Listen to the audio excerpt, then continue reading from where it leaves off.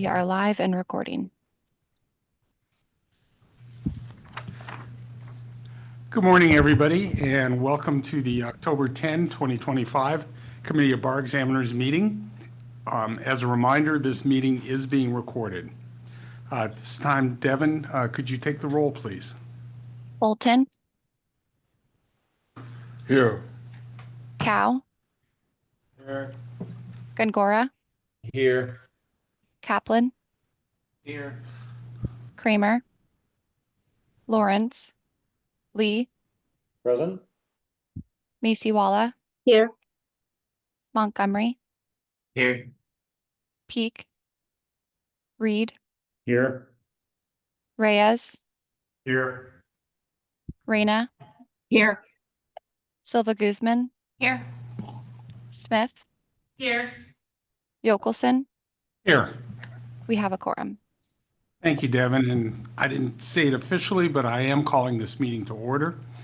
We have 6 members appearing remotely today. As required by the Bagley-Keene Act, Open Meeting Act, members appearing remotely must appear visibly on camera, except if a member is unable to appear by video due to connectivity challenges. If that is the case, please provide an explanation. Members should also raise their hands when leaving and returning to the meeting if they will be absent for more than 5 minutes. So first up on the agenda is a call for public comment. Before we begin public comment, I would like to remind everyone that under the Bagley-Keene Open Meeting Act, public comments must pertain to items that are on the agenda or be related to items that are within the jurisdiction of this agency. Specifically, the committee exercises oversight on admissions matters, including the California Bar Examination, the first-year students examination, moral character applications, and law school regulation. CBE does not have authority over attorney discipline, and there are no attorney discipline matters on the agenda for today's meetings. Members of the public wishing to comment were encouraged to submit written comments prior to the meeting to ensure that the committee would have time to consider those comments. The committee has received and read all the public comments. We thank you for that. To facilitate hearing as many members of the public as possible, I encourage you not to repeat points that were made by previous speakers. Additionally, we have a full agenda for today's meeting. As the chair of CBE, I'm going to exercise the option to limit each speaker's time to 2 minutes or to close the public comment period after 2 hours, which includes a 10-minute break, or after the first 100 speakers, whichever occurs first. For those of you who are participating by Zoom video, you should have a function for virtually raising your hand. It is a hand icon and should appear at the center of your screen. If you wish to address the committee, please click on that hand icon now, and the committee coordinator will call on you in the order that your hands are raised. For those of you who are participating by telephone, you may virtually raise your hand by pressing *9, that is the star key, then the number 9. Doing so will alert staff that you would like to make a comment, and the committee coordinator will call on you and open your microphone so that you can address the committee. For those of you who are participating from a noticed location, please alert the committee member or the state bar staff member present in the room that you would like to make a comment. Staff will have an on-screen countdown timer visible to all attendees during the duration of your public comment. The timer's 2-minute countdown will begin as soon as you start your comment. The on-screen timer will flash throughout the final 10 seconds. The committee coordinator will now call on members of the public who signed up in advance. Devin? Our first public comment is from Benjamin Cohn. And Mr. Cohen, you are recognized for 3 minutes. Thank you. I want to start with the closed session agenda item 3.9 regarding the HUMRO report. I want to remind everyone that the testing accommodations applicants who did not receive their did not have Measure implement their approved testing accommodations are the only group of February 2025 applicants who have not yet received a remedy for any of the issues that happen specifically to them for which they need to be equalized, not just relative to what you think is fair for February 2025 as a bundle, but with regard to non-disabled examinees. They have not received any remedy that is different or that is more tailored than what was provided for the issues that affected non-disabled applicants too, largely across all of the February 2025 harms. And the remedy that should be given to applicants who you find did not get their approved accommodations should be a score adjustment that gives them the full benefit of the doubt as to the impact of that. I would suggest that at the very least, if there were some sessions where they received the accommodations and some sessions that they or received them better and some sessions that they didn't, that those sessions that they did got more of or that happened to be the highest for full benefit of the doubt be all that they're scored on. And that, for example, if the essays were higher than the multiple choice, that the essay scores replace the multiple choice exam scores in the computation. It is not discretionary that there be a remedy on this, despite what Ms. Dovtia may have told the board and me. And it is already discriminatory that they've had to wait so long and that they may have to continue waiting depending on what actions need to be taken based on your recommendation. This is the only group of applicants that had to wait until after July 2025, let alone after the score release for February 2025 to get any information whatsoever.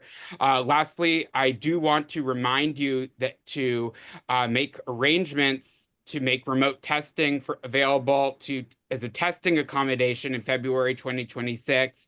There is no reason given so far that is not required. Thank you. Thank you. Devin, Justice Messiwala has a member of the public who'd like to speak in her chambers.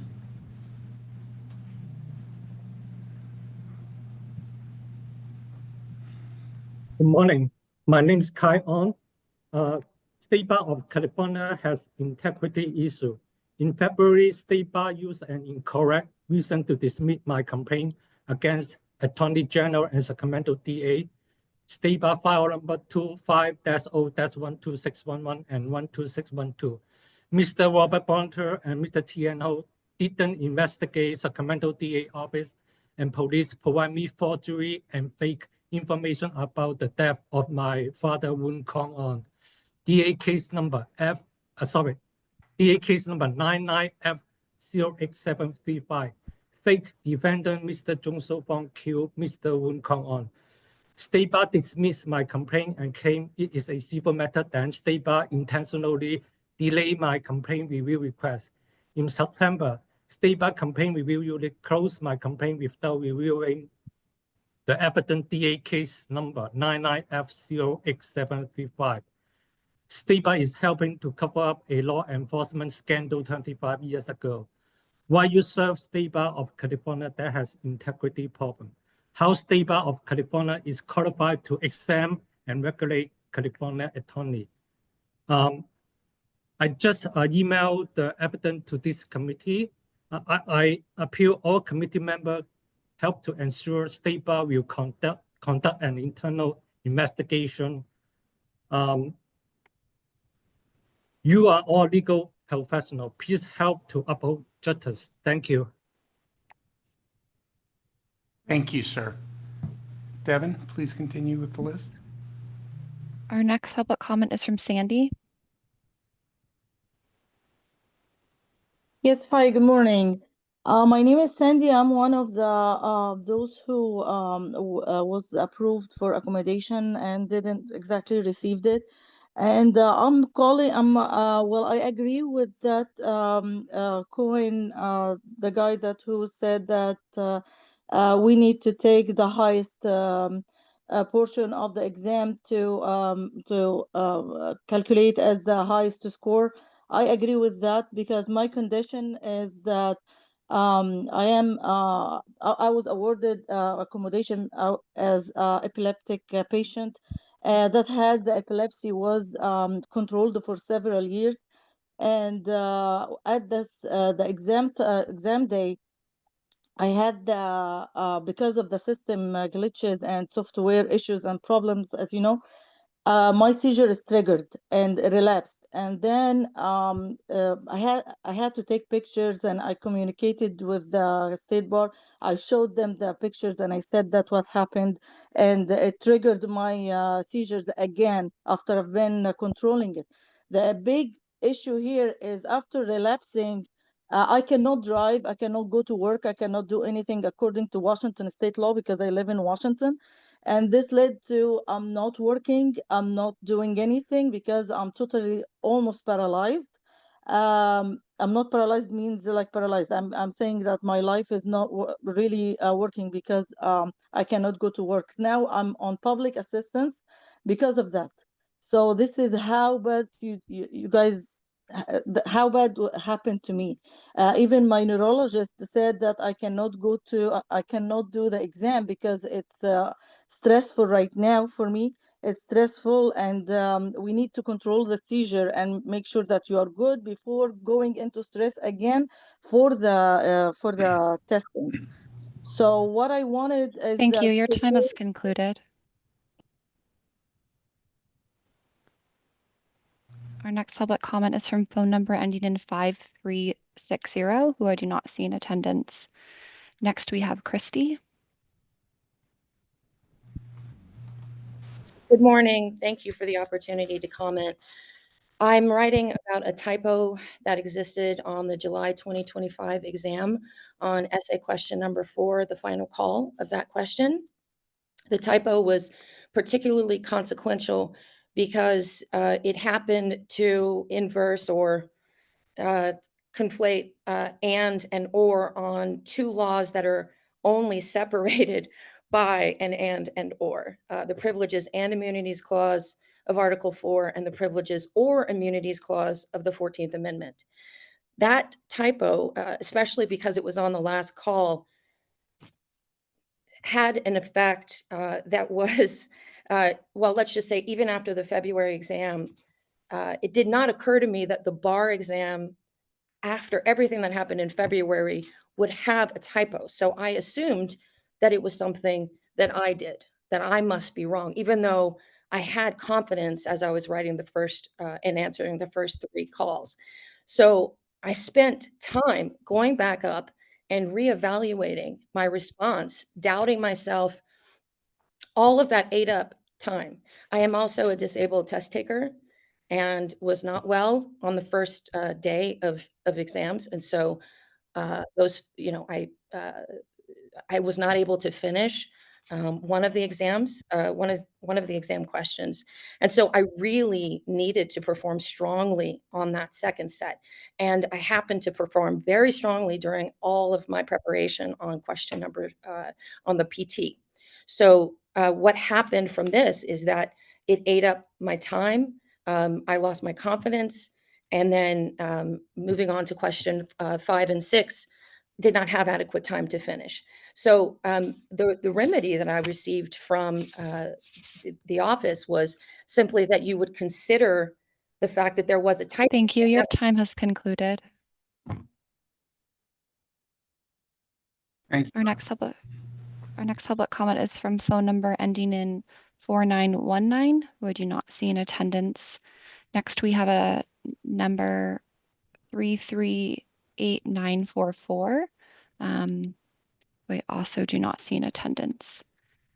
Next public comment is from D. Allen, who I also do not see in attendance.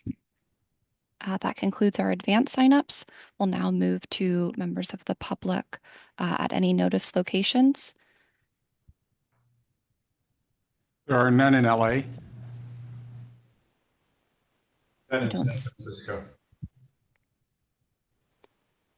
We will now move to the remote attendees. The next public comment will be from phone number ending in 9976.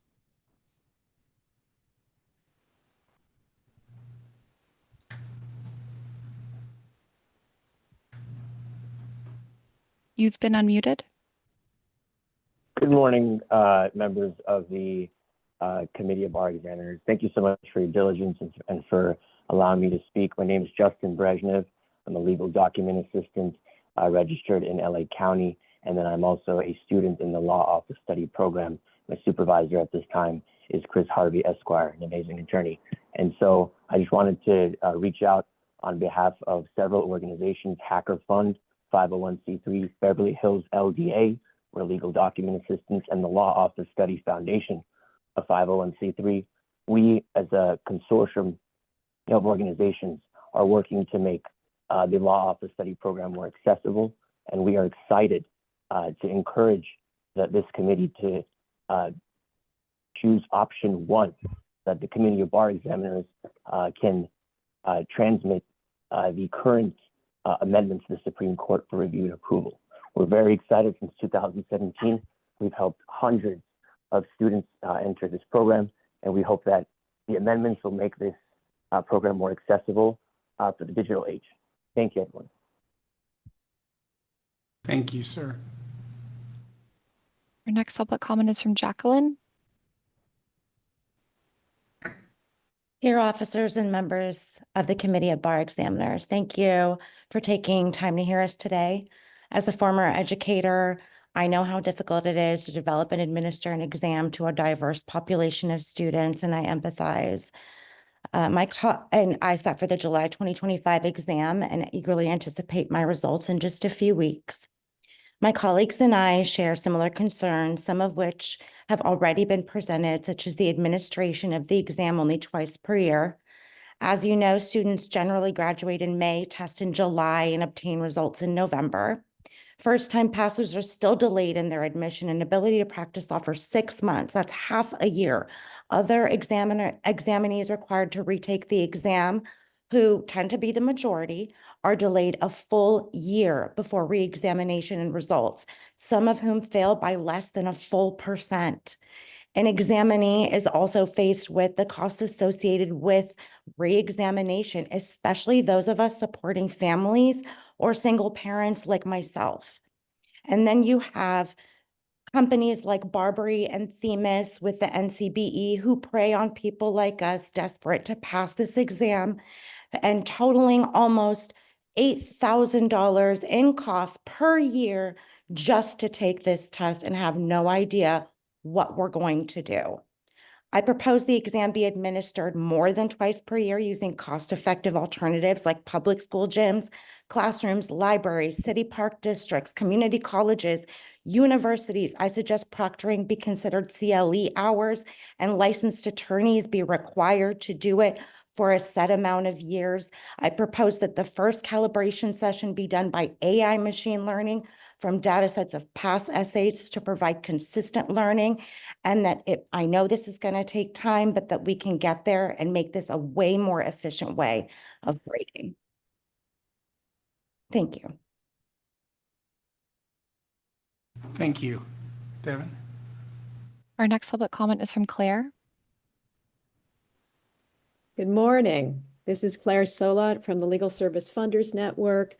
I am speaking today to just reiterate comments that I made at a recent Board of Trustees meeting with regards to the location of the February 2026 bar exam.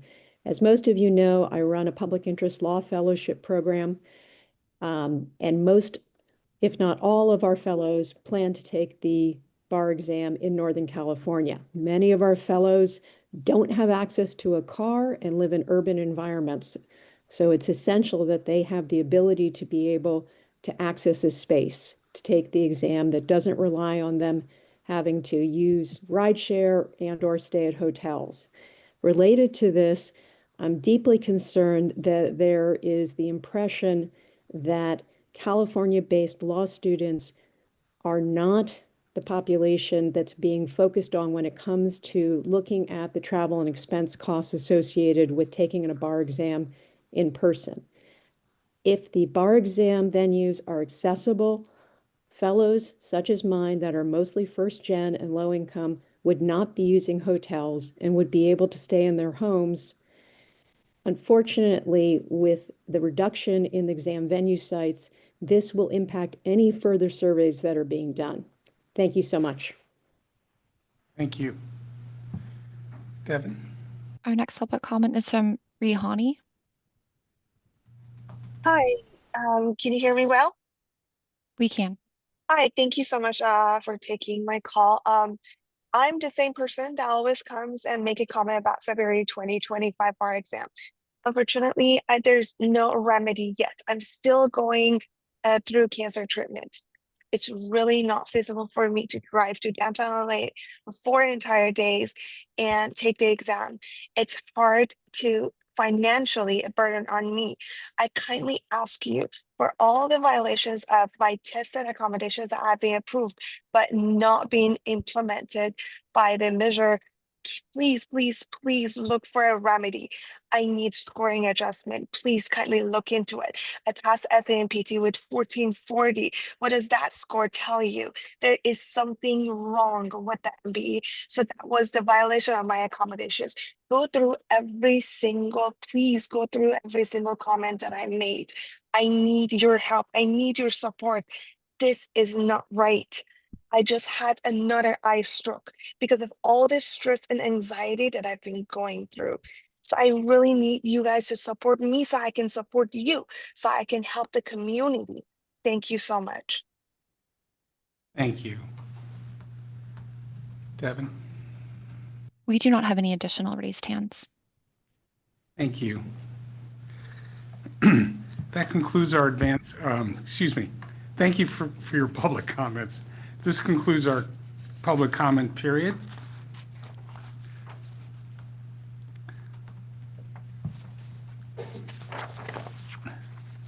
So at this time, we'll start with the agenda.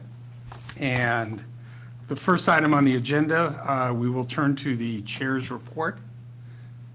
I want to take this opportunity to welcome our new members and to share some of the things that Vice Chair Ashley Silva Guzman and I have been involved with since our last committee meeting.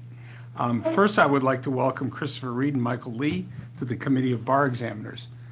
Chris and Michael, would you like to introduce yourselves briefly? Michael, go first. Thank you, Mr. Chair. I'm Michael Lee, new member on the Committee of Bar Examiners. I had previously spent 4 years on the Board of Legal Specialization with one as chair. I'm also a legal specialist in the area of bankruptcy. So I certainly enjoy being a part of working through things with the State Bar, and I look forward to a successful few years with you all. Thank you. Chris. Sure. Thank you for the opportunity, and thank you to the committee and staff for such a warm welcome. My name is Chris Reed. I practice media and entertainment law in Los Angeles. In addition to that, I've been very interested in issues relating to legal education and admission to the bar, which led me to this committee. This is my first time serving on a state bar committee, but I'm very much looking forward to a productive few years and a productive meeting today. So thank you. Great. Thank you. Chris and Michael will make excellent additions to the CBE, and I welcome your participation. Turning to recent activities, this is a time of year where we consider new appointment to CS Bars and the Law School Council.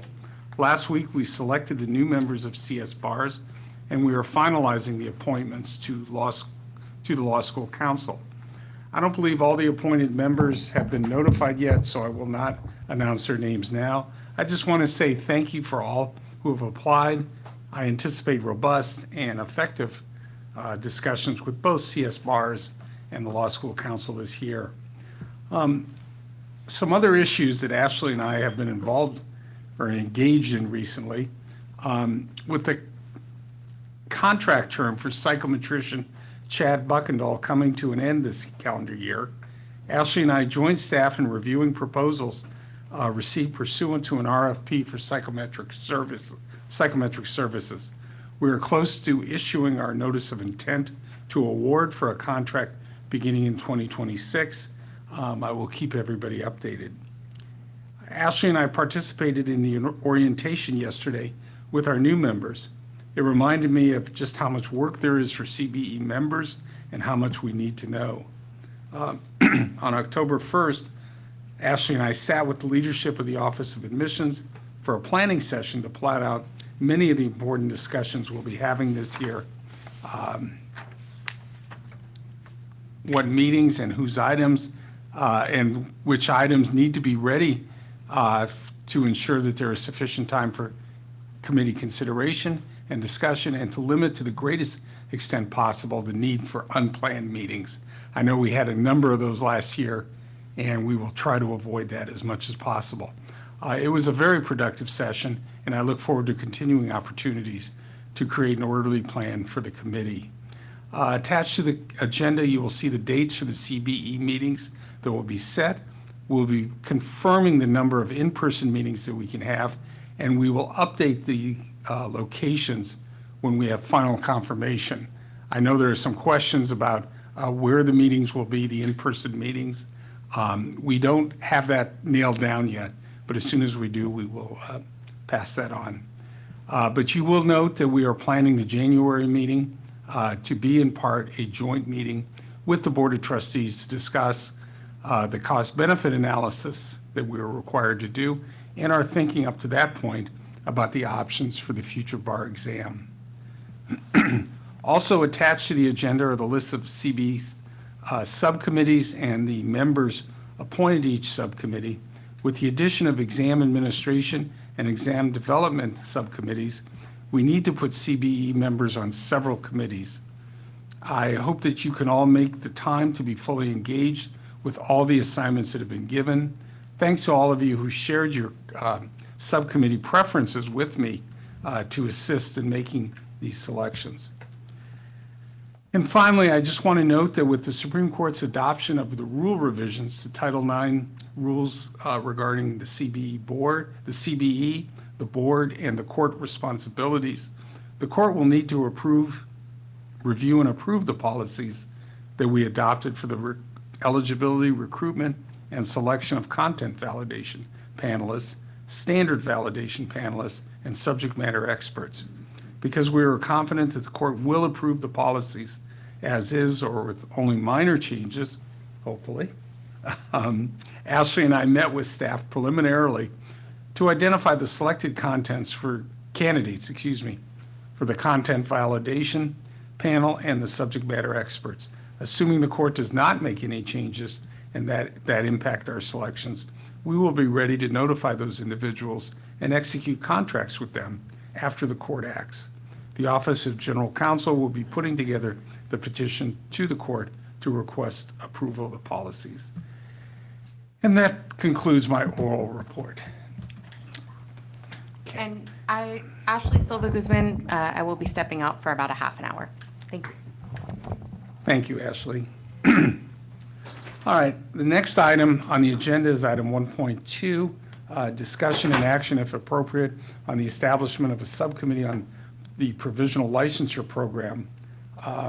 This has been withdrawn from the agenda. Dr. Bolden, thank you very much for bringing this up. At this time, as we discussed at the last meeting, it's possible that there's not the bandwidth for this at this time, and we are withdrawing it from the agenda at this time. So thank you for bringing it up. Item 2.1 is the open session meetings. Do we have any questions or revisions regarding the minutes? Seeing none, is there a motion to approve the minutes in a second? Kareem, I think you're motioning, but you're Yeah, muted. I said I'll make the motion. This is Kareem. Thank you. All right, Kareem makes the motion. Is there a second? Anybody? I'll second it, I'll Julian. second it. All right. I'm sorry, who was the first one? Was that Julianne? Yeah. Okay. Julianne, so Kareem moves, Julianne seconds. Devin, please call the roll. Bolton, Yes. Cow, Abstain. Gongora, Yes. Kaplan, Yes. Kramer, not present. Lawrence, not present. Lee, Abstain? Macy-Walla, Yes. Montgomery, Yes. Peak, not present. Reed, Abstain. Reyes, Yes. Reyna, Abstain. Silva Guzman, not present. Smith, Yes. Yokelson, Yes. with 9 yeses and 0 nos, the motion passes. Thank you. Next is item 2.3, which is approval of the minutes. 2.2. Didn't we do that? We just did 2.1. I'm sorry. We have 3 meetings to approve, correct? We have three sets of minutes to approve. So 2.2, this is the August 22nd, 2025 open session meeting minutes. Are there any revisions or comments? Seeing none, do I have a motion to approve? This is Judge Rayna. A motion to approve. Thank you, Judge Reyna. Is there a second? This is Vince. I'll second. Thank you, Vince. Moved by Judge Reyna and seconded. No further discussion. Devin, please call the roll. Bolton, Yes. Cow, Abstain. Gongora, Yes. Kaplan, Yes. Kramer, not present. Lawrence, not present. Lee, Abstain? Macy-Walla, Yes. Montgomery, Abstain. Peak, not present. Reed, Abstain. Reyes, Yes. Reyna, Yes. Silva Guzman, not present. Smith, Yes. Yokelson, Yes. with 7 yeses and 0 nos, the motion passes. Thank you. And then finally, item 2.3, approval of the open session meetings for the September 9th, 2025 meeting. Is there any discussion? Okay, seeing none, do I have a motion to approve? Anybody? Somebody? Chair, this is Kareem. Thank you, Kareem. Kareem moves. Is there a second? Going once, going twice. Do I have a second for this motion? James Bolton, second. Thank you, Dr. Bolton. Wow. Okay. No further discussion. Devin, please take the roll. Bolton, Yes. Cow, Abstain. Gongora, Yes. Kaplan, Yes. Kramer, not present. Lawrence, not present. Lee, Abstain? Macy-Walla, Yes. Montgomery, Abstain. Peak, not present. Reed, Abstain. Reyes, Abstain. Reyna, Abstain. Silva Guzman, not present. Smith, Yes. Yokelson, Yes. with 6 yeses and 0 nos, the motion passes. Thank you. All right, moving on to item 3.1, or excuse me, item 3, which is the consent calendar. There are 3 items on the consent calendar: report on the administrative updates regarding law schools, approval of technical report on the June 2025 first-year law students examination, and action on the inspection report of Pacific Coast University School of Law. So for our new members, the consent calendar will be passed as an omnibus item unless any members wish to pull off and discuss separately a specific item. So do any members wish to pull an item off the consent calendar? Seeing none, do I have a motion and a second to approve the consent calendar? This is Michael, make the motion. I'll second it. This is Kareem. Dr. Kyle moves, Kareem seconds. Devin, please call the roll. Bolton, Yes. Cow, Yes. Gongora, Yes. Kaplan, Yes. Kramer, not present. Lawrence, not present. Lee, Abstain? Masiwala, Yes. Montgomery, Yes. Peak, not present. Reed, Yes. Reyes, Yes. Reyna, Yes. Silva Guzman, not present. Smith, Yes. Yokelson, Yes. with 11 yeses and 0 nos, the motion passes. Thank you. All right, moving on to the business section of the agenda. We'd like to take some things out of order. We will start with the items for which we have guests. That is items 4.6, 4.8, and then 4.3. After concluding with item 4.3, we will go to the closed session for no more than 1 hour and return to complete the items that are on the open session agenda. So with that, let's take up item 4.6, action on an application for accreditation, Golden Gate University School of Law. This item is being presented by the Office of Admissions Principal Program Analyst, Natalie Leonard. Natalie?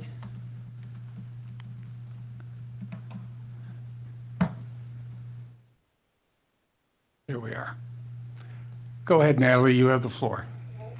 Okay, thank you. I appreciate that.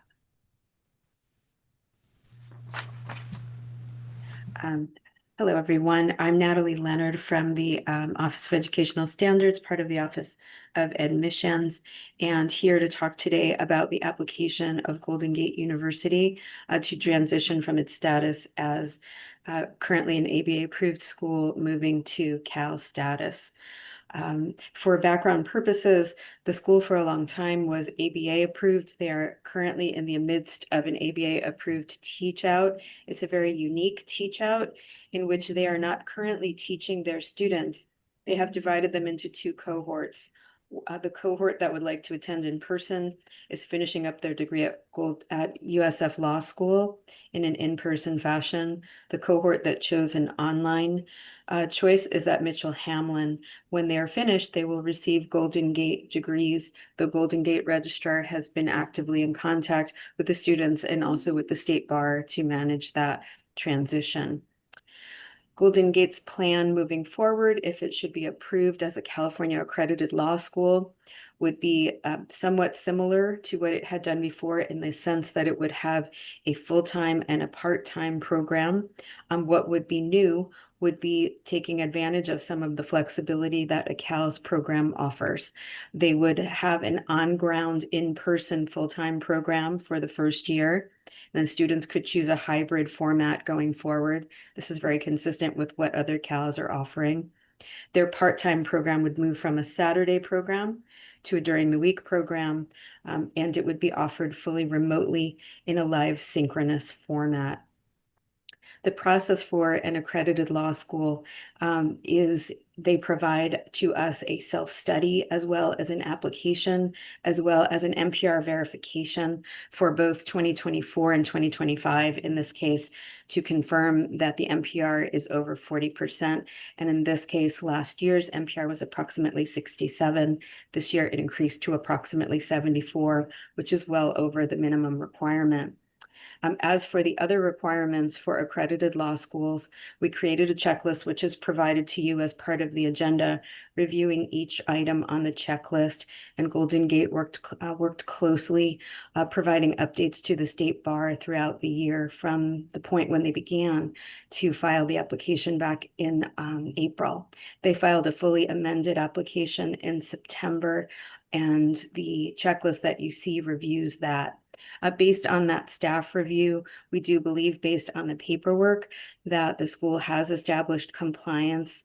The choices available to the committee are, if a compliance appears to be established on the paperwork, to set an inspection going forward before you make a final determination on accreditation. If you find that you need more information to determine if compliance is reached, then you can share that with me today and create an order for the school. If compliance were not established, then it would be appropriate potentially to deny the accreditation. I'm going to turn it to Vince Reyes to see if he has any additional questions or thought. He's been a part of this process during that period of time as well. Yeah, thank you, Natalie. Good report. I think you've summarized it. This school has been pretty efficient in getting back answers and things like that.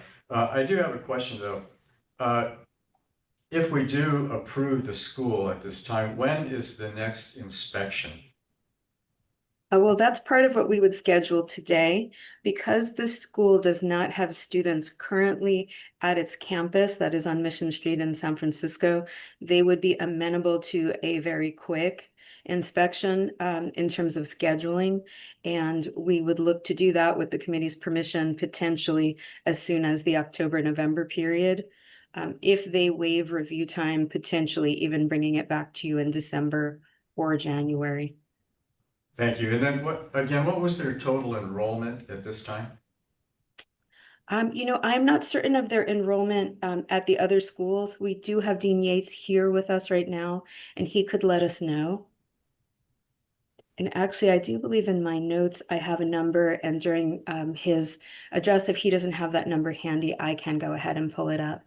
Their targets for enrollment going forward are the following. They would start with the on-ground program. They have a target of 16 students. They hope to eventually grow to a full complement of 90 students in future terms. Okay. These students are not yet identified. Of course, they are not in a posture to be recruiting at this moment, but that's their target projection that was provided. And that projection was built based on looking at other ABA to CALS transitions in California. Okay. And so I guess their outreach is what, statewide? Is it national? But where are they going with this? We would need to speak to them. Having now a fully synchronous part-time program would allow them to increase their reach versus what they could offer under their prior programs before. The prior programs were more Bay Area focused, or for those that were willing to travel and live in the Bay Area. That will still be true for the full-time program. You can speak to them about their plans for the part-time program. Okay, thank you. Okay, at this time, it would be appropriate to recognize Dean Yates, who is here in the audience, and to begin a period of up to 5 minutes of public comment.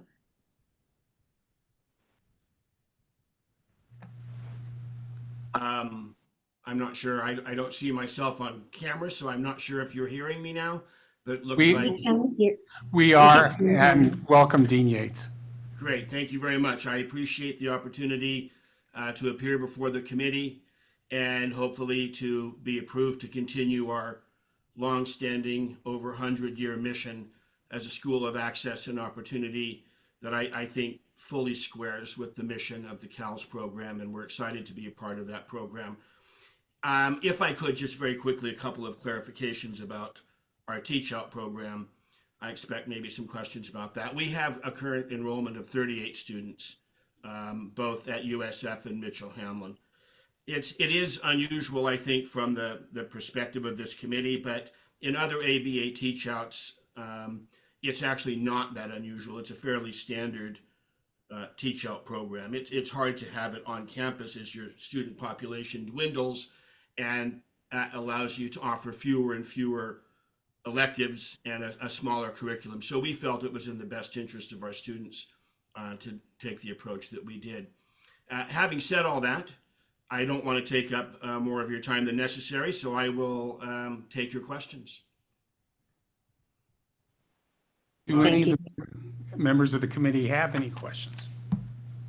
Yes. Dean Yates, this is Vince Reyes, a member of the committee.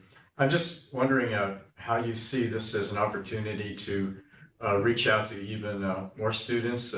You mentioned that you've looked at your, I guess, usual target is California, but how's your possibilities of reaching out beyond that? And do you have plans for that? as a CALS, we clearly will focus on California. We expect students who are, of course, interested in practicing in California and taking the California bar exam. So I think our recruiting efforts will focus on California. We're a Bay Area institution, and we want to remain a Bay Area institution. So I'm certainly not saying we will limit ourselves just to the Bay Area, but we expect our student population to be mostly more or less local. For the part-time program, because it's remote, obviously anybody can do it. And we wouldn't refuse to accept students from other parts of the state or even outside of the state if, of course, they understand that they will be qualified for the California bar on graduation and are interested in doing that. So that's our recruitment plan right now. Part of our projections, by the way, were based, as Ms. Leonard pointed out, on sort of an average of other similar schools and their enrollment, but we also looked at our own application history, and I sorted out the applications to Golden Gate as an ABA school and looked only at more or less local students, and that also supports our projection, which I think is conservative, of a total of 90 students once we open the full program. Great. Thank you, Dean. Dean Yates, might I highlight another aspect of your application? As part of this transition, the admissions program will become more flexible. The targets for admission will become more flexible. And as a result, you have an established curriculum that you've used for a long time, but you've further modified that in all of the doctrinal courses to build in academic support. So for those students that you accept, you are certain that you get the feedback from them and you have the support for them. Would you like to take a moment to describe that enhancement to the committee? I would. Thank you very much. I want to emphasize, first of all, I've been at Golden Gate for, about 25 years, and I began at Golden Gate as the Director of Academic Support, and I worked for several years in that capacity, a number of years, actually. Then I became the Director of Bar Services, then I became the Academic Dean for the school, and 3 years ago, the Dean of the law school. So I have a strong background in providing support for students and academic support as well as bar services. I developed as an ABA school a program to implement which we called embedded academic support. And that means that our academic support instruction won't be separate from the curriculum. It will be embedded into each of the classes. And this will provide students with instruction not just on the doctrinal material, but also on the skills they need to succeed in law school. Skills that I learned many students lack. It's the jump from college to law school gets a little wider every year. And so students need instruction on managing the increased volume of information in law school, how to manage that volume, how to create outlines effectively, as well as taking practice analytical exercises and multiple choice questions. So we intend to include that, and I had already developed this plan prior to even seeking accreditation from California, and that's a plan we will implement into our curriculum, and all of our faculty will work with our Director of Academic Support to be trained on how to implement this program. Thank you, Dean Yates. So are there any other questions or comments for Dean Yates? Okay, Natalie, thank you very much, sir. Thank you for coming. Thank you. Thank you. Natalie, is there a resolution? Yes, I will ask for Cody's help to put up the resolution. The staff recommendation is to find that the school appears to have established compliance and to proceed to an inspection.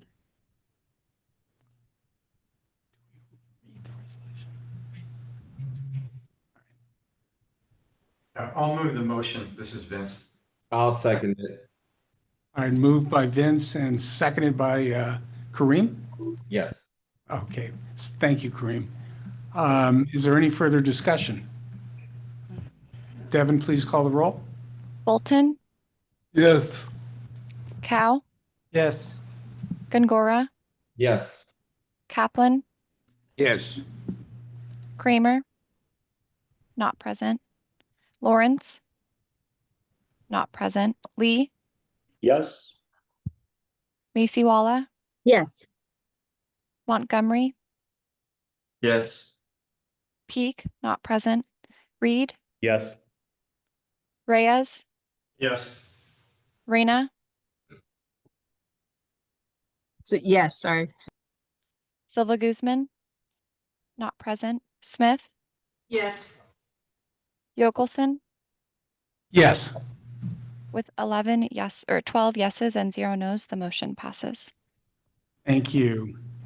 Let's take up action on application, item 4.8, which is an action on an application for registration as an unaccredited correspondence school, LA Law Institute. Again, Natalie? Thank you, Alan. Okay, so this is another school, but it is in a different posture. This school is applying in the way a brand new school would typically begin the process. The school has not been in operation previously. And so the first step in the process is to become a registered school and to establish success as a registered school. The committee will have 4 options when reviewing this application. It could deny the application. It could request more information. It could encourage the school to withdraw the application. And if the school refuses, the committee will be required to do an inspection. Or it can approve the school for a period of a minimum of 2 years with any conditions that it deems appropriate, which would generally include annual inspections, including a pre-inspection or post-inspection opening. The staff recommendation here is to request more information and to have the law school return. The law school filed its application previously. They provided an update on this past Friday and then an update earlier this week. We've reviewed it at a certain level as much as possible in the time period, but we have not been able to prepare this for you as we normally would given that time period. So I will incorporate that to the extent that I can. This is was there a question? No, go ahead, Natalie. Okay, so this is a group of individuals who would be the owners. The 2 owners would be the graduate of an unaccredited law school, now accredited, a 2019 graduate, as well as a July 2025 graduate of an accredited law school. They would be supported by another 2018 graduate of an unaccredited law school, now an accredited law school. And this week we received notice that there would be 2 additional staff on board. We did a similar process in creating the checklist, which is prepared for you. The school is very eager to open. These individuals began tutoring in the law area for both law school and law office study while they were still in school. They've continued that program, and part of their company, their LA Law Institute, is in operation right now, offering support services for the law office study program, as well as the first-year law students exam and bar exam prep program. So this is a unique type of application that we have not seen before, but they have gone through the same process and provided the same information that all schools are needed to meet. We found a significant inconsistency in the materials alongside significant progress in the materials, and that's noticed in the checklist. As a result, we propose to you that the school be afforded time to provide updates as to the gaps that were identified and then return the application to us. Understandably, the information provided this week may be a part of that response, but both staff and the committee would need time to fully review this, particularly because one of the recommendations was overall inconsistency between the policies in some of the groups, as well as stating programs that would be offered in the future as if they were current programs. And it is very important that the school be able to establish the programs that it can offer and the experience that it can offer at this time, noting what it would like to provide in the future so that students are fully aware when they enroll in the school. Vince, is there anything that you would like to add? Yeah, I had a few things. If you can, maybe some of these were clarified in the materials that were just submitted. But overall, first of all, I want to say I admire the enthusiasm of this group of people who want to form a law school. I mean, that is not an easy thing to do. But I am concerned about the experience of the teachers that are coming on. I'm not saying that they don't have the necessary knowledge to teach, but their experience seems to be, at least from my reading, limited to the tutoring that you mentioned. And they've been doing this for a number of years. And so I'm not sure if their tutoring has been successful, that those people that they tutored went on to pass the bar. Is their experience more limited to bar preparation, or is it more an overall knowledge of the subjects that are going to be taught? Secondly, I wasn't sure from the materials if their curriculum is going beyond the first and maybe the second years. Is it sort of a full 4-year course? Let me start there, Natalie, and see if you have any responses to those. Sure. So two things. First of all, the curriculum, the school indicated that they have prepared the first 2 years of the curriculum. They have not prepared a third or fourth year. In the initial review, the syllabi really couldn't be assessed by staff. They had only the topic level information. We asked for a fully detailed syllabus.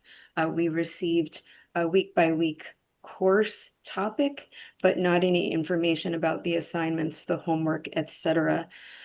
We received an update this week with a bit more information, including course texts and homework, but we are not certain if those course materials were created this week in response to the staff request.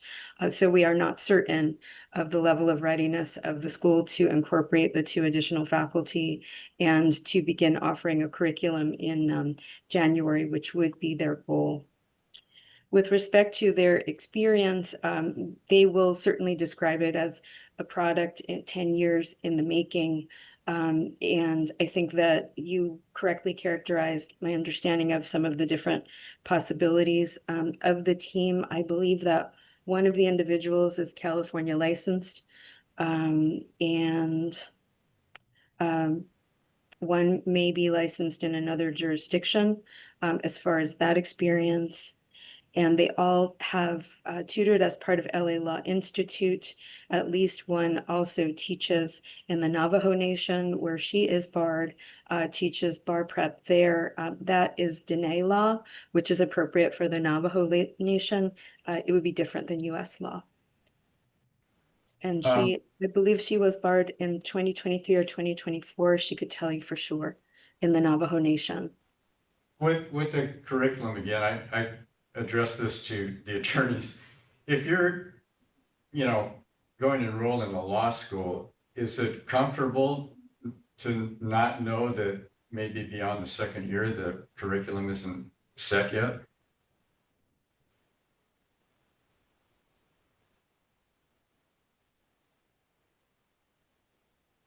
Yeah, I'd be happy to answer that. I haven't been a lawyer for that long, but I would say that that would obviously make anybody nervous. But that's a little bit of a pointed question. Not that I don't think it's a reasonable question. What's your name again? Sorry. Oh, Vince. Vince. Yeah, Josh. Nice to meet you. I was just gonna say, you got to start somewhere. As a millennial who's tired of seeing entry-level jobs require 3 years of experience, you got to give teachers a chance at some point. And teaching a law school class ain't that hard. You assign a bunch of reading, you come up with some watery questions, and then you write a long test at the end of the year. So, I mean, there are tougher jobs out there. But yeah, I mean, to not know what the curriculum is 2 years from now would make anybody nervous, I think. But I don't know how else you could start a law school. Yeah, okay.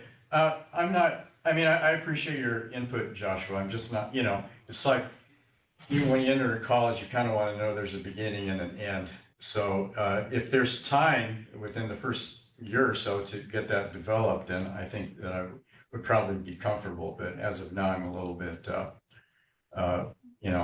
not doubtful, but it's a concern that I would have that's not fully fully developed at this point.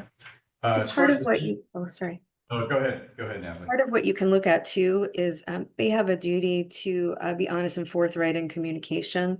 So ensuring that any prospective applicants know this, they do say in their disclosure, we are a brand new law school. We do not have a track record. This is how we will report our results when we do. And they could also be required to say exactly the status of their materials. That could be part of what the committee could request or order. Okay, honesty is a good thing. So Joshua, you just made the comment that maybe it's not that difficult to teach these courses, and these folks do have, you said, Natalie, 10 years of experience tutoring. We began tutoring when they were beginning their own law school careers, tutoring amongst presumably friends or colleagues, and have continued to do so ever since. Okay. Michael had a question, comment? Yes, I would just want to underline this.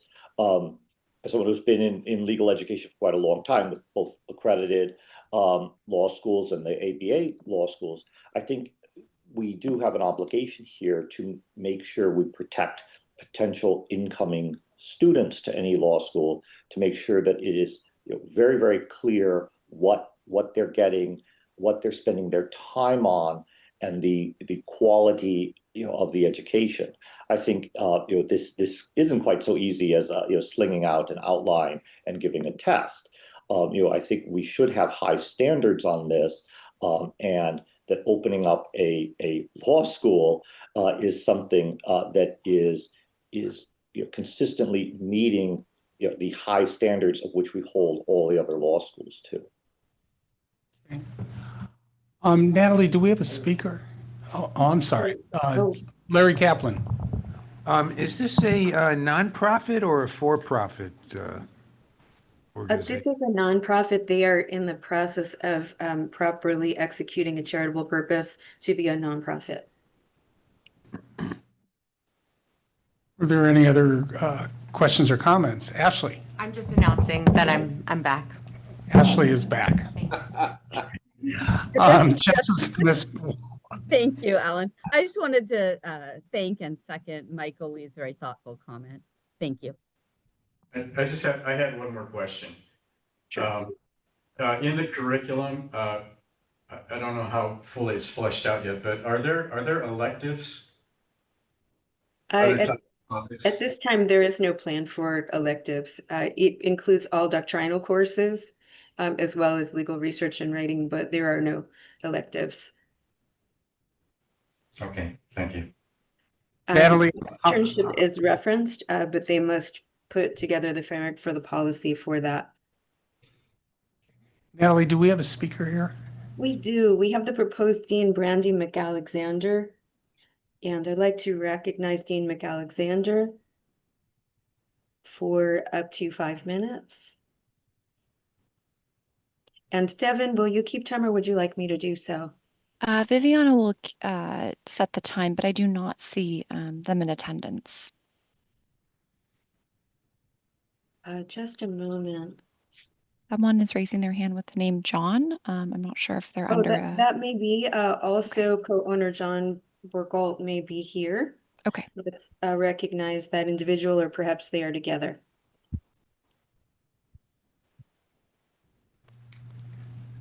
Oh, and I do see McAlexander as the photo, so they may be in the same place. Can you hear me? Yes. Okay. Welcome, Dean McAlexander.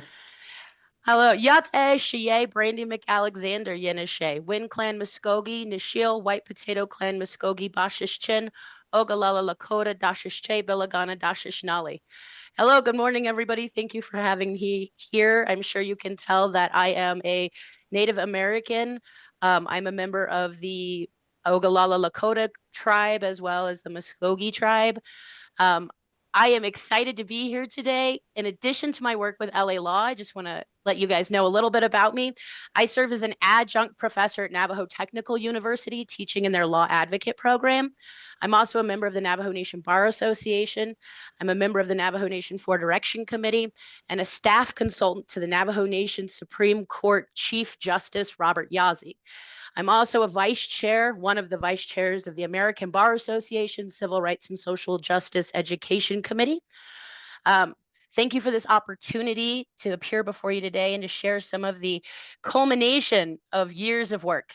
So we began LA Law in 2016 and formally entered the registration process to become an unaccredited school in 2019. From the beginning, our goal has been to create a technologically advanced, fully compliant correspondence law school that expands access to high quality legal education for students who might not otherwise have an opportunity to earn a JD. Since 2019, LA Law has had an LOSP program, and we've supported dozens of apprentices, with our baby bar success rate exceeding the average in California of 15 to 20%. In June of 2024 alone, we passed 12 LA Law students on their first or second attempt through the baby bar. These aren't just numbers. They're gateways to justice for first generation and underserved Californians, including Native American learners who we are actively recruiting. Now, our leadership and faculty are all graduates of California's online law schools, so we understand both the promise and the challenge of this model. Trust me, we get it. The lived experience guided us to design LA Law not only to meet the state bar standards, but to set a new benchmark for quality, accountability, and access. Our academic program reflects more than 10 years of our development. We began by creating baby bar materials, then we expanded into our LOSP support process, and then we deepened it even further. So the law school curriculum before you today, and I just want to state this, that we were only asked for the first and second year syllabus. We can provide a third and fourth year syllabus. We have them all built out into our LMS. We have leveraged technology to make this school as functional as possible. Our internal LMS has access to teachers between the hours of 9 to 5. Consistently, if you're in our school, it's like a real school, but it's like a digital school on the computer. So instead of walking into school, you walk into your computer and you have access to your teachers from the hours of 9 to 5 through a chat icon. And so while our earlier work informed our methods, our curriculum is distinct in its structure and rigor from our other programs. And it includes doctrinal courses, formal assessments, complete academic standards, consistent with the guidelines for unaccredited law schools. Early pilots of our FYLSX exam simulator show LOSP students gaining 25% on practice scores. 25%. And after receiving the staff report last week, identifying 27 items for correction, our board met within 24 hours. We reviewed each point line by line, and we implemented all the necessary clarifications and supporting documentation. We then resubmitted both tracked and final versions of every document with page references and annotations highlighting each item we addressed. We appreciate the staff's diligence. Many of the items identified in the staff report were documentation or cross-reference clarifications, not really structural deficiencies.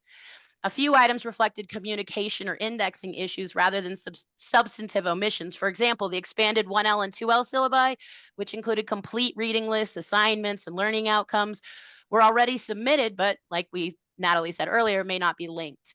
Our faculty policies already limit teaching to 3 courses per term, and the apparent higher loads in the staff's table stemmed from coding and scheduling overlap rather than actual assignment. And furthermore, we've also confirmed that John Borgolt serves exclusively as our CFO and admissions officer. So our program is all digital. It's all held on our LMS. And during this process, one of the things that we would have loved to have been able to do would have been to be able to provide a login to our system so that our accreditation could have been done in a more formal version of what we actually are providing, which is all usage of technology and included in that LMS system. Thank you for letting me speak today.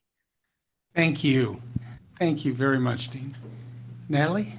Thank you. And a part of the process that you can consider as the committee during your consideration is a pre-inspection opening where a team, potentially including members of the committee, could review the platform, the syllabi, et cetera, to determine whether you believe that they've met the criteria for the sound education that is required.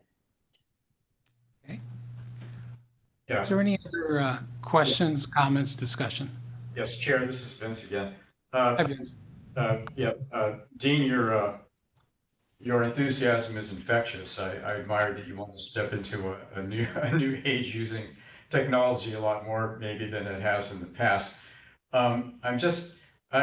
My only caution here is I'm not against the school. I'm just cautionary that this is a brand new school.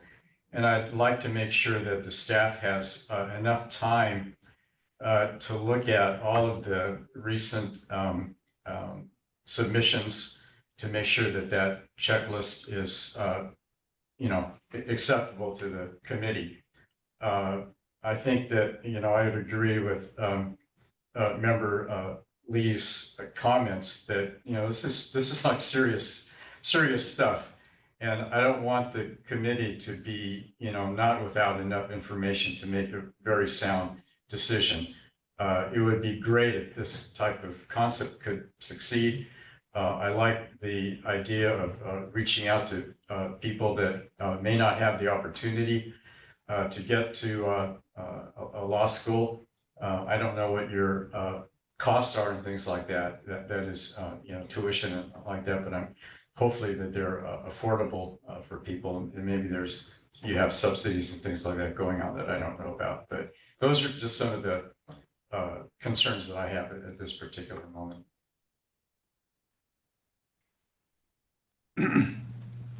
Are there any other questions or comments? Natalie, do you have a recommendation in a resolution? I do.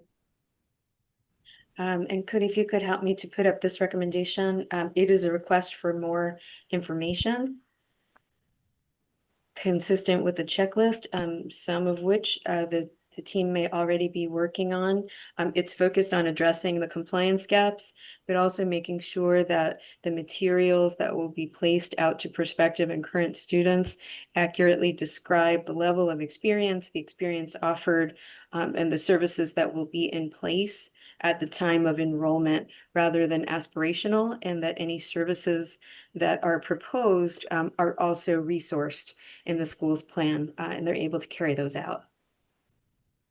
Okay. Is there any discussion on the recommendation or resolution? Yes. How soon does the school plan to open?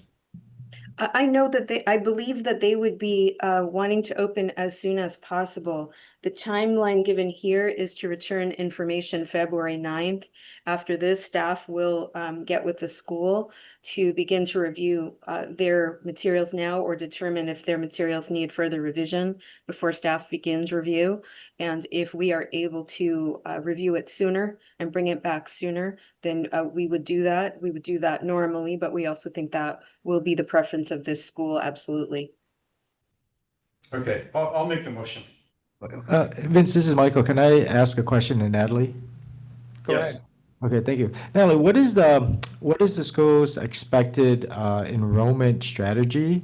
Meaning that the number of students, how would we as the CBE evaluate, because it will be a potentially new law school, how do we evaluate, are the students, just like a fellow committee member Michael Lee had stated, how do we as a CBE protect the law students that even if they go through the process of going through our checks and balances, how do we know that the students, the first class is getting the education that's needed for what the intent is? Several possibilities to do this. So every school needs to begin somewhere. There is a day when they're not operating and a day when they begin. This information gathering process to get a more clear picture is a part of that. If you think it's appropriate, a pre-inspection opening where committee members can even be a part of that inspection to make sure that the materials are truly in place, ready to go, and at the appropriate level of a sound education. And then generally annual inspections would be included as well. Here, this particular school has also created targets. Many of those have to do with state bar exam scores, so they will have that information further in the process, but that's another check that they are working toward. Another interesting thing about this school, but this is something that I think you'll see generally that might be something the committee may want to discuss in the future, is that as the concept of time and place changes, We worked with the school. They originally had planned to be a virtual school, which is not allowed under the rules. The schools must have a California administrative headquarters, and they have done so. They have secured an office in the wider LA area effective October 1st. But their operating staff, 2 of them are in California. The remainder are out of state, including the dean, who works closely with the Navajo Nation and is located near that location. So the committee may wish to look at time and place, how the connection to California should be structured, and should it be different or the same as it has been in the past. This school should be subject to these regulations as they exist today, but may be appropriate to look to the future and see what you want for the future. Thank you, Vince. Anything further? Actually, I have another question. Was there something? Chair? I'm not. No, go ahead, Vince. Oh, okay. Natalie, you mentioned a pre-inspection and then inspections following. Are the schools charged for these inspections?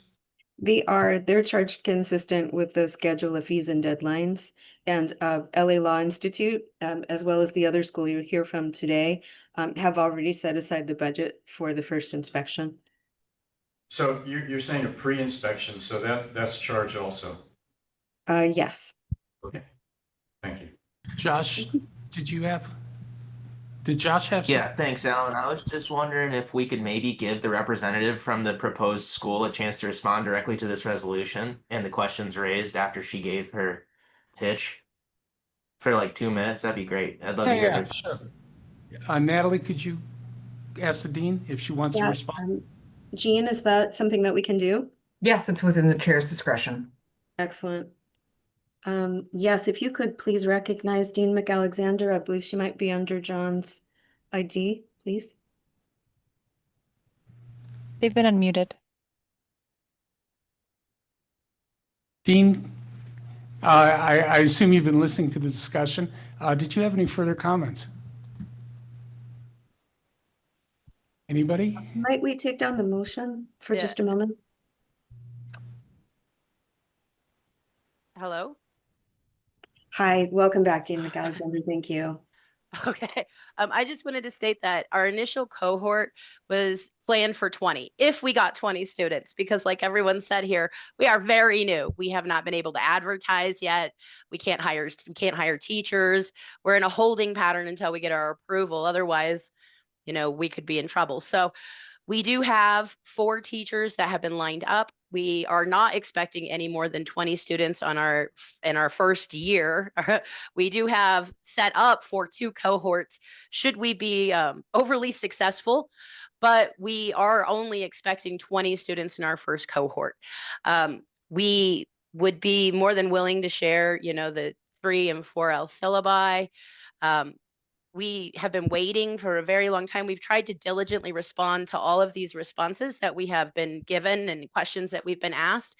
And like I said, within 24 hours of receiving the staff report, we immediately responded. We would like to request a shorter delay in time before opening, as we've bought this office now, and now we've gone and hired staff now, and so now we are we're carrying a significant operating budget in anticipation of this, and we are trying to keep those reserve funds so that we are meeting our accreditation requirements at the same time. I hope I didn't miss anyone's questions. And consistent with the motion gives you enough time should you need it, but should you respond sooner, then there's no bar for the staff processing to begin, and it would begin immediately. And then Dean McAlexander, could you share something that was raised earlier? Right now, I believe that there is 1 California licensed person on your staff, but many have been involved in state bar exam prep. Can you talk about how that would work and how the students can be confident with the level of experience of your team? So right now they currently have myself. I'm a graduate of Concord. I went to Concord when it was an unregistered school, and then I was in Concord when it was bought by Kaplan, and then I was in Concord when they were bought by Purdue. So I've gone through the gamut. And then Crystal Morgan is a California barred attorney who also attended Concord Law School. We have John Borgalt, who attended Northwestern, which became accredited. We also have Jill Nunley, who is a California barred attorney who also attended Abraham Lincoln University. We also have Gary Lasky, who is a California barred attorney. He is a graduate of the University of New Mexico, so he is also barred in New Mexico and on the Navajo Nation. We have various other individuals we have lined up for this, such as Melissa Lucinda Hall, who is also a graduate of Taft University. And so as you can tell by the credentials that I am giving you guys, it is our goal at LA Law Institute to ensure that the teachers that are teaching in this online hybrid model are all individuals who graduated through that online hybrid model. So they understand the distinct challenges that this type of model poses, and so that they're better prepared to address that. Furthermore, we are trying to implement, Higher Learning Commission standards regarding all of our course learning objectives and making sure that those we meet with each of our weekly objectives. So we are trying to build in HLC accreditation guidelines as well. So we're trying to meet not only the State Bar of California, but these higher accreditation standards, even though we are not required to comply with those. So, And I'll note that your application targets an eventual ABA standard pass rate for your students. Correct. That's our goal ultimately. Thank you. I appreciate that. Were there any other questions of the dean or comments? Michael. I just had a quick question because I didn't know if I heard correctly. Is the tentative school, has it already been registered as a nonprofit, or when I was reviewing the materials, it seemed unclear whether it was a different style nonprofit and it converted? I just was curious as to the status. It's our understanding that it had another charitable purpose. There was a board resolution made, but there was not a 990 or 990 and electronic postcard change of charitable purpose. So I think for the IRS purposes, it would still be considered to provide services to those with autism, and would be revised to a new purpose adopted by the board that they recently sent when the proper paperwork is filed. So that's something that's got to happen that I believe that they are willing to do. Is the dean still on? Yes. I can respond to that. Yeah, I was going to ask you if you could respond. So in 2019, originally it was supposed to be an educational, this is like 2014 is when it was initially created, to do education for autistic students. Then in 2017, we changed the name and the mission of the school with the IRS. In 2019, that change did not reflect. So we had another board meeting, noted it in our board minutes, and then once again sent in the paperwork changing the charitable purpose into the IRS. We have many documentation showing that we've reached out to the IRS requesting that they note this change in our mission statement. We once again did it again on October 4th, had another board meeting, reaffirmed our new mission statement, and once again sent another letter to the IRS attempting to change. But as we are doing the 990 postcard, there's no place on that 990 postcard to change your mission statement. So we have to mail in something to the IRS. It is up to the IRS to whether or not they're going to accept our letter and then make those required changes in their own system. So we have plenty of documentation showing that we have attempted to make that change with the IRS. Michael, does that answer your question? Yes, and all the 990s have been filed, correct? Yes, sir. Great. And we've requested those, so we are awaiting those. We have not seen any yet, but we plan to, and they indicate that a further change will be on a 2025 990, and we'll see the e-postcards. Were there any other questions of Dean? Comments? Okay, well, Dean, thank you very much. Please, first of all, we appreciate all of the work that's gone into this. We recognize the urgency, considering that you do have a budget now. So please get your documents in and the request for information in, and we will request of staff that as soon as that material comes in, that it be analyzed. And if it does come in before February, please agendize it for the next available meeting. Okay? Thank you. If there's nothing further, Natalie, do you want to put the resolution and recommendation back on the Yes, screen? please. Thank you. And can we maximize that, Cody?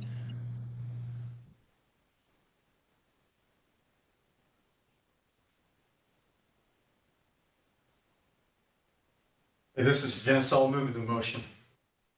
Devin, are you able to put, perfect, thank you. Okay. And I'm sorry, I heard somebody make a motion? Yeah, Vince, I'll make the motion. Hi, Vince. All right. Is there a second? I'll second. This is, oh, I'm sorry. Oh, okay. Thank you. Actually, we may have jumped ahead. Natalie, what exactly, if I could just, Cody, could you move the resolution up? We have closed captioning here and it's blocking. Oh, thank you. Perfect. All right. I'm sorry. Now, Vince has moved. Judge Messawala has seconded. Is there any further discussion? Seeing none, Devin, please call the roll. Bolton, Yes. Cow, Yes. Gongora, Yes. Kaplan, Yes. Kramer, not present. Lawrence, not present. Lee, Yes. Masiwala, Yes. Montgomery, Yes. Ms. Peak, not present. Reed, Yes. It is 4.3. Reyes, Yes. Reyna, Yes. Silva Guzman, Yes. Smith, Yes. Yokelson. Yes. With 13 yeses and 0 nos, the motion passes. All right. It's 10:30. We've been going since 9 o'clock. I'd like to propose a 10-minute break. We'll come back and then do item, Actually, Alan, yeah. minor change here, if you're willing. We did not expect that we would have a representative from PAU, which is item 4.7 here, but in fact, the Associate Dean is in the attendee panel. So perhaps we expect that to be a short item. Perhaps we can jump to 4.7, do that one, and then take the break. That's fine. Is everybody okay with that? And hang on a little longer? All right, let's go ahead to item 4.7. Thank you. Great, thank you, everyone. So this is also an application for registration, so exact same posture as the previous item, exact same 4 choices. Deny the application, recommend that the school withdraw. If they deny, then they will be inspected. Request more information or approve for a minimum of 2 years. The staff recommendation here is to request more information. Here, the school is Pacific American University. They would like to open a school of law. They were first registered by the Bureau of Private Post-Secondary Education and opened a business school. That school was open for a number of years. During that time, it received 2 citations and graduated 3 students, and this is in your background memo. They decided to no longer focus on business school and the MBA program. Instead, they prefer to focus on a law program and a JD program in particular. They have assembled a staff of individuals with prior teaching experience, California licensure, generally ABA approved graduates on their faculty. Place is also unique in this situation. They do have an administrative headquarters in California. They will be located in various places. They'll have an administrator who will be in California near the site. The dean will be elsewhere, will visit the school once a year. The CEO will also travel extensively. So that may be something to think about for future discussion about the role of an administrative headquarters and connection to California. Same process applied here as with the others. We reviewed the application for compliance with the rules for unaccredited law schools. The resulting checklist is attached. The school made significant progress, but there were significant omissions and gaps at this point. They have reviewed the gap list on the checklist. They have provided a public comment to you in which they've accepted the findings, and they agree to make the changes by February 9th if this committee should so choose, and we'll bring that revised application back to you. And I believe that, Vince, do you have any comments before we recognize Associate Dean Bull? No, I'd like to hear the dean. Okay, thank you. So Associate Dean Bull joined the team just recently in the past several weeks, and he is located here. He is here in California. He has served as the law librarian and also worked in IT projects at Pepperdine University, and he is also an attorney. I'd like to please promote Dean Bull for up to 5 minutes of public comment. Thank you and welcome. Well, now you have a boring librarian. I'm not nearly as exciting as Dean McAlexander.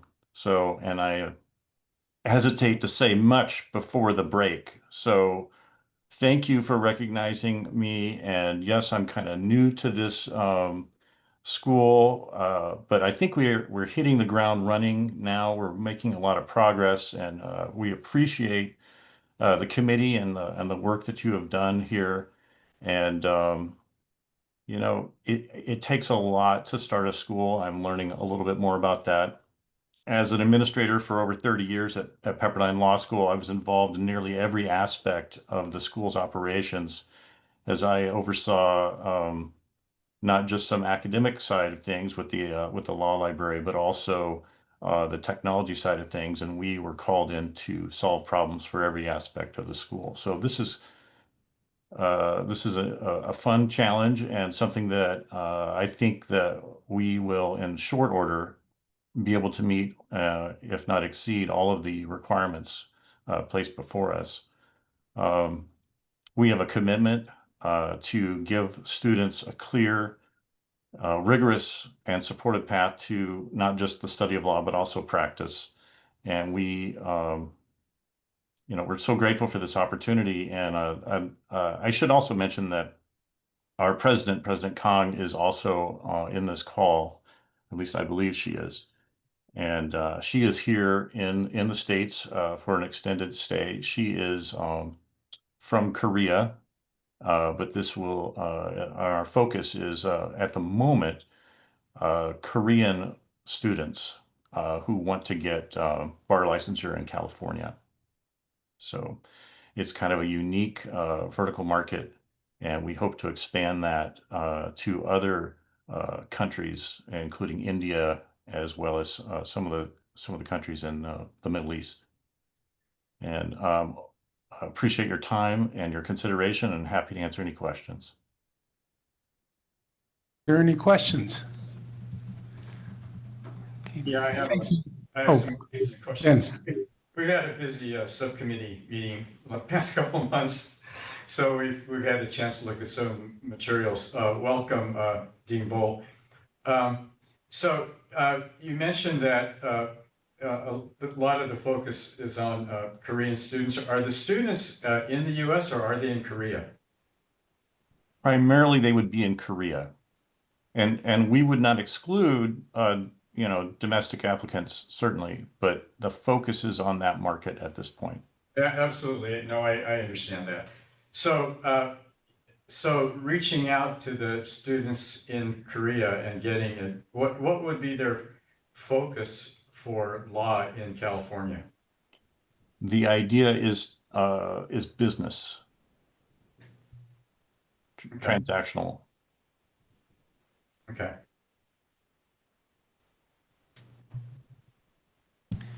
And anybody else? All right, well, thank you, Dean Bolt. Natalie, did you have anything further, or do you want to move the resolution? All right. Can we put the resolution up, please?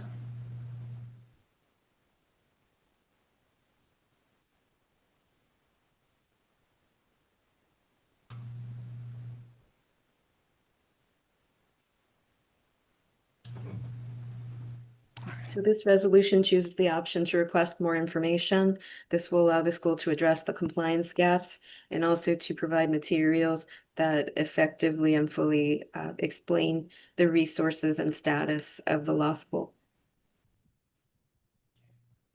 Is there any further discussion?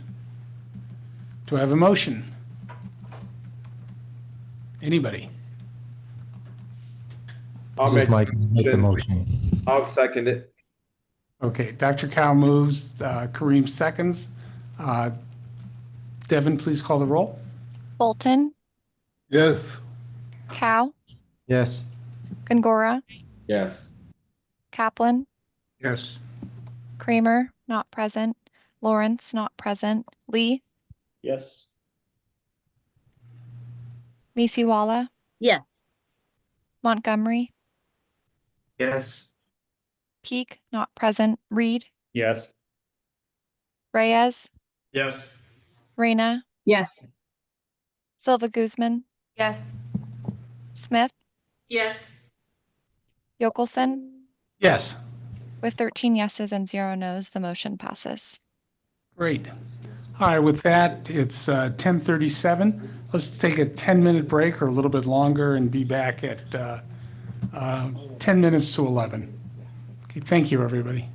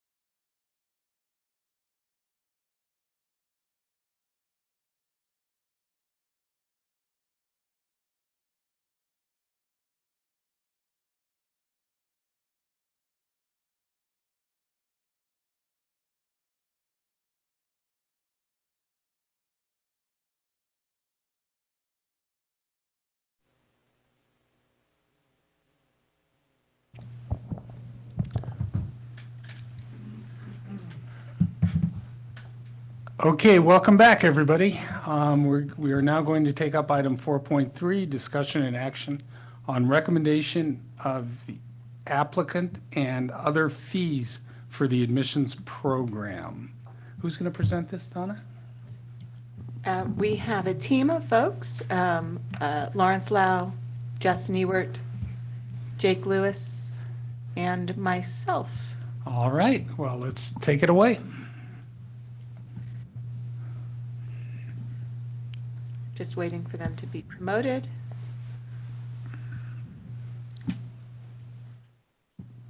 Good morning, everyone. Good morning.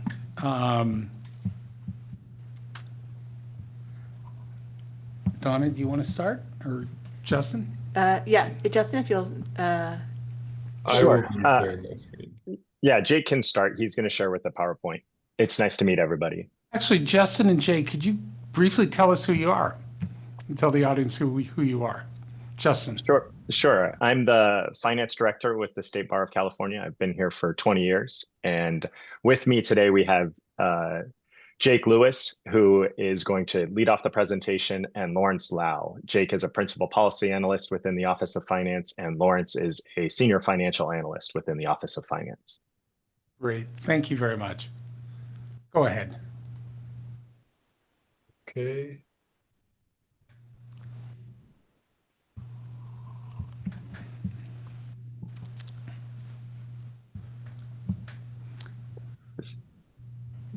Jake, did you want to share your Yes, it should PowerPoint? be. It says I'm sharing. I'm not sure if there's some approval. You're sharing the wrong PowerPoint. Okay. Yeah. Wait.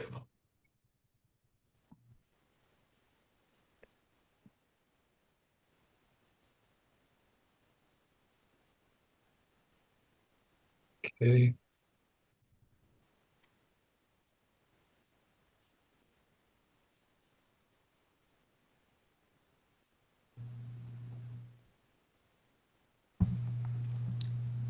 Okay.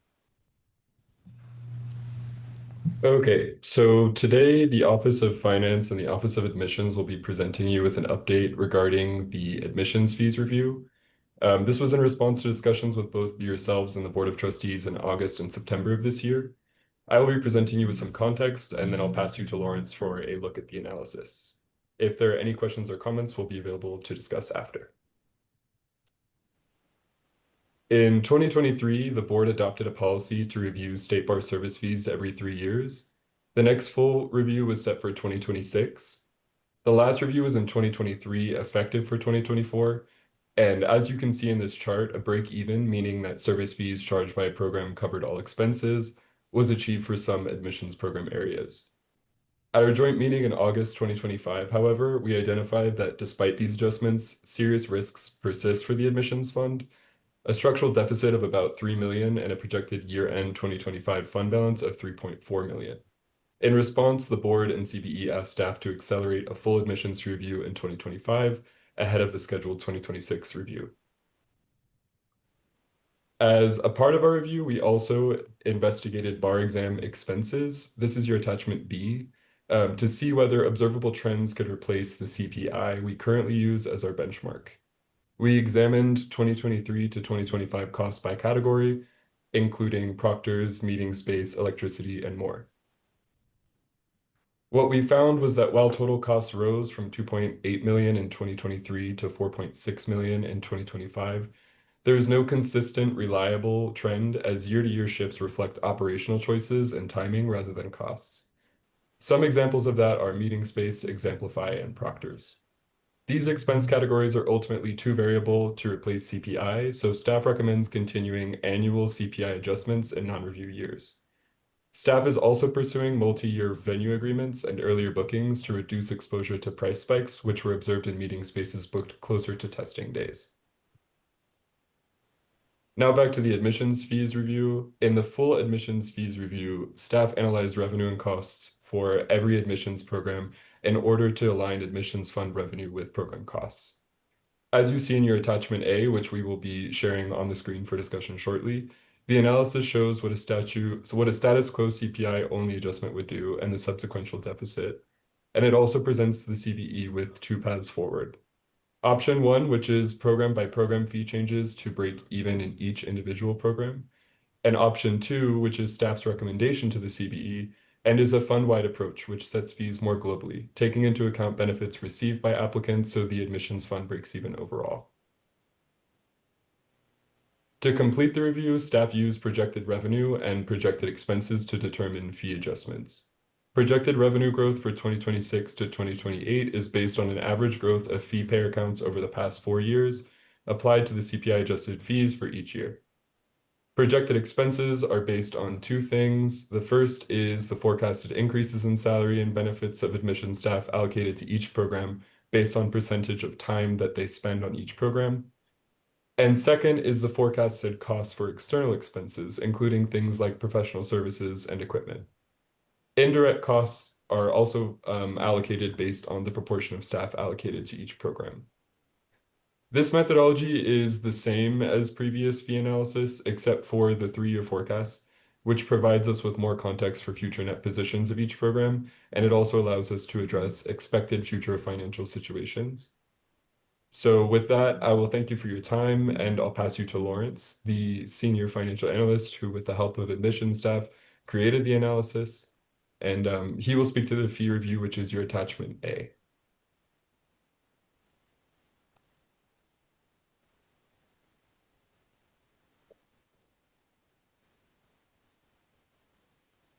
Hello, members of the committee. I want to just direct your attention to this is the model, which should look very familiar. It is your attachment A. And I want to just have you all focus on, we have here in columns E and G option 1, which is the program by program break-even fee review. Next to that is the CPI only highlighted in blue at the top, and these are the fees and revenues associated with just a CPI fee adjustment. And there's a significant deficit in this scenario, which you can see at the bottom, which I can show you in a minute. And then next we have option 2 highlighted in green at the top, columns U and V. And this is the staff recommendation fee increases, which is based on analysis of the revenue and cost variables. And this option considers all the programs together in assessing an overall break-even position for the admissions fund. You can also see underneath each program set of fees, the projected program revenues, the projected program expenses, and the net position for each of the programs across 2026 through 2028. I'm not going to go through every program since this should all look familiar. I know there are a lot of numbers, so I'm just happy to discuss the methodology, walk through the model, and answer any questions that you have.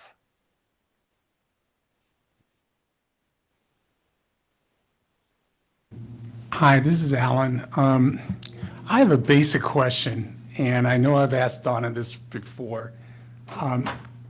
In the materials, it says that licensing, revenue from licenses cannot be used for the admissions fund. Is that law? Is that policy? What's the source of that? Anybody? So I would need our legal counsel to confirm sort of the actual language of the statutory language. We have from time to time had language inserted or considered by legislative staff that specifically authorized certain revenue to be used for admissions purposes, or that specifically said it could not be used for specific purposes. But the expectation certainly on behalf of the legislature in recent conversations that we've had, based on the fact that the legislature is authorizing the fee that is charged to licensees. They are authorizing that fee, assuming that the licensees themselves are not paying for the fees for sitting for the bar exam, moral character, et cetera, that is being covered by the cost of admission.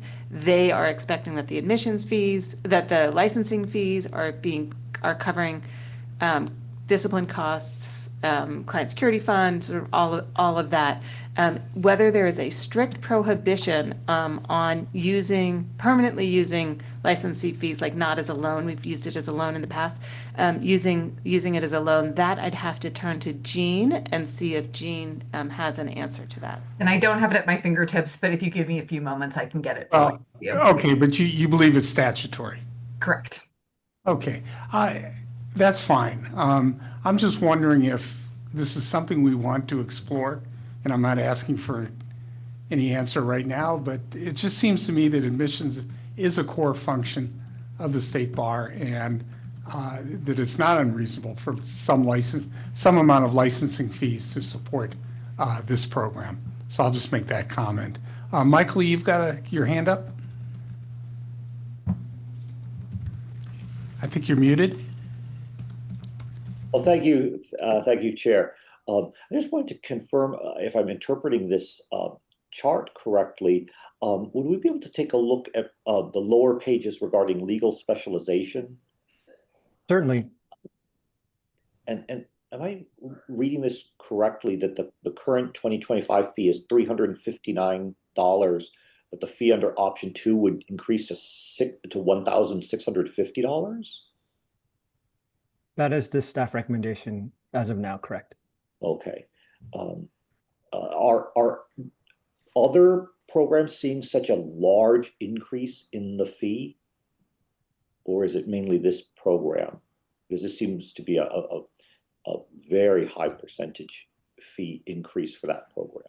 Well, yeah, so an example you can see for practical training law students, the recommended fee is an increase of 134%. I'm just going to go through and see where else there is a significant increase percentage-wise. Yeah, because legal specialization looks like it's a 345% increase for that particular program. That program would bear a heavy burden, it looks like. There absolutely is, Member Lee. There is a significant increase for legal specialization. We certainly acknowledge that. As we looked at the breakdown between the revenue that came in and the program expenses, and trying to assess the benefit to for all of these programs, right? We looked at the benefit to be registered in-house counsel and the benefit to be a specialist. And we thought that the benefits that were provided justified an increase in the fee. The fee amount that was recommended is tied to the same amount that attorneys would pay, out-of-state attorneys would pay to sit for the bar exam. And so that's where the number came from, is tying it to that amount in particular. Well, thank you. I think that's helpful. I think that may be something that we would want to explain the rationale if we go that way, because I think that program or the persons applying to that program might be surprised by such a large fee increase. But I think if there was an explanation that we feel that perhaps they are more established in their career, it's akin to what we charge out-of-state attorney applicants, perhaps that they are able to absorb the cost better, that may sit better with that group. Thank you. Thank you. Okay, Larry, then Judge Reyna, and then Ashley. I felt pretty comfortable with these numbers, and I compliment the staff. What I saw in the numbers was they looked and they said, yeah, who could shoulder the burden better? In-house counsel, out-of-state attorneys, people specializing, because you want to minimize the financial impact on the people that can least afford it. And that would be young people trying to break into the profession. They don't have a lot of them don't even have jobs yet. And I think that's really critical. And that also goes to the goals of diversifying the profession, because a lot of those folks are going to come from diverse backgrounds. So I thought the staff did a really good job. You know, I mean, yeah, it sucks to have a big increase in the fee, but it should go. You know, how does that expression go? Each pays according to their ability, and that's how they did it. I think it was well done. Thank you, Larry. Judge Reyna. Hi, thanks. Yes, and I agree. Appreciate with the comment that was just made that we need to figure out which places, which people will have to maybe shoulder the burden given the deficit. I guess one area that I was surprised about or curious about is the first year law students exam. And I know, I think the recommendation is to go to $925 to increase it from $850. And I was just kind of curious about the costs behind that, because I know we changed it from essays combo to now just multiple choice. And so I was just curious with the cost breakdown, how much it just seems a lot if it's for first year law students exam for just a multiple choice at $925 if we're recommending. And I think for the general bar exam students is $1,000 over a 2-day test. That just is one area that I thought I was just questioning the reasoning behind that. I knowing that it has been in lockstep that way, but given our change, if anyone can comment on that. Well, yeah, I can discuss it in a more at a higher level. I think the current fee for the first year law school exam is $873, and it's only going up 3%, which is pretty close to what the CPI adjustment would be for 2026, which is 901, and the recommendation is 925. And I also like to point out that I'm pretty sure that when we looked at this in 2023, any of the fee increases did not cover the costs of administering the program itself, whether it's to administer or to put the test out to administer the test, or any of the administrative costs associated with it. As you can see for the option 2, you can see in column U, even with the modest increase in the fee, the program is still running a deficit of close to $1.5 million. And Judge Reyna, if I may, I think one of the issues, and this cuts both ways, frankly, is we have declining numbers of test takers, but in order to produce the exam and to administer the exam, there continue to be $2 million roughly of costs to put on the exam. And so if we've got less than 600 test takers over the course of a year, in order to make any dent in aligning those the revenue with the expenses, we needed to increase it.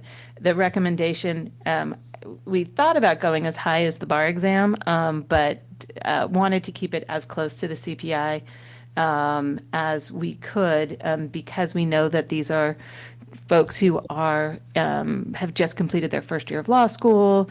Many people who are in the situation, who are in the law schools or are taking the type of law school education that requires them to sit for the first year law student exam, are working part-time, also studying for law school. So we didn't want to increase it too much. But you see, if we were looking at a program by program analysis to break even because of the small number of test takers, the break-even price would be $5,300. And that obviously was not anything that staff was comfortable going anywhere near. And I do want to be clear, because we didn't say this at the beginning, we don't want to raise any of these fees. But we are in a position because of the condition of the admissions fund that in order to keep solvent, we have to raise the fees, because this is the only source of revenue that we get. But that's the best explanation that I can give you, Judge Reyna, for the first year law students exam. No, I appreciate it. I just think it was just surprise. I don't know that this didn't register before, but the way this was broken down, it did, and it was just very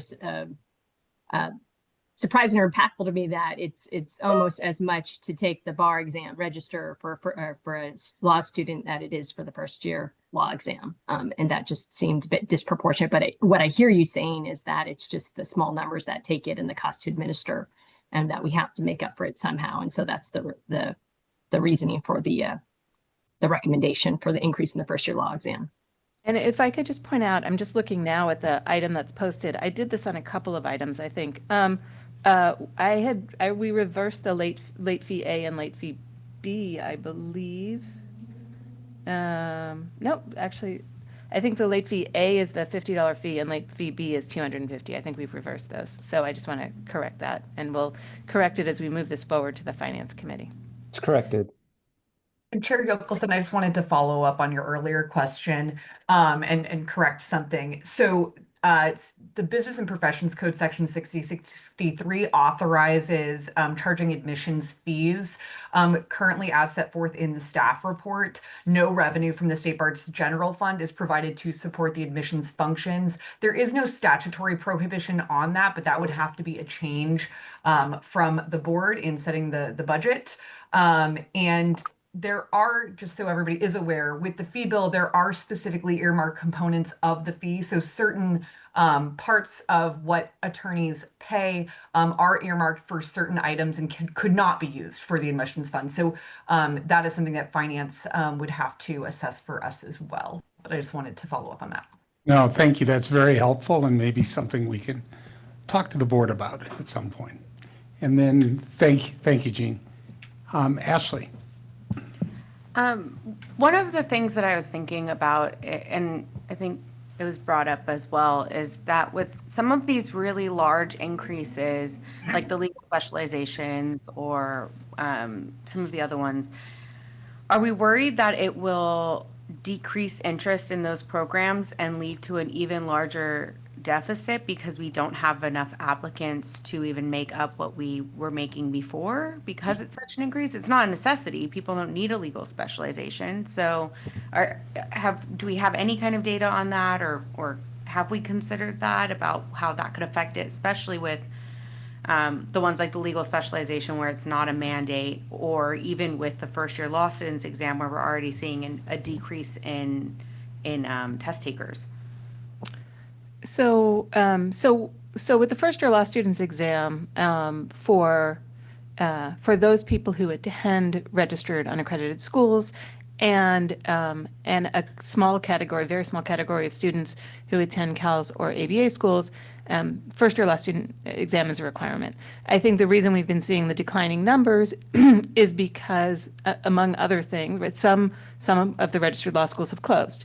Some schools that were registered, like Purdue, which has a student body of 800, became a California accredited school. So their students no longer sit for the first year law students exam. So that's why we've been seeing that decline in numbers. For those students who choose to go to a registered school, in order to proceed beyond the first year, they must take the first year law students exam. For the legal specialization exam, the specialization, you're absolutely right, is an option. It is in part a marketing tool, right? This is something that lawyers will use to say, look, I have demonstrated my skill in this particular area. That's something that you should consider when deciding to hire a lawyer in this particular area. So because of that, we don't think the level makes it prohibitively expensive. And because, as we were talking about with Michael before, these are individuals in the field who are who we anticipate are likely able to bear that expense for this benefit that they are getting of being a legal specialist and all of the benefits that brings to them. Thank you. Are there any other comments? Vince. Julianne, I had a comment going back to the first year law students exam. I was also surprised. as you know, as Judge Reno also was, I was surprised at the break-even fee that is so much for the first year law students exam, and I was just wondering, maybe it's more of a comment than a question, if there's any way to lower the cost of the exam, if part of the fee could be borne by the schools themselves. I don't want to put, you know, the owners of the fee more on the students, you know, especially if it's students who might not be able to afford those higher fees. If there's something that we can have the schools maybe pay for part of it, because it's, you know, not every school, it's only some schools who have students who need to take this exam. And also, if we're taking a look at the bar exam, you know, thinking of ways to cut costs and make it more efficient, then maybe we should also have a comprehensive view of this exam and see what can be lowered there as far as costs and make it more efficient. Because it seemed like that, you know, is one of the places with one of the higher costs, and you know, it's creating a huge deficit in the budget, which doesn't seem to, you know, decrease at all over the next 3 years. So it seems like that's a big hole that should be addressed. So let me address both of those issues. Thank you, Julianne. So please know that that we are always looking for ways to be more efficient and to find cost savings. So in the long run, we don't have to keep increasing fees, and we do hope that we will find those efficiencies in everything that we do, and we'll be able in the long term to be able to reduce some of these fees. So please know that that is a goal. It's one of those things that I think we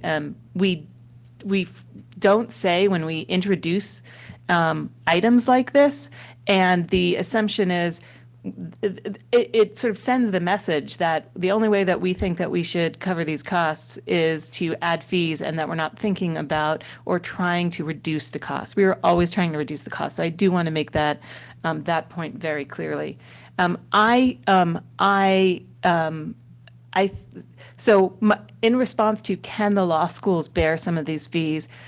What I will sort of reach back to is when we were increasing the fees in 2023, 2024, for the cost of the annual accreditation services or registration services that we provide to the unaccredited schools and to the California accredited schools. The message that we had received from the schools is, we can't afford these increases, and we are going to have to pass these increases on to the students.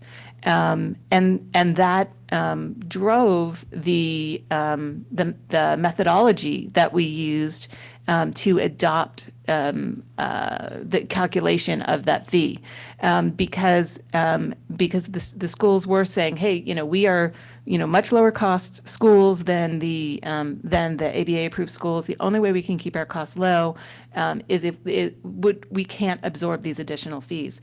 And so we made a calculation that would have each school is paying a different fee because it's based on their enrollment numbers. And so it was a per student basically calculation, because they essentially all said that they would be passing it through to the students. So that's just my way of saying, I would think that the schools would say that they don't have the ability.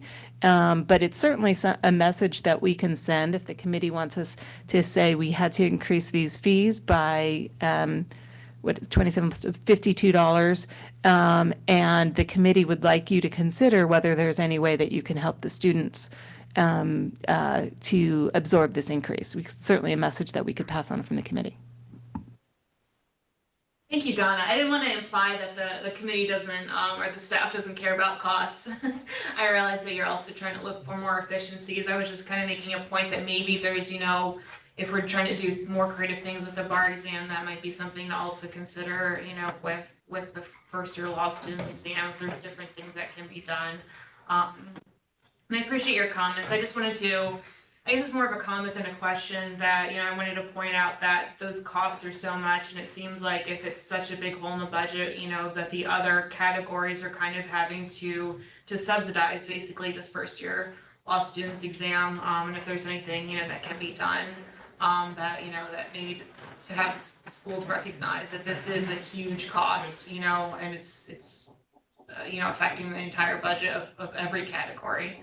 If there's anything that can be done. So thank you, Donna. Josh? Yeah, I think respect a lot of what Julianne had to say, and I appreciate your response, Donna. I am curious to know, sorry about the sirens going on in the background if you can hear them. I'm curious to know, and this might reflect my ignorance of the funding process, but I'm curious to know why we don't apply for federal grants to cover some of these, or maybe we do.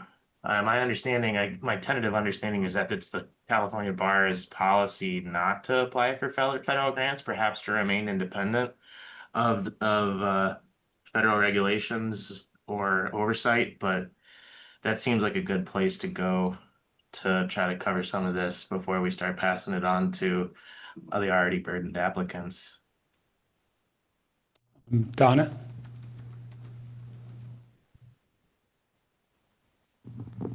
I'm not sure what grants would be applicable and that we would be eligible for. So, I mean, that's something, so I don't really know how to answer that question. It's, I mean, I think we're always looking for funding opportunities, but I don't know what particular funding opportunities might exist that we would as a state agency be eligible for. Josh, are you aware of anything off the top of your head, or? Yeah, well, I think grants.gov is a pretty large database for looking for grants that are open to submission of bids, and I'd love to at least see an effort made to try to obtain funding from those types of sources. So even if it's a swing and a miss, it would be a worthwhile effort that we could present to the public before immediately passing the additional expenses onto the applicants. I think that's an interesting thing to look into. Staff, I'm going to ask you to take a look at that and report back for the next meeting, maybe. Donna? Donna's nodding. Yes, Okay. absolutely. Alan, Well, I'll just note, sorry. I'll just note for you that due to the federal government shutdown, it may be that we are not able to do this by the next meeting, but I think staff hears the request and I think Donna will confirm that we'll look into it. Okay, thank you. Larry? Yeah, I'd be happy to work. I do grant writing for a living. Okay.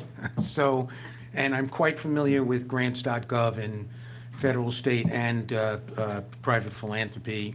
Off the top of my head, I would say no NFW. It ain't, but it's certainly worth looking at, and I'd be happy to work with staff, to provide my expertise.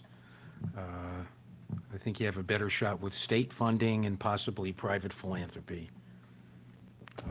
The feds they ain't going to give California anything, okay? You've heard it before, so, shut down or not, it just ain't happening. Okay. Well, Larry, I'd appreciate your efforts if you could coordinate with Donna on that. And then I saw some other hands. Michael?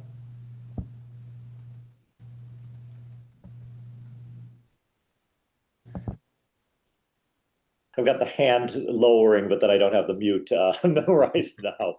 Thank you, Chair Yokelson. Just to underline a comment that I thought was very helpful about legal specialization that we might want to track is I think it is likely that a fee increase to this level would cause a reduction of applicants to that program. Historically, that program has had fairly steady interest that's remained relatively in line with the same number of applicants every cycle. But I think a significant increase in this funding may cause a reduction of applicants. So as was previously stated, we should probably be mindful to just make sure that we don't lose economy of scale there if fewer applicants join in. But economics is the cruelest science, and this program does appear to be significantly over in terms of expenses rather than revenue. Tightening the belts is hard, but it does come up as a reasonable area to look first. So thank you all for the comments. And I think that it's important to echo your earlier comment that we need to explain the increase for that reason. I think I saw a hand in San Francisco. Oh, sorry. Is that Vince? No, we're good here. Sorry, Your Alan hand couldn't is- lower my hand. Apologies. Okay. Are there any other comments or thoughts? So I did want to just point out that that we had Lawrence and the rest of the finance team run some different scenarios because we expected all of you to say, well, how are you estimating 26, 27, and 28? How are you estimating the cost for the bar exam? What are you looking at there? And so we ran different scenarios based on different options that that CBE might be considering. And ultimately, because what we are trying to do is make sure that we are not in the red so that expenses don't exceed the revenue. In year one, 2026, there ended up being no difference in the scenarios, but we had modeled a scenario where if we were to cancel the contract with Kaplan Exam Services in after year 3 of the contract, which we are permitted to do under the contract, and then that prepayment penalty or cancellation penalty, termination penalty would hit in 2027, but we wouldn't have the costs in 2028. What would that look like? If we started in 2028, July of 2028, paying for next gen, what would that look like? So we did try and model that and realized that because of the methodology and what we were trying to achieve, it didn't actually have any impact on the fee. But I did want to let you know that we were thinking about that and thinking that you would want to make sure that we had looked at that possibility. Josh. Yeah, thanks, Alan, and thank you, Donna. I appreciate what the effort that you place into this, Donna. I know that you're always trying to be as efficient as possible, but to that point, it occurs to me that and I wrote this down in advance of the meeting because it was kind of perplexing that the state bar rents whole floors of hotel rooms for days where only one or a handful of applicants are still testing based on extra time accommodations. And I was wondering if maybe we could address some of these costs by focusing on reducing those or tailoring the reservations of hotel rooms to the specific individuals that need them when they are being accommodated for their disabilities. I think that'd be a worthwhile area or avenue for exploring cost reduction as well. And further to the grant point, I'm wondering if we could potentially explore legislative subsidies, and we could kind of underline that request with the connection between the California Bar Exam Administration and the public interest. I don't know how separate and apart looking into legislative subsidies in California is from, for instance, requesting a state grant, but I think that those could be one and the same, or at least worth looking into within the same nexus of effort. Could address the testing accommodations part. So over the last several administrations, we actually introduced the reduced distraction room. So those are smaller conference rooms and obviously our larger test laptop and writer sites, but those hold up anywhere from about 20 to 25 applicants. So shifting to those rooms has reduced our reliance on the individual hotel rooms, but we do still need those rooms on occasion for someone who does have a private room. And we are happy to talk more in the future about some of the specific costs for the testing accommodation space and how we've allocated the testing accommodation space. I do want to caution you to not take as fact some of the things that you might hear in public comment or elsewise. I just don't think it's an accurate statement that's to say that we, as a matter of course, maintain an entire floor of a hotel for one, when there's only one individual remaining. We certainly do try to ensure that is buffer space, because we don't want to have somebody who's testing and have, if there's only one person left testing, vacant rooms around them where housekeeping is coming in and walking down the hall, up and down the hall, and doing what housekeeping would do and vacuuming within the rooms. We'd certainly, that's not an environment that we want to provide for our testing accommodation applicants.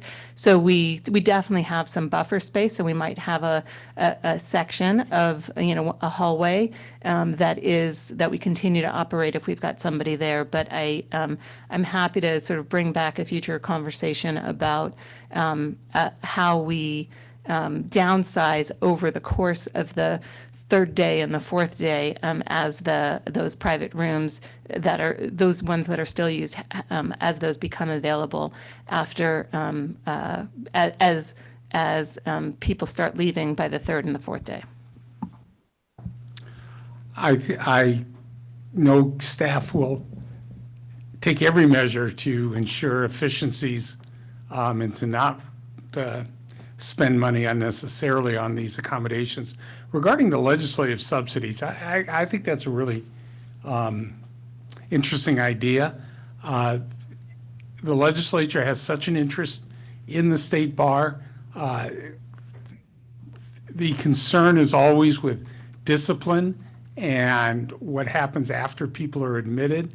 I think if we can make the argument that on the front end, any assistance in the admissions process might help alleviate discipline and problems down the line.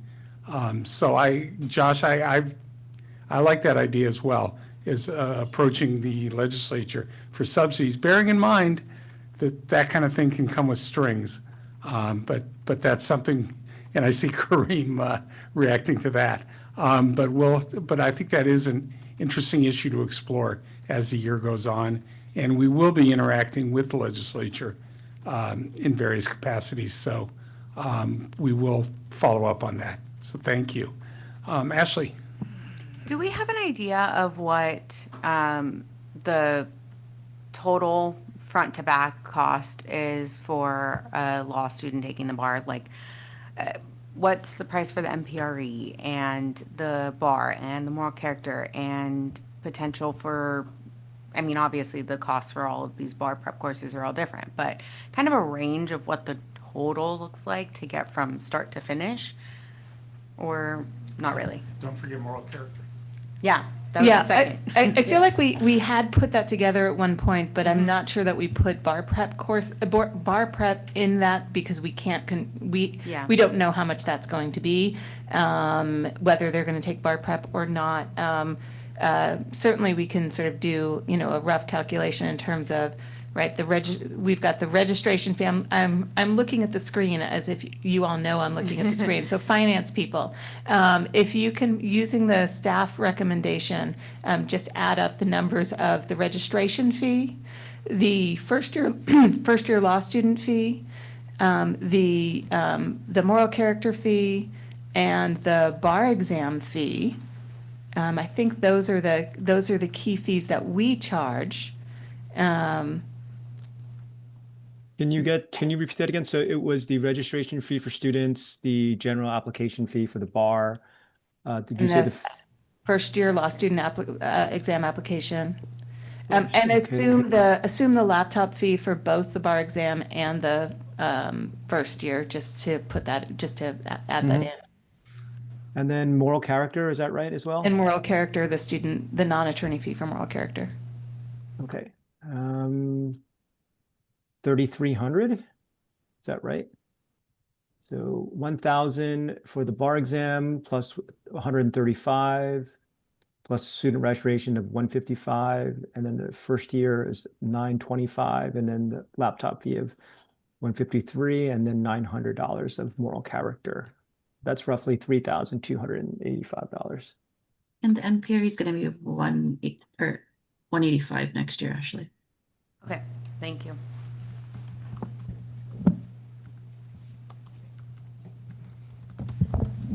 Further comments?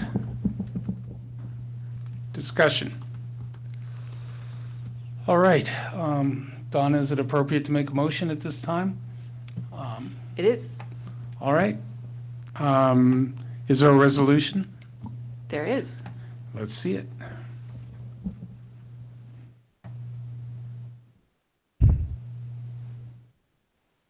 Who's posting putting up the sharing the screen? I will. Sorry, 1 second.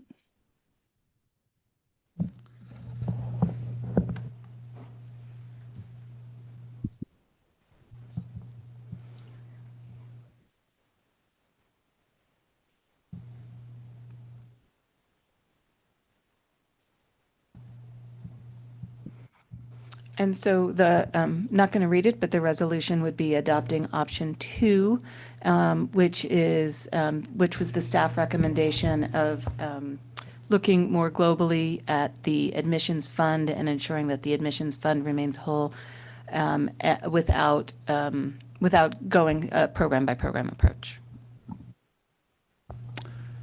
My sense of this is I would support this. We don't need to put it in the resolution, but the committee has expressed some thoughts about further cost efficiencies. And I think it's a sense of the committee that staff take up these recommendations and assist us throughout the year. Are there any comments or discussion on the resolution? Yes, Chair, this is Vince. Vince, yes. Also, there was some discussion about being able to explain some of the costs and why they're going up. I mean, I think the staff gave pretty good rationale about it, but I think that I think that explanation should be made available in the appropriate ways. Absolutely. How would that happen, Donna? So, actually, I think, and we'll go back and look to make sure that we did it effectively, but I think we do have that description specifically with regard to legal specialization in the staff report, and so we'll make sure of making that point. This item, with whatever the recommendation ultimately of this committee is, will go to the board's finance committee in 10 days. And then from there, it will go to the Board of Trustees in November. And so we'll make sure that explanation is appropriately characterized in any of the reports that go to both the Finance Committee and the full board. But also the first year law student exam, even though it's a pretty small percentage, I think that should be explained well for people. Even that small amount that goes up is could be a major thing for a number of people. Absolutely. Thank you. We'll make that change. Thank you. Are there any other comments? Do I have a motion? I'll make the motion, Chair. This is Kareem. Thank you, Kareem. Kareem moves. Is there a second? James Bolton, second. Dr. Bolton seconds. No further discussion. Devin, please call the roll. Bolton, Yes. Cow, Yes. Gongora, Yes. Kaplan, Yes. Kramer, not present. Lawrence, not present. Lee, Yes. Masiwala, Yes. Montgomery, No. Peak, not present. Reed, Yes. Reyes, Yes. Reyna, Yes. Silva Guzman, Yes.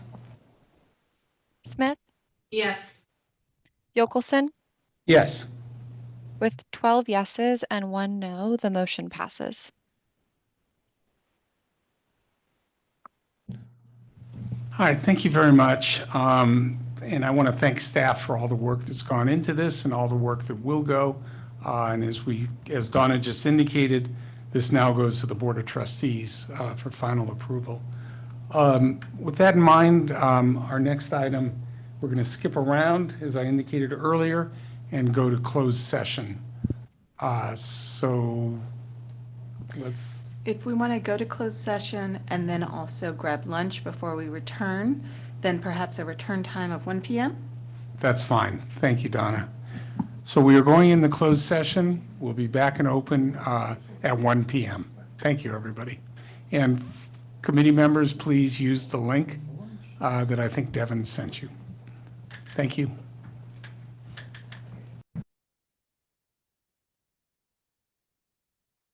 I got the link. In case you were wondering.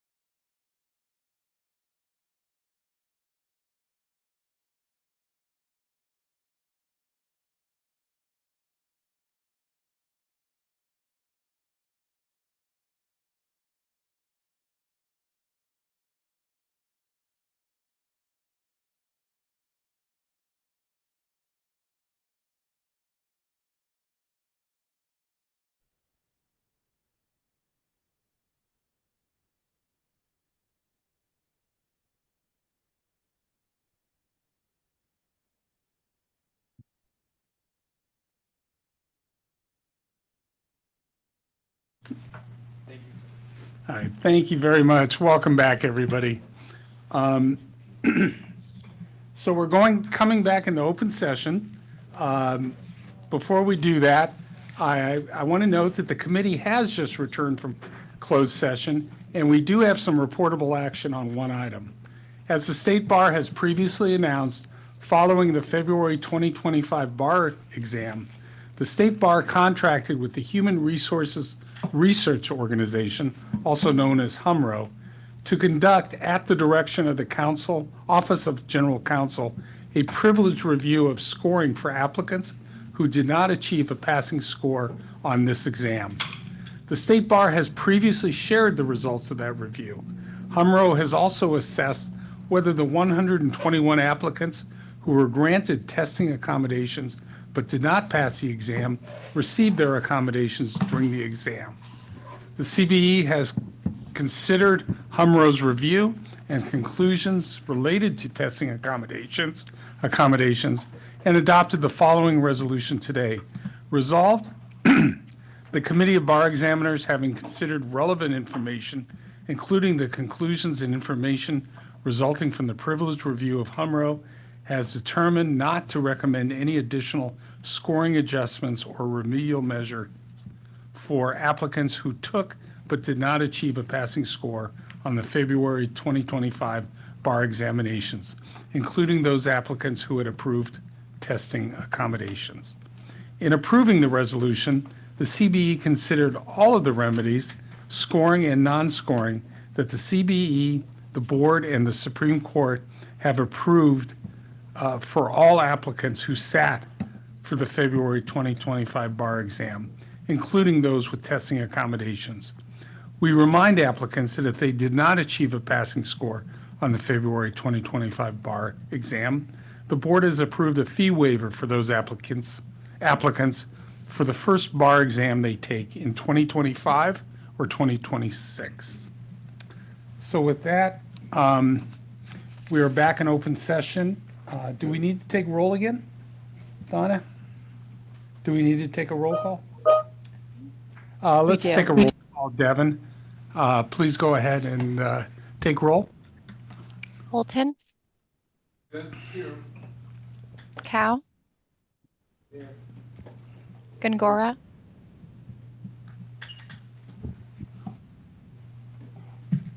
Kaplan? Here. Kramer? Lawrence? Lee? Here. Walla? Here. Montgomery? Here. Peak? Reed? Here. Reyes?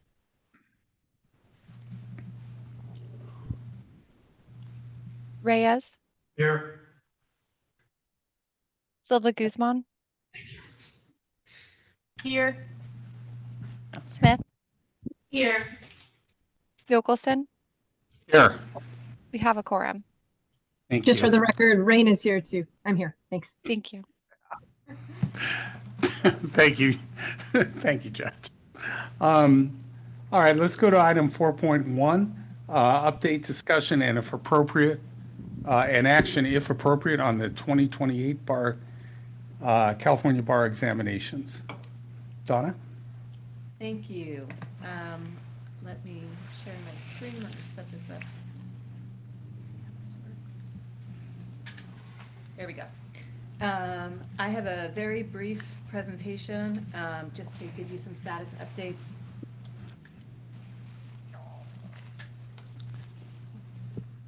Sorry about that. I started with my mic off.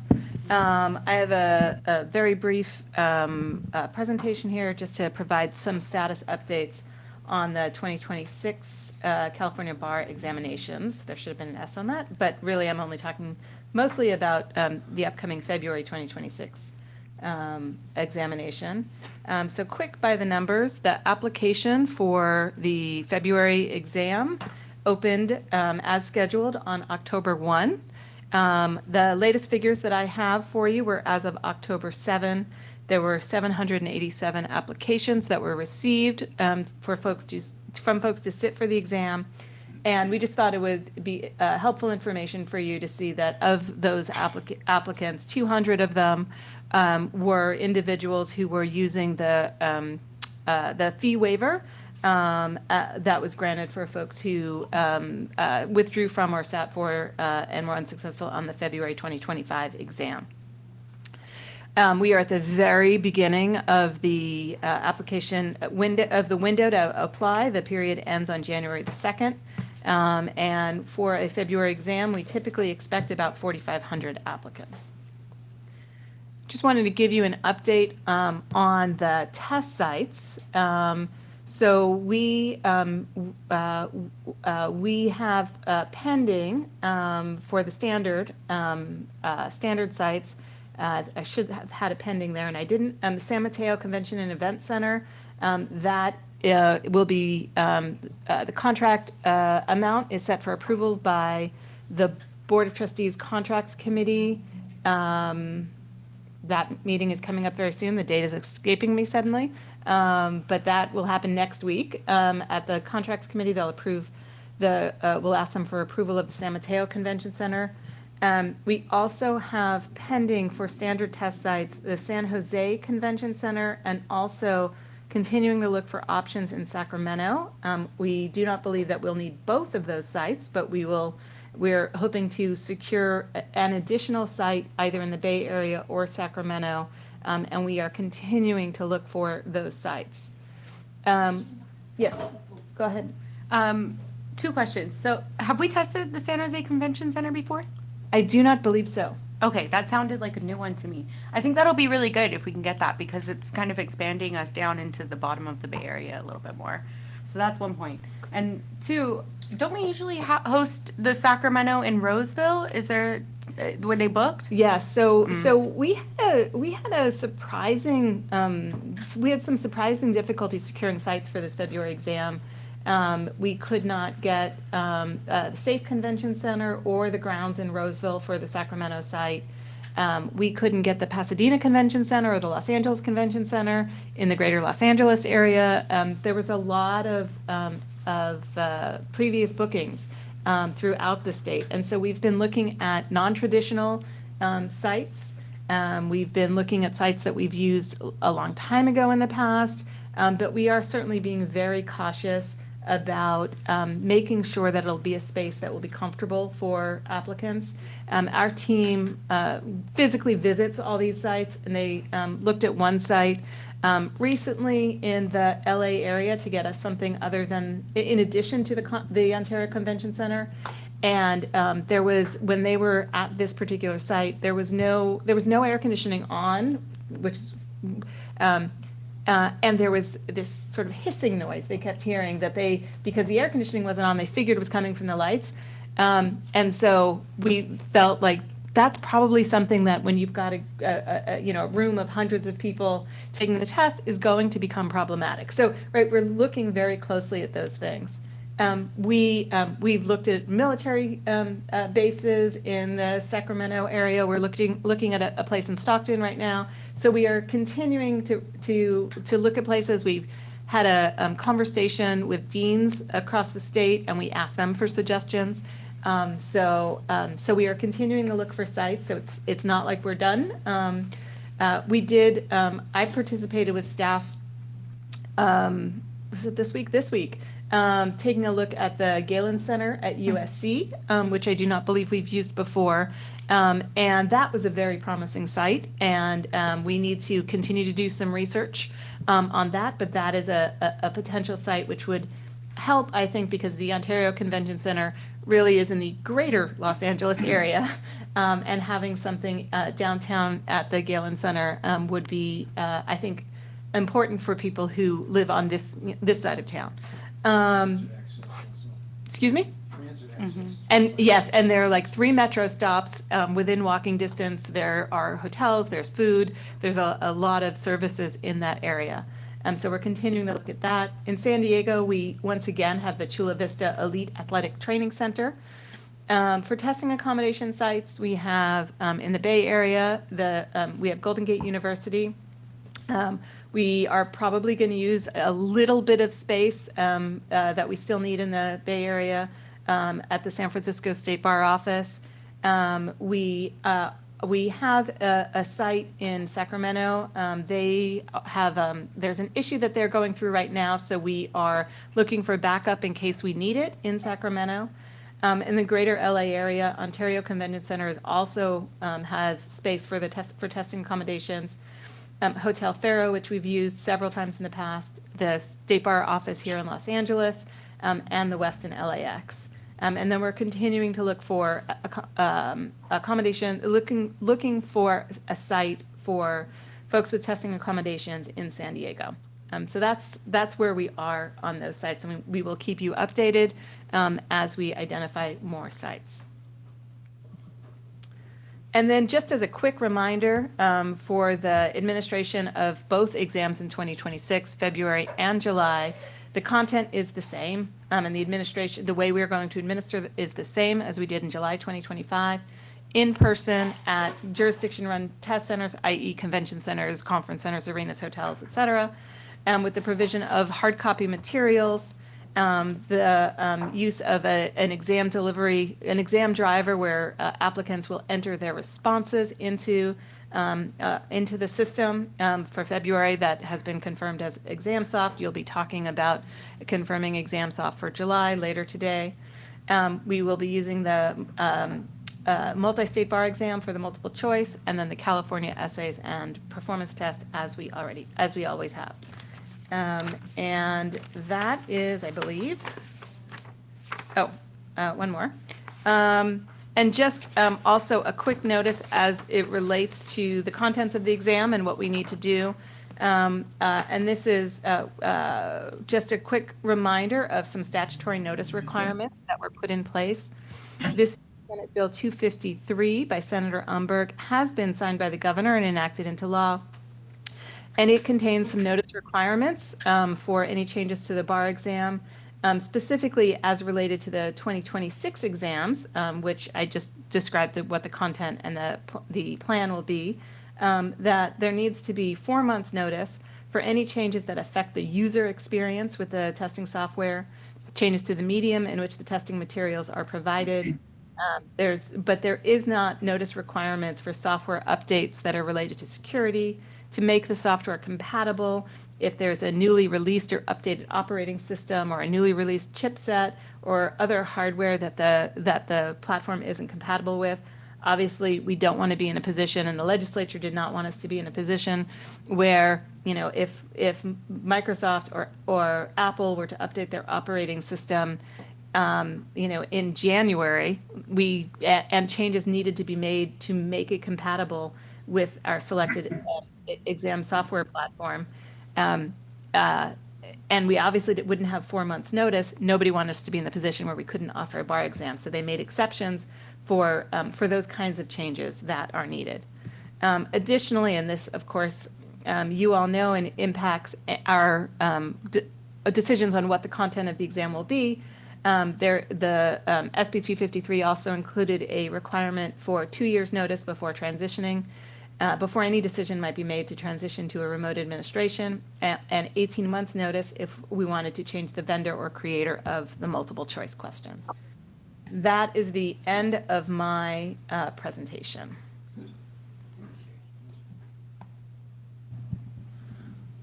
Are there generally any comments, questions, or discussions? And Josh, I have your email in mind. Okay. Josh, did you want to speak to a proposed resolution? Yeah, I appreciate it. Thanks, Alan. And I apologize to my fellow committee members. This is the last motion I'm going to submit today, or the one at least that I prepared in advance. It relates specifically to testing accommodations again, and in particular to the necessity, in my view, to make available remote testing for specific accommodation requests. I understand that SB 253 only directly restricted remote testing for to be at the option of the applicant, but it doesn't, in my view, speak directly to the limitation on accommodation requests for the applicants that are disabled. And so I'm hoping to submit a resolution today that I would think is a little bit less that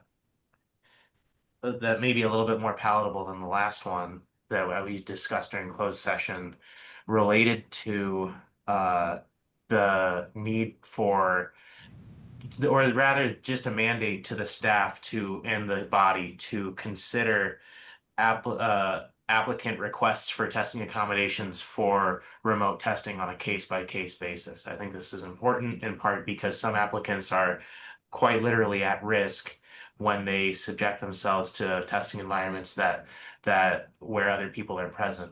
And there are several policy underpinnings why I think that this is appropriate, but also legally necessary.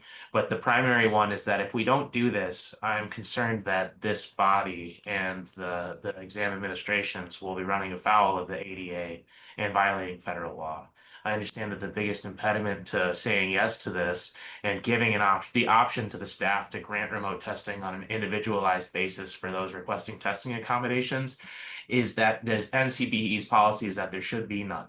But in my view, I think that we should be following federal law before we pay attention to the policy requests of a contractor that we pay significant amounts of money to. So with that, I'm hoping that one of the staff members will put the resolution up that we can move to vote on it, and that the motion will be seconded, even if it gets voted down. I mean, I respect whatever you guys choose, but I'd like to bring it to the attention of the body because I think that this is that time's of the essence here, because if we don't move on this now, I don't think that we can make another change for another couple of years with respect to this specific action. I have a question. Hold on one sec. Devin, good. Yeah, if we could put that up there. Can we make it a little bigger? Is that better? Still can't read it. Okay. Yeah, I can't read it. It's hard. I'm going to read this. Or Josh, do you want to read this? It's a little bit tough to see up on the screen. Yeah, no problem. I appreciate it, Alan. So so the resolution here says, no licensing term, request, guideline, or preference of the NCBE shall cause the State Bar or Committee of Bar Examiners to refuse meaningful individualized consideration of any particular testing accommodation, nor be relied upon as a basis to deny any testing accommodation request that would have met the standards of governing law or the State Bar's rules, absent the NCBE's policies or objections. Remote testing without in-person proctoring shall be available as a testing accommodation at the timely request of an applicant where they have established disability-related functional limitations for which in-person testing would provide a less safe testing environment than remote testing, or for which remote testing would better ensure the applicant is afforded an equal opportunity to obtain the same result, gain the same benefit, or reach the same level of achievement as that provided to others in light of their disability-related functional limitation compared to in-person testing. Any need to custom design or use non-standard examination security methods to adapt any other disability-based testing accommodations an applicant who has also requested a remote testing accommodation may be approved for shall not be a basis to deny any accommodation request, including for remote testing. The Committee of Bar Examiners directs staff to investigate all necessary arrangements for implementing remote testing for TA applicants, including the use of multi-camera and Bluetooth body cam functionality. All right. Well, hold on, Larry. Is there a second for this?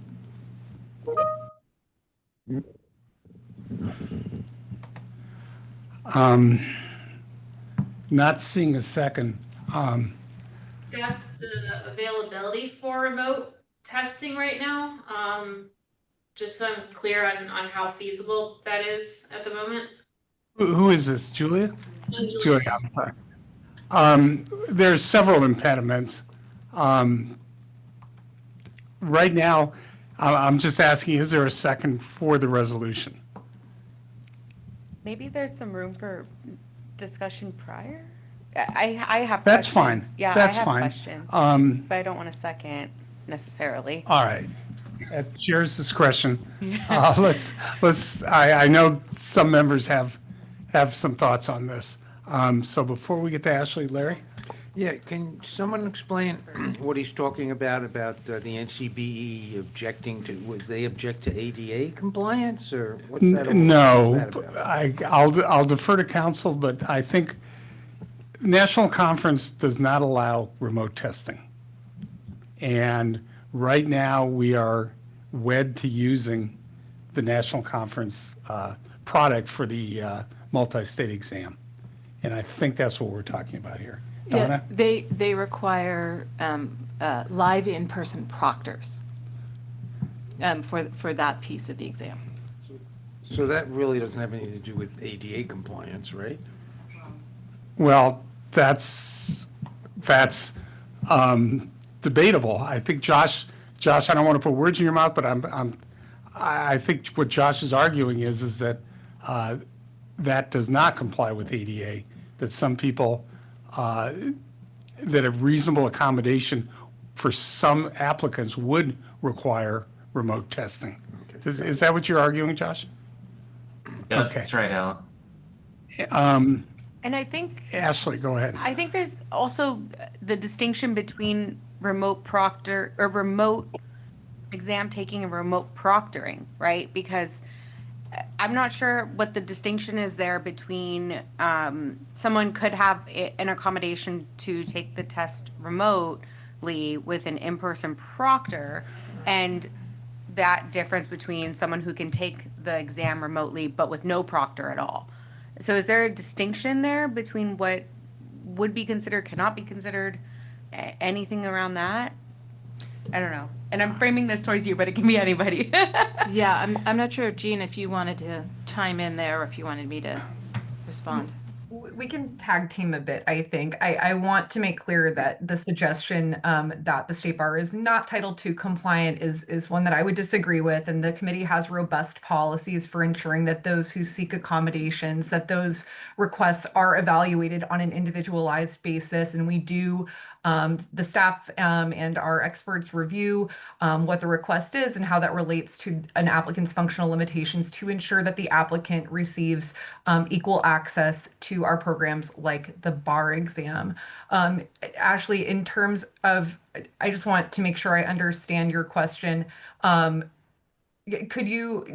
looking at the distinction between remote testing versus remote proctoring, is that right?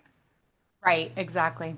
I do think those are two separate things. I think that it is important that any request be evaluated on its individualized merits to ensure that we are able to determine what accommodations are appropriate under the specific circumstances. So I know that's not a complete answer. I do think those are two different things, and they would be evaluated based on the applicant's functional limitations and what the state bar could offer that would not be a fundamental alteration to the bar exam. Jean, can you offer us just a very, very brief primer on what the ADA mandates with requests for reasonable accommodations on these types of exams? Sure. I probably said it in a couple ways just there, but I can reiterate it, which is that the state bar is subject to Title II of the ADA, which requires government agencies to ensure that individuals have equal access to the state bar's programs and services.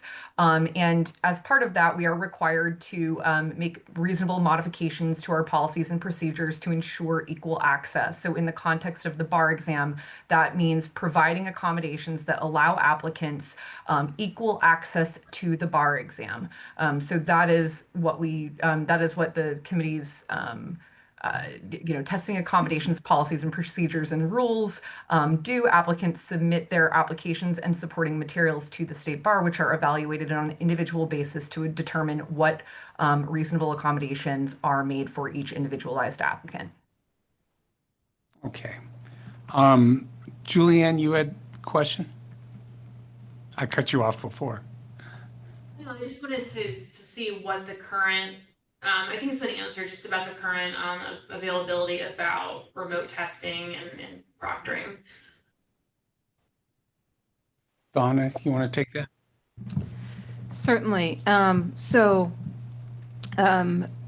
for example, the first-year law students examination and the legal specialization examination, which are both being administered in later this month, are administered at through Prometric, and they're administered either in person at Prometric test centers or remotely using remote proctors. So that is something that that is available, that exists. That's definitely something that exists. And that's one particular vendor that I can sort of tell you about off the top of my head. I do also want to note that a couple of years ago, when the committee was exploring cost savings for the bar administration of the bar exam, we looked at and we discussed at length remote exams, and this was probably in 2022, maybe 2021, 2022. We looked at remote exams. We looked at going 1 day remote for the essays and the performance test, and 1 day in person. We looked at body cameras and to see if that was an option that we can use, because there was a suggestion at the time from somebody that that body cameras could easily be used. We contacted companies that have body cameras. Our exploration at that time was that it was not something that would be able to be leased to the state bar and not used in the way that that was envisioned. So that may have changed in the last 2 or 3 years, but it certainly wasn't something that bore out after a fair amount of research last time. Is there a tool that could be used? Like I said, something like Prometric, which we would need to contract with, is a tool that is currently used for remote administration of the first year law students exam and the legal specialization exams. But I do want to reiterate one of the things that Jean said, that our current requirement and practice is to do individualized case-by-case assessments particular accommodations that are requested by every individual to determine if those accommodations that are requested are needed to provide equal access to the exam. So that is what we do, and I just wanted to reiterate that point. Okay. Any further discussion? Okay, again, do we have a second for this motion? Okay, seeing none at this time, the motion is withdrawn. Did somebody say something? Ellen, could I do a substitute motion? I move for just the part one. Just that item 1 or item I, and then I'll maybe ask the staff to see about 2 and 3 if there's any, proctoring remote proctoring that can be done for those testing accommodations without needing them to be in person. My personal view is all of this is premature. We are going to have to confront all of these issues going forward. Right now, it seems to me that we are, I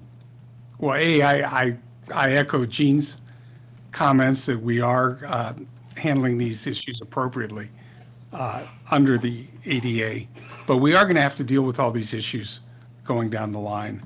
But that's just my comment. So you're making a substitute motion, but the first motion hasn't been seconded. Yeah, I think because we don't have a motion to substitute. Yeah, I was just going to say. The friendly amendment, maybe? The first motion, did not gain a second, so it fails.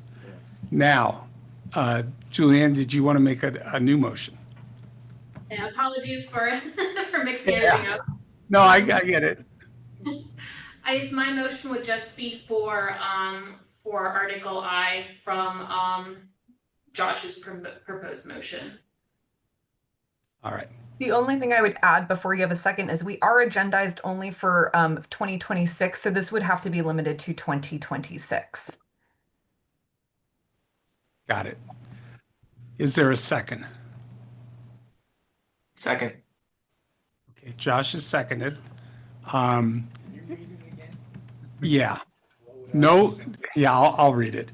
No licensing term, request, guideline, or preference of the National Conference of Bar Examiners shall cause the State Bar or Committee of Bar Examiners to refuse meaningful individualized consideration of any particular testing accommodation, nor be relied upon as a basis to deny any accommodation request that would have met the standards of governing law or the State Bar rules absent the NCBE's policies or objections. So it's been moved and seconded. Is there discussion? Yeah, I have a question. This is Vince. Maybe I'm not understanding this right. Don't we do this already? Yes, we do. Is there a need for a motion? Can I respond to that quickly? Yes. Go ahead, Josh. I think that it is not that the response to whether or not we do this is a bit subjective. I think that by passing this motion, even in the form that Julie revised it to be, it would open up a wider opportunity for us to consider something like fully remote testing instead of just remote proctoring or off-site testing. By acknowledging that we aren't going to be beholden to the NCBE's policies for their contractors. And a big part of why that is important is in part because 28 CFR 35, I know this number sounds ridiculous, but 28 CFR 35.130B prohibits contractual or licensing arrangements that would, in essence, violate something like the ADA And you know that it is a sticky issue as to whether or not the ADA could be violated by refusing to grant the request for a remote testing accommodation. But each of those, just like Donna and Jean emphasized as critically important, each of those needs to be considered on an individualized basis. So passing this motion would be a first step towards acknowledging that we take more seriously the federal charge of following the ADA than we do the charge of the NCBE, which, and I'm not sure if you guys knew this, is an organization ran by a CEO who got diploma privilege in Wisconsin, so she didn't even have to pass a bar exam. All right. Well, I would argue that the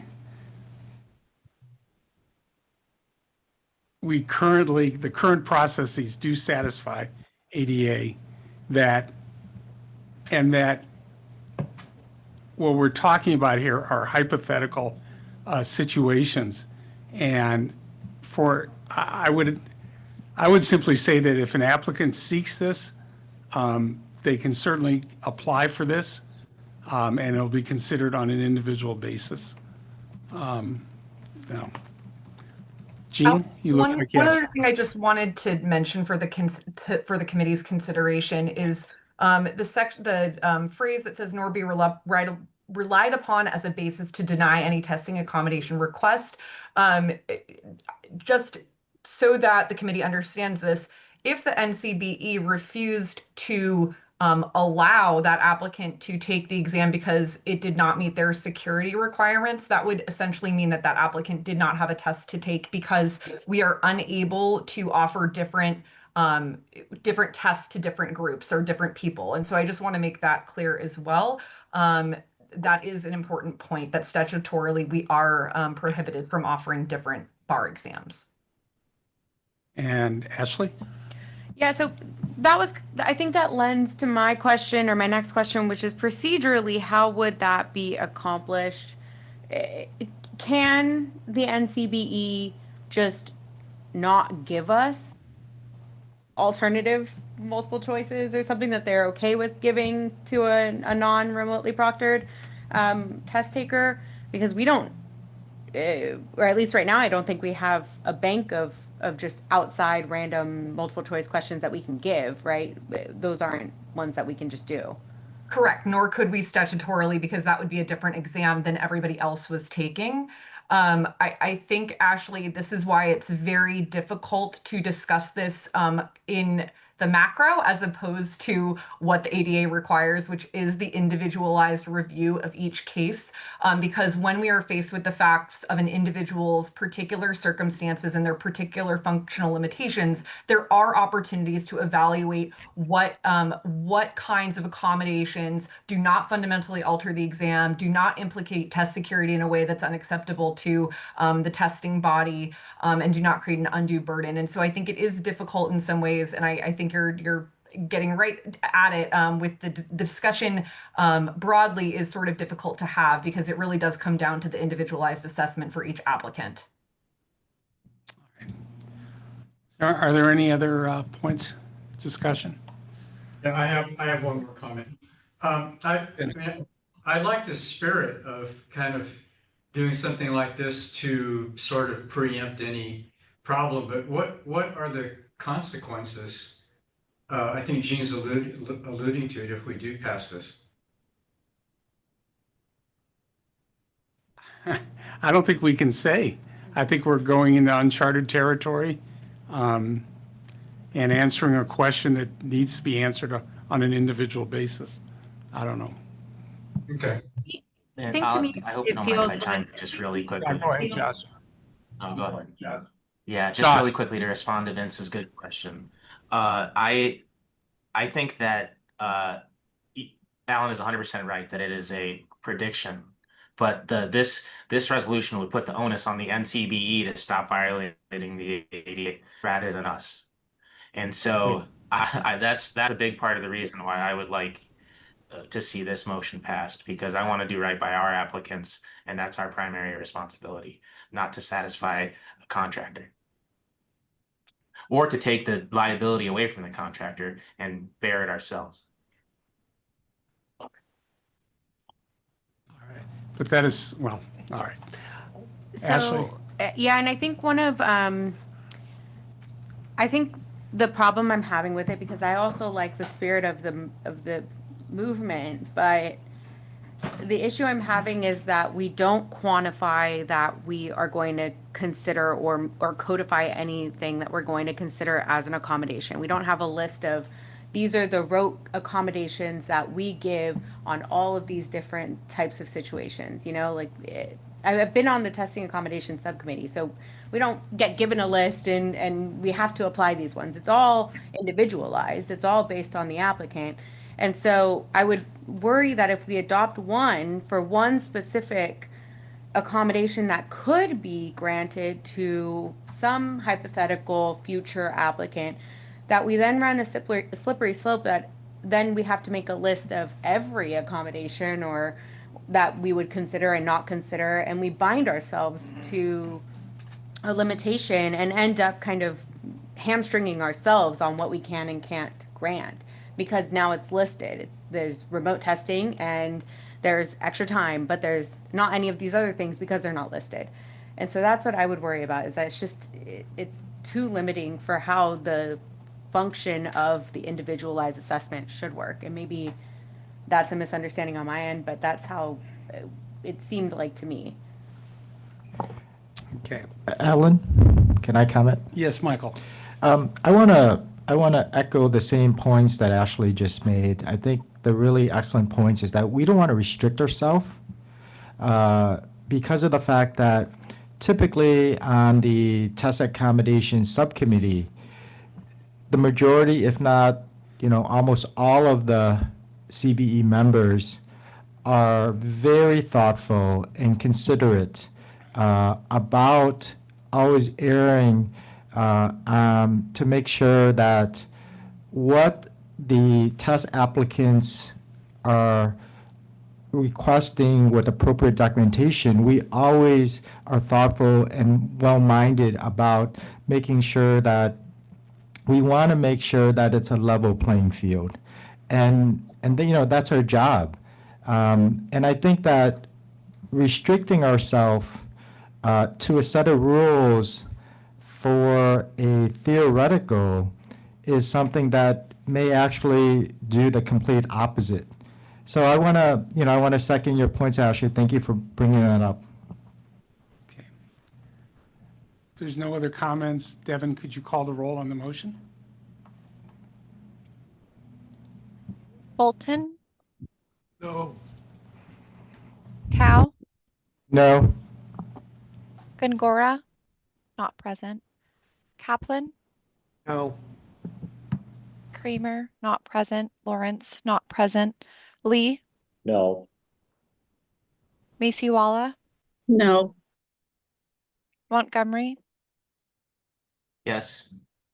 Peak, not present. Reed, No. Reyes, No. Reyna, No.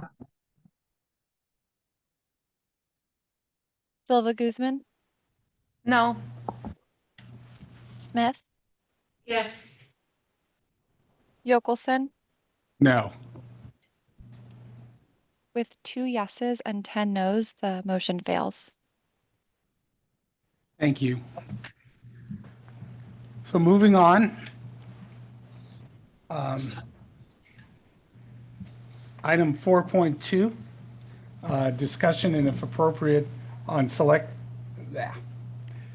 discussion and action, if appropriate, on select components of the cost benefit analysis and report required under the California Rules of Court 9.6B and AB 484 Dixon. Donna. Thank you. I'll be presenting this along with Cody Hunanian, who is our program director, who is over exam development issues. Let me share my screen.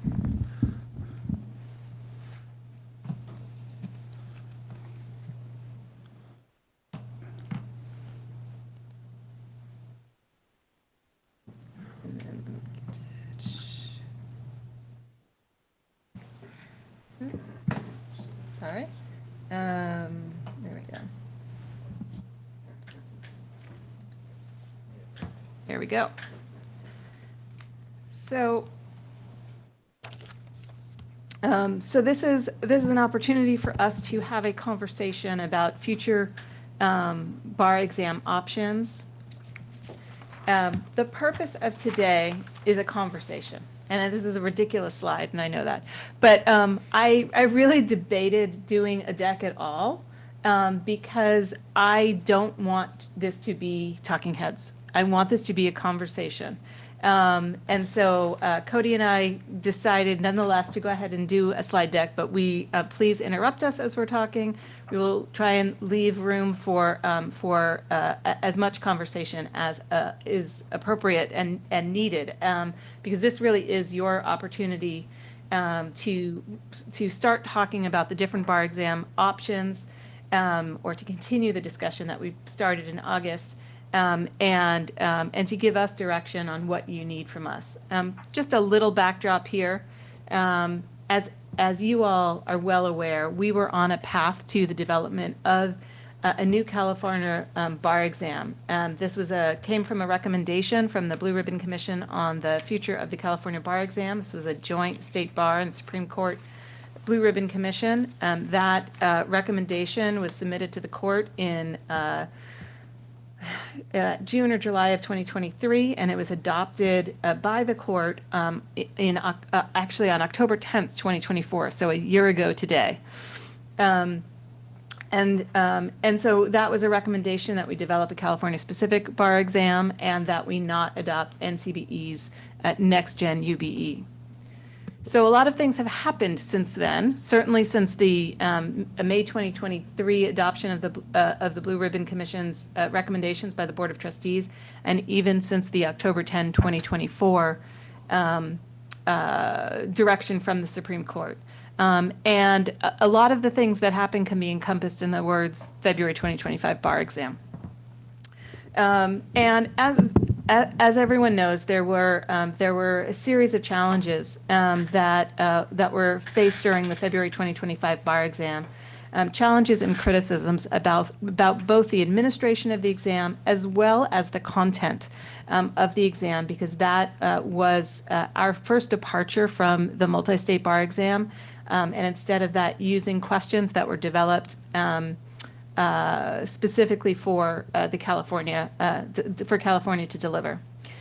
As a result of those challenges, this committee, the board, and the Supreme Court have a commitment to getting it right. This is an opportunity to apply the lessons learned and to develop new recommendations. The court is expecting us to do this, and I just say that to say because there was a written public comment that you all received that was looking at some of the options and said, well, this option isn't compliant with what the California Supreme Court said in their order, and we know that. This is an opportunity for us to think about what recommendation we should make for going forward in light of what we know now and where we are today. We are not restricted by the parameters of that October 2024 court order, and the court does not believe that we are restricted by that. They want to see your recommendations. So we began a discussion, this committee began a discussion at its joint meeting on August 14th with the Board of Trustees about 3 possible options for the bar exam. Helpfully, yes, that is the word I was looking for. Helpfully, the Supreme Court basically gave us a roadmap for how we should consider what the next bar exam should be.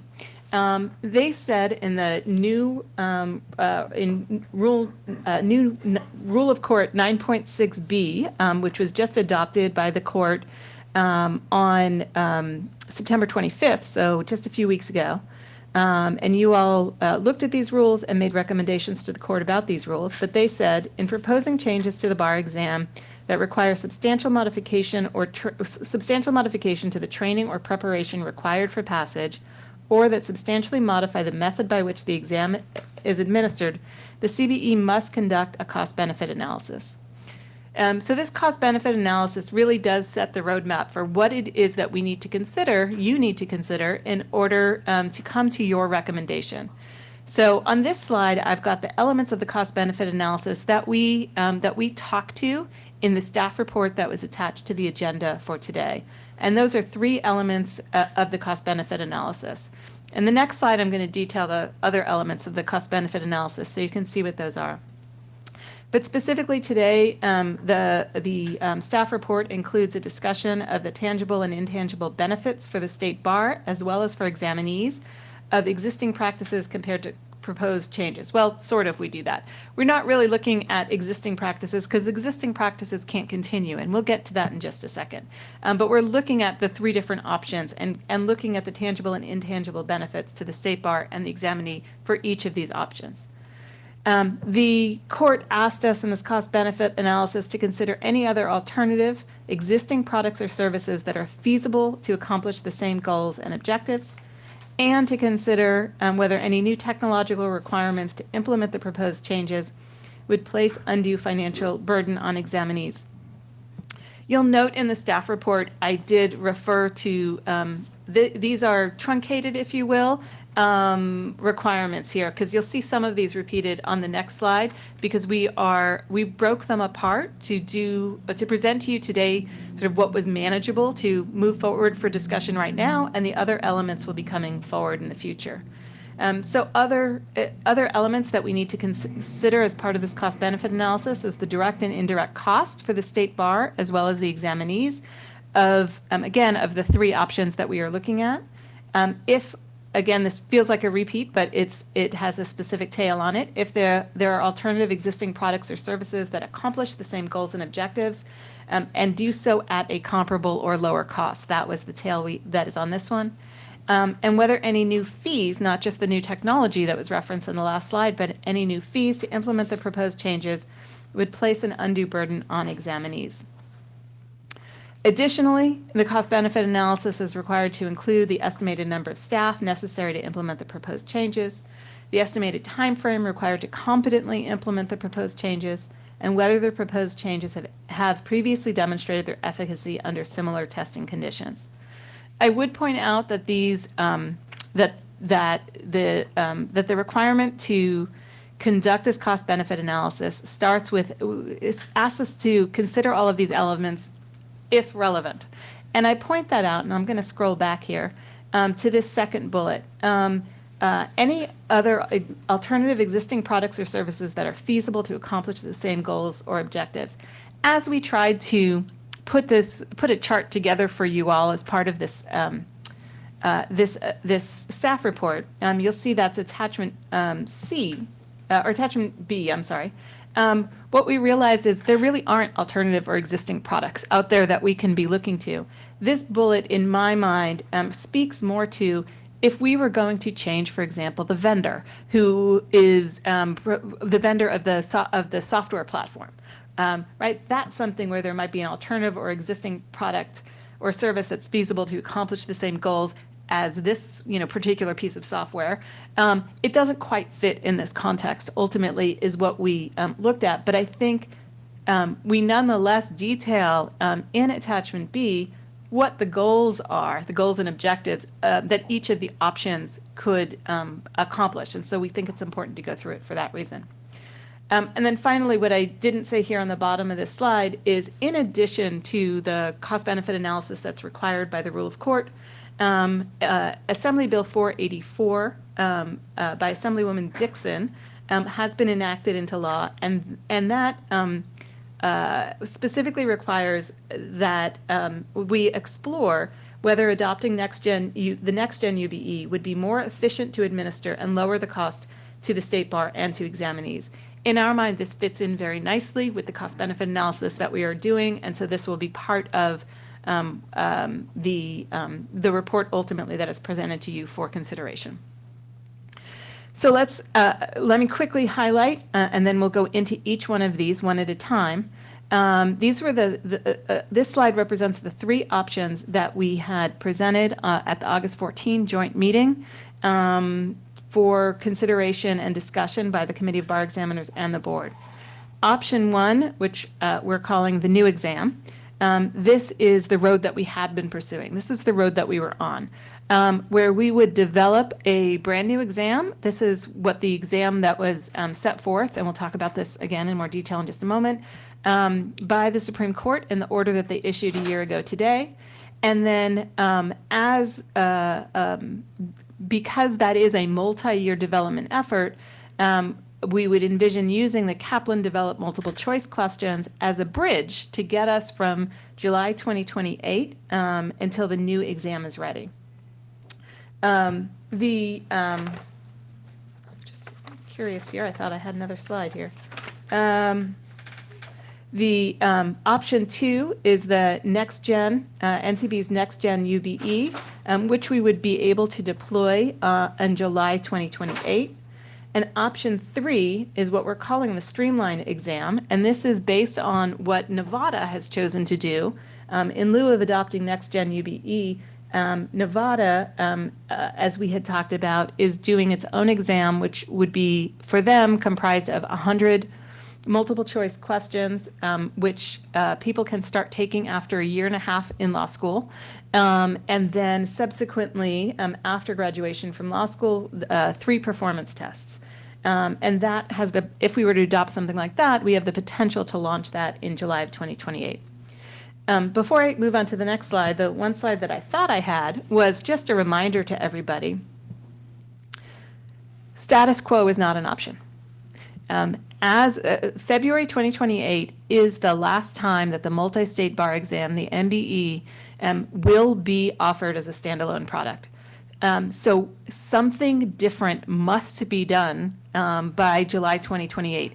The way we are doing it, we did it in July 2025, the way we're doing it for 2026 will not exist anymore. So we have to do something.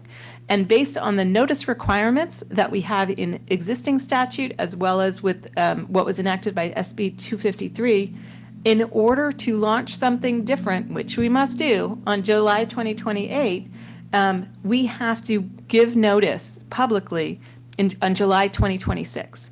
And so we have a fairly aggressive schedule that will get us to getting a recommendation to the Supreme Court in May of 2026, or making the final recommendation in May of 2026, getting that to the court in June of 2026, so they can make their order, considering our recommendations, make their order, and we can give that notice. So I always feel it's important to make sure that everybody is on the same page, that something must be different, and we've got to figure out what that is.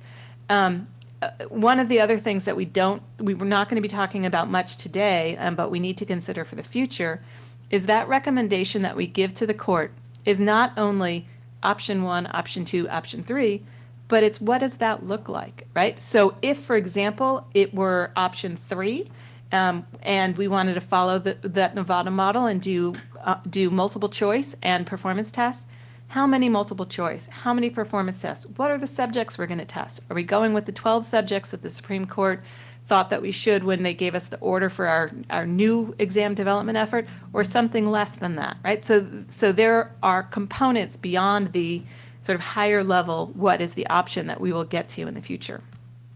Okay. I'm going to talk to the first 2 options. Option 1, the new exam, the path we were on. Option 2, next gen, UBE. And then Cody is going to talk to option 3, the Nevada plan. Option 1, the new exam at a glance. So this is the order of the Supreme Court, and I'm not going to distinguish between what the Blue Ribbon Commission recommended and what the Supreme Court ordered, but the order of the court was that we develop a new California exam. That is an exam that tests California law and legal theories and principles of general application. The idea was that there would be a significantly increased focus on application of skills and less on rote memorization, right? Less de-emphasizing memorization of the doctrinal law. The Supreme Court directed that the exam that we develop must be fair, equitable, and minimize impacts based on race, gender, ethnicity, disability, and other immutable characteristics. And that the goal, obviously, of this exam is that it tests for minimum competence for entry-level practice in California. The court asked in that order that we consider a test design that allows independent scorable parts and therefore allowing test takers to retake only those sections on which they're unsuccessful. So using our current exam as an example, this could be, that they could take the multiple choice, that the multiple choice is separate and distinct from the essay and the performance test, whether they're administered together or not, but they could be scored separately and you would have to pass each section. That's what they were getting at with that last bullet. So this is a two-phase process. So we've got a 5 or more year development effort to develop this new exam with the 12 subjects and to come up with the design of that exam. As I detailed in the staff report, the Blue Ribbon Commission did not feel like it had enough information to recommend a particular question design, what types of questions should be used. And so left that to write this development effort. We had talked about doing some kinds of innovative designs, doing a gamified assessment, other innovative, using simulations, other things that just haven't historically been done in bar exam testing, and really using the opportunity to create an innovative test for California. And so while that effort, which has not been launched in light of circumstances, while that development effort is underway, between then we would continue using the California developed multiple choice questions, specifically the questions that were developed that are developed by Kaplan Exam Services, but subject to the improved content validation processes which we have put in place, which includes the new policy that you all have adopted for the selection, recruitment, and eligibility for content validation processes, as well as adding the additional layer of subject matter expert review and the selection of those subject matter expert reviewers, again, pursuant to the policy that you all developed. In addition to those California multiple choice questions, we would have the California developed essays and the performance test, which would be some combination, frankly, of the questions that are currently in our item bank, of which there are many, as well as Kaplan is now also developing, pursuant to that original contract we entered into, Kaplan is developing essay and performance test questions as well. Those would also go through the same content validation process and also go through the same review that all of our test questions do through our exam development and grading, otherwise known as EDGE team. So that's the new exam at a glance. Let me go back there. I'm not going to go through all of the items that are listed in attachments A, B, and C, but that's where we identify for each of the options some of the tangible and intangible benefits for the state bar and the examinee, not looking at costs because that is something we'll be doing afterwards. But with regard to this option for a new exam, it does allow us a flexible and creative approach to timing of when the exam is administered, right? It doesn't have to be the last Tuesday, Wednesday in July and the last Tuesday and Wednesday in February. We could do it when it makes more sense for examinees and for the state bar. Maybe there are cheaper times to do it. It could also allow us to do it more times a year. It could give us the flexibility to test part of it during law school and test part of it after law school. Right, so it would no longer be a summative exam, but it can be exam that is sort of testing as you go along and testing the materials that you're learning. It allows the possibility for bifurcated grading that the Supreme Court had asked us to look at. It also is in precise. It would allow for precise alignment with the knowledge, skills, and abilities that we had determined based on the job analysis that California performed and the Supreme Court considered in deciding what subjects to test.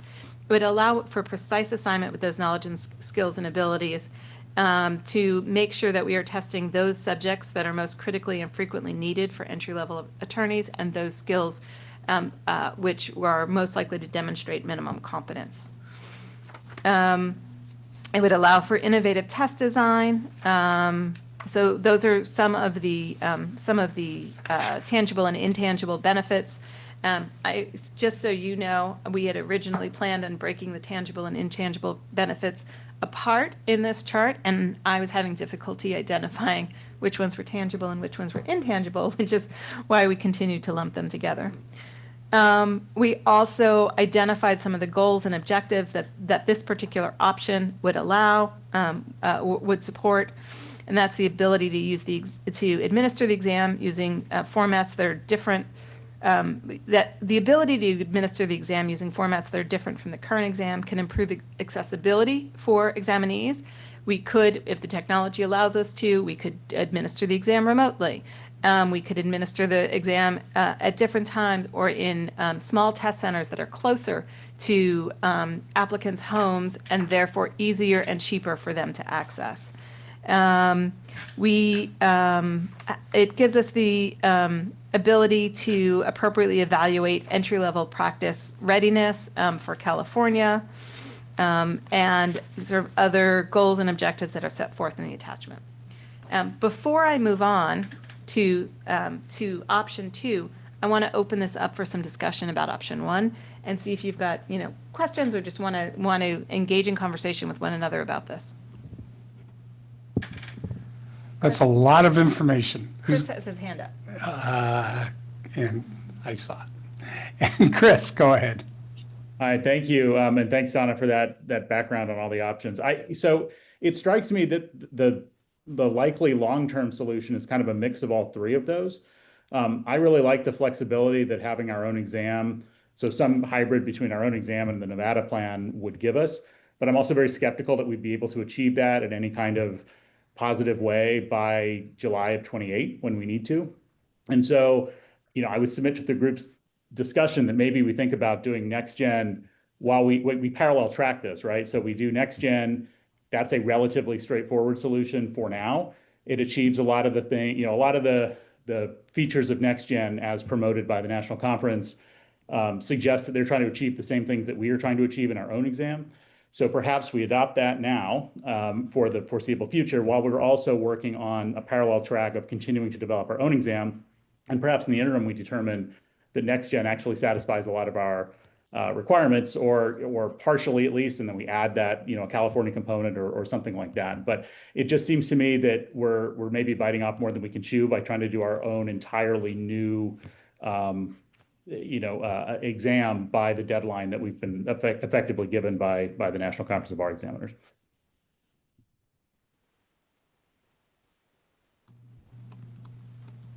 Others. I was leaning toward using NextGen as well as a bridge. The one difficulty would be, at least currently, remote testing would not be available. And that's certainly something we have to consider. Other thoughts?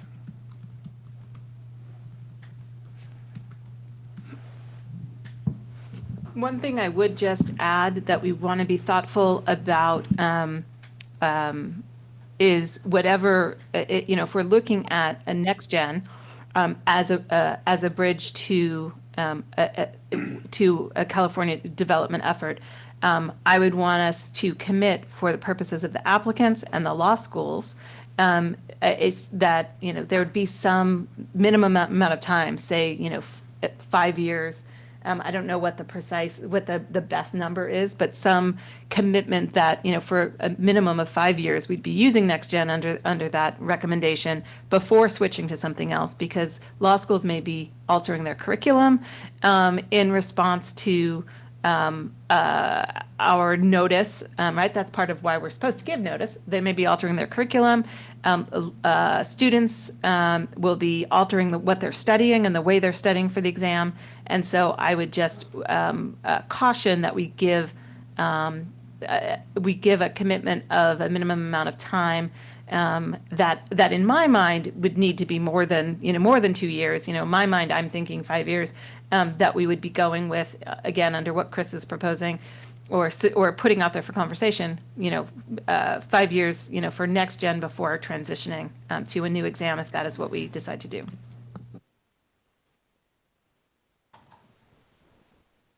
This is Julianne. I agree with Chris's sentiment that, if we can make the best bar exam there is possible, then we should aim for that. And it also gives us more flexibility as well. But that's not something that we would want to rush into either. We want to make sure we do it right. And then I guess more of a question, could we invite maybe somebody from Nevada bar office to make a presentation about their plan? I'm not sure. I think they just started, so they might not have much experience in offering it, but I guess just their experience in developing it and the things that they learned and considered might help the discussion too. Absolutely, that's something that we could do. Judge Reyna? Yeah, I think maybe a bridge with next gen might be helpful. I'm just wondering, I read all of the documents that were on the agenda. I'm not remembering at the moment. So for next gen, in terms of how it differs from, or what we would maybe add a component to for California, would it be, I'm just thinking about if we're going to bridge and add something more before deciding whether or not we wanted to go, completely developing our own test or working within this and seeing how it works. Would it be some sort of, I can't remember if next gen, because I remember it's the Nevada plan. They don't have essays. It's just PT and performance tests and multiple choice. But with next gen, can you remind me again, Donna, in terms of how our current, any additional California State Bar exam materials we could add to it to make it mirror more of ours? I'm sorry, I'm just forgetting the options. No, absolutely. There's, as Alan said, there's a lot of information here. I think that actually is a good segue to, let me turn to option 2, which is next gen, and walk through the slides on that. And I think that will help preliminarily answer some of your questions, Judge Reyna. I'm going to share my screen again.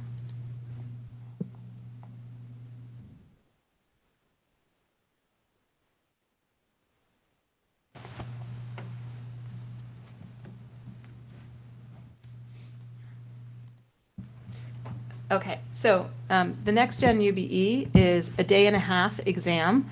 It's three-hour sections. That additional half day, Judge Reyna, is a possibility for jurisdictions to add their own local components, so they can test additional things that they think are important. It is intended to test foundational lawyering skills along with fundamental legal concepts and principles that are used in the practice of law. It also is a reduced emphasis on memorization as compared to the UBE of today, having the same goal as some of you had mentioned that we had for the California exam. It needs to be administered at in-person jurisdiction-run test sites. Again, those are things like we use today, convention centers, hotels, etc. There is no handwriting option on this exam except as a testing accommodation. There is the opportunity for the California-specific component. They have selected the vendor who would provide the exam driver. So that the testing platform supports assistive technologies and custom formats. It also allows for portability. 45 jurisdictions to date have adopted next-gen UBE, and at least for those California test takers who are from ABA-approved schools, there would be that portability option. Whether other states will allow portability for those who graduated from other than an ABA-approved school, that I don't know. That would have to be subject to negotiations and discussions with those other states. So let's talk about what's in those three three-hour sections. I know that looks very weird. I think I should have had some punctuation between those 2 threes. So each of the three-hour sections contains 40 standalone multiple choice questions, 2 integrated question sets. which is either questions that require medium-length answers or a combination of multiple choice and short answers. And then one performance test, which is either a longer written response, which is like the current performance test, or a combination of multiple choice, short answer, and a medium-length written response. There is information in the materials that I link to and that I describe in the report that talk about the types of skills that would be tested on the performance test, and the as well as in the integrated question sets. So those are the areas where you really are testing the skills and abilities as opposed to the knowledge area largely. So here's a comparison table of the 12 subjects that were recommended by the Supreme Court when the Supreme Court suggested the adoption of a California-specific exam versus what is tested on the UBE. And so I lined up the things that were matching. And you'll see basically from civil procedure down through family law, those items match. In addition, the Next Gen UBE will be testing business associations, which is not one of the subjects that we had intended to test in California. California did add administrative law and procedure, employment law, estate planning, trusts and probate, and professional responsibility. Estate planning, trust and probate, and professional responsibility will be tested among in the skills section of the of Next Gen UBE. Estate planning, trust and probate. It is not clear at this point if it will go beyond the skills section, and it appears that in the skills section for now it will be provided with resources. So you're not going to be required to address this from recalled knowledge, but based on the resources, the legal resources that are provided. Professional responsibility, on the other hand, though it is not listed as a subject for the foundational foundational legal principles, it is nonetheless it's tested as part of the skills, but the applicants are required to apply recalled knowledge. So they're not being given the legal resources for professional responsibility, but they are to apply the knowledge that they have in the integrated question sets or the performance test. And so so there is a little bit more alignment because with the professional responsibility subject. The skills and abilities are largely identical. They certainly match up if you try and put them side by side. One thing that we are testing in California is litigation skills, or that we were asked to test in California was litigation skills. But the other ones largely line up. Legal writing, legal research, investigation. Right? You saw we have research and investigation. NextGen has legal research and then separately investigation and evaluation. We have issue spotting and fact gathering. They have issue spotting and analysis, et cetera. And so that's a description of that. And let me, I know Michael has his hand raised, so let me turn to Michael. Well, thank you, Ms. Herskowitz. I just have a quick question, and this is because I actually don't know the answer on this. For the Next Gen UBE, they'll be adding family law, but I think California, we're famously different as to family law. So I'm just a little bit curious as to how that would be addressed if it's a very traditional common law, family law section, or they try to mix and match, or what we have, because I assume we're going to get questions on that particular point.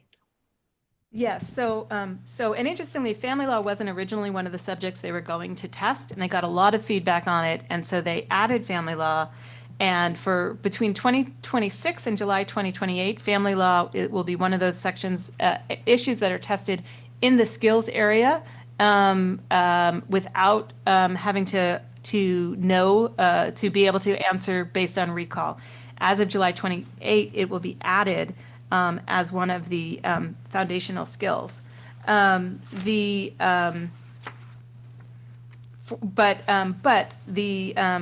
But what they're testing are the legal theories and principles of general application. And so it won't be California family law. it would be the legal theories of general application with regard to family law. So that would be very different. I wouldn't expect them to be testing community property, for example, since I was going to go back to my law school days and say, since community property, California is one of 7 states that have community property. That was 30 years ago. I don't actually know the answer to that. So it would be different. And that's the opportunity, right? If California, depending on what areas that you recommended that the court wanted to say, here are some areas that we think are really important. These are foundational concepts and principles that we think people should know for minimum competence. People should be able to recall, whether it's employment law or administrative law and procedure, estate planning, trust and probate. Those are things that could be put uniquely and specifically in the California only half day, or there could be a decision, yeah, it's great that we're testing general legal theories of civil procedure, but I want to also test California civil procedure, right? So it could even be a subject that's tested, but we want to test California specific, and so that could be something that is built into that subsequent day. I will not go over because you've seen it. It's posted. But again, we did lay out some tangible and intangible benefits for the state bar and examinees for this option 2, adoption of the next gen UBE, as well as goals and objectives that selection of that option would accomplish.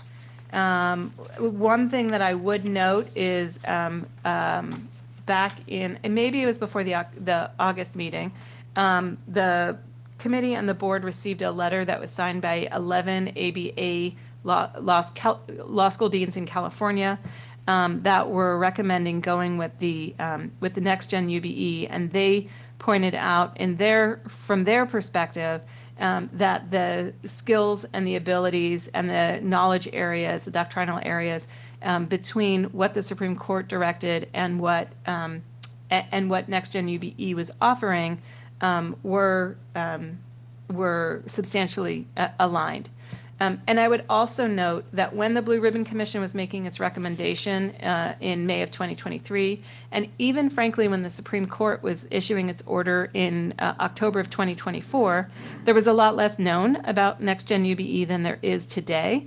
I provided links in the materials to some of the resources that have recently been published, including the content scope outlines for each of the issue areas that are going to be tested, which include those areas that people are expected to know from recalled knowledge versus those issues that people are going to be expected to spot the issue, but not to recall from memory the particular issue. So within each content outline, it divides it up between those things that you're expected to know and those things that you're expected to be able to spot.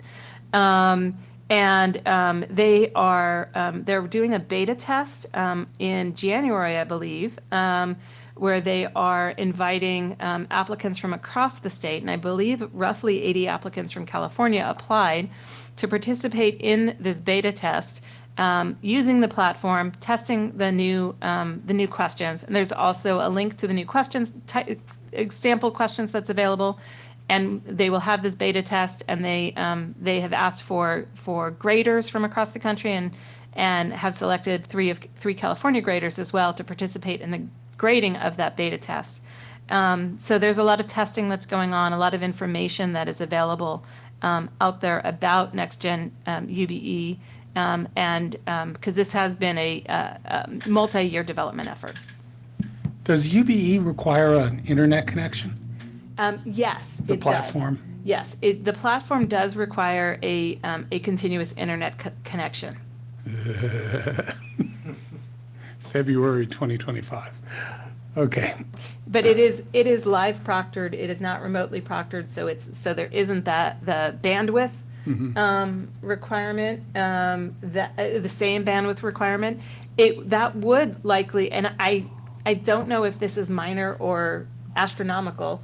It would require us to as part of our contract with the hotels and the convention centers to pay for internet for the exam rooms. We don't currently do that, so we would have to ensure that there was, and I'm certain that there are specifications about the internet speed that we would have to have in order to support that. So there would be an extra cost for administration in this capacity. And we would, as we have said in the past, administration of the exam fully in person in these kinds of test centers is the most expensive way to administer the exam. The questions are, in this instance, unlike today where we have hard copies of all of the materials, with the NextGen UBE, the materials are all loaded into the platform, and so there are no hard copy materials, so there wouldn't be the printing cost, so there would be that offset. Judge Reyna? Yeah, so just to confirm, NextGen has no remote options. It has no remote option. Not at this time. They have not ruled it out forever. They have said that they don't currently believe that they believe that the remote option would impair the security of the exam. But as technology improves, that is something that they will consider to look at. What is the cost? The cost, I'm trying to remember this exactly. So the cost for NextGen, so currently we pay $72 per examinee for the MBE. The cost for the full NextGen UBE is about $150, maybe it's $152 for $153, I don't remember precisely, but it's right about $150 per examinee, and then there's a $149 technology fee that's intended to cover the cost of the platform, as well as the technicians that they would have available on site. That is akin to the $153 laptop fee that we currently charge for the exam. And this is going live in 2026, you said, for July? Yeah, so it goes live in July 2026, and there is a breakdown in the staff report. Let me find it here. So there are 10 jurisdictions that will be launching in July of 2026. 13 will go to NextGen in July of 27, another 3 in February 28, 18 will transition in July of 28. There's one state that has indicated that it will transition to NextGen, but hasn't indicated the date.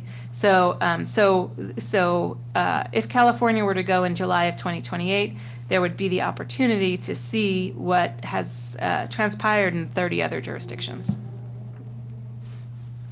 And as I recall, when I went to the national conference meeting earlier this year, they were saying that it's local graders. In other words, California would be grading its own exam. Is that correct? That is correct. They would be providing grading rubrics. They would be providing training for the graders. The NCBE would grade the multiple choice. As I mentioned, there are 40 standalone multiple choice in each of the 3 sections. They would grade the multiple choice. Our local graders would grade everything else based on their rubrics. NCBE would do the equating and the final score. Final scoring would come from be provided by NCBE to us, and then we would obviously announce those results to the applicants. We would still have to do our own standard setting to decide what the cut score is for California. Every state has the ability to set its own cut score. Judge Reyna, did you have? Yeah, I just wanted to follow up. So it's 45 jurisdictions. Are those just independent states? Is that all the United States? I'm just kind of curious if you know. It is, so it includes states, but it also includes, I believe, in that list, Northern Mariana Islands, Guam, I think maybe in that list of those jurisdictions that have adopted.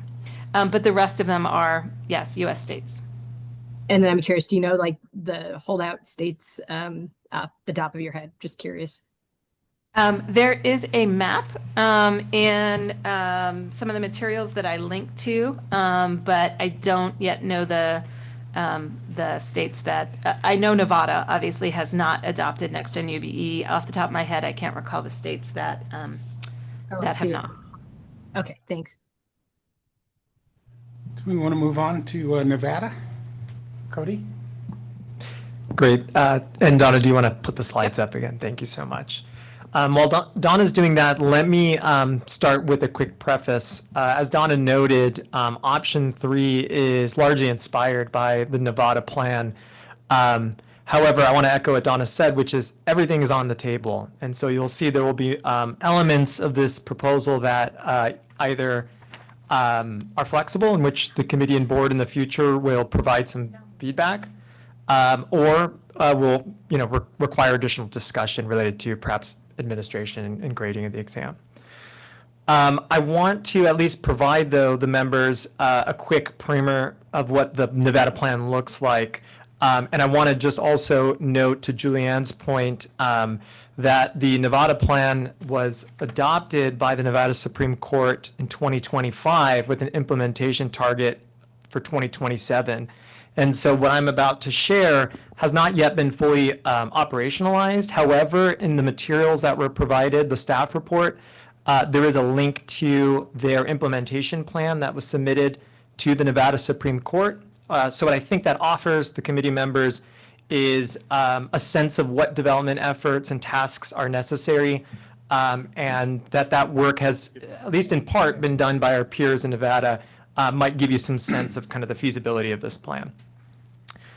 So with that, let me just briefly describe what the Nevada plan is, and Donna did a good job at quickly touching on some of the main points, but the makeup of the plan is 2 examinations, distinct examinations, and a supervised practice requirement.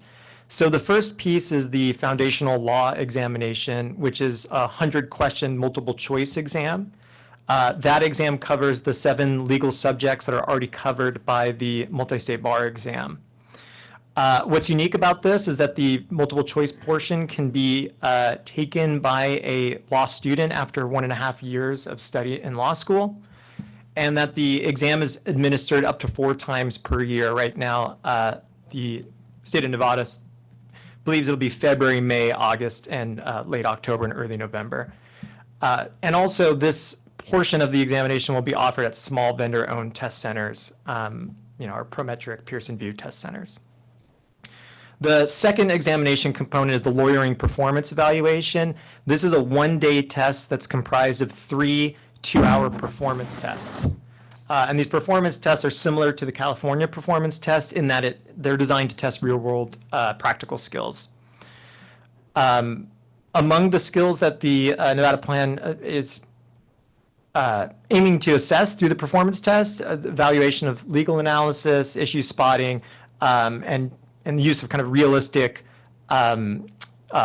lawyering materials like transcripts, emails, and client documents. So again, it looks a lot like our existing performance test. This piece of the examination can only be taken after law school.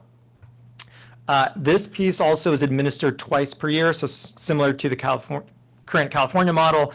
It's administered in January and June, and it's conducted in large state-operated testing sites, kind of like our current conferences and other large venues. The third piece and the third requirement to receive licensure in the state under this plan is the supervised practice requirement. What that looks like is 40 to 60 hours of supervised practice. This can be completed either through externships or clinics while someone is still in law school, or can be completed post-graduation under a supervised practice. There is, again, in the materials provided, a list of the tasks that an individual must complete to satisfy the requirement under the supervised practice requirement. But just to give you a taste, some of them include client interviewing, document drafting, negotiation, and research. There is kind of a second component to the supervised practice requirement. There are these set of self-directed tasks, things like speaking to a peer in the legal profession about professional responsibility, courses or tasks related to attorney wellness. And so there's kind of a part A and part B, with this second piece being self-driven, self-directed. All of this is scored using the support of standardized rubrics and a plan for training supervisors, all of that to ensure the reliability.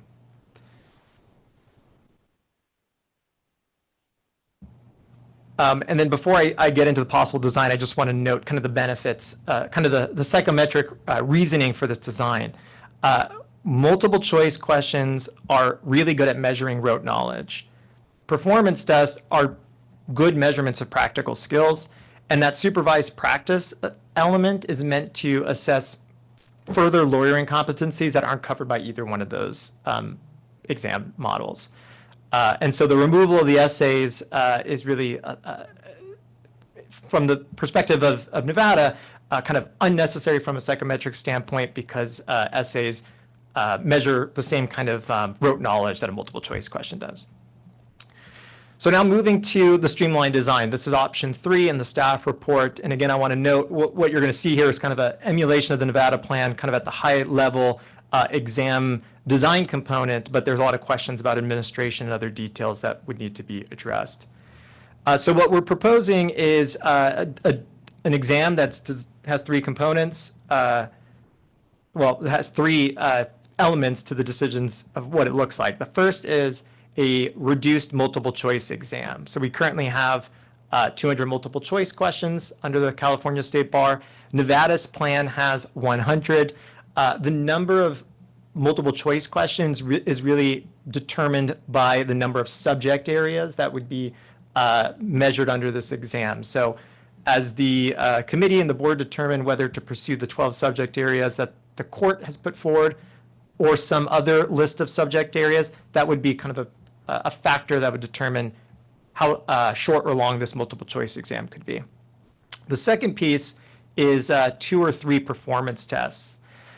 What determines the number of performance tests that could be administered is whether or not the multiple choice and the performance test component are administered at the same time.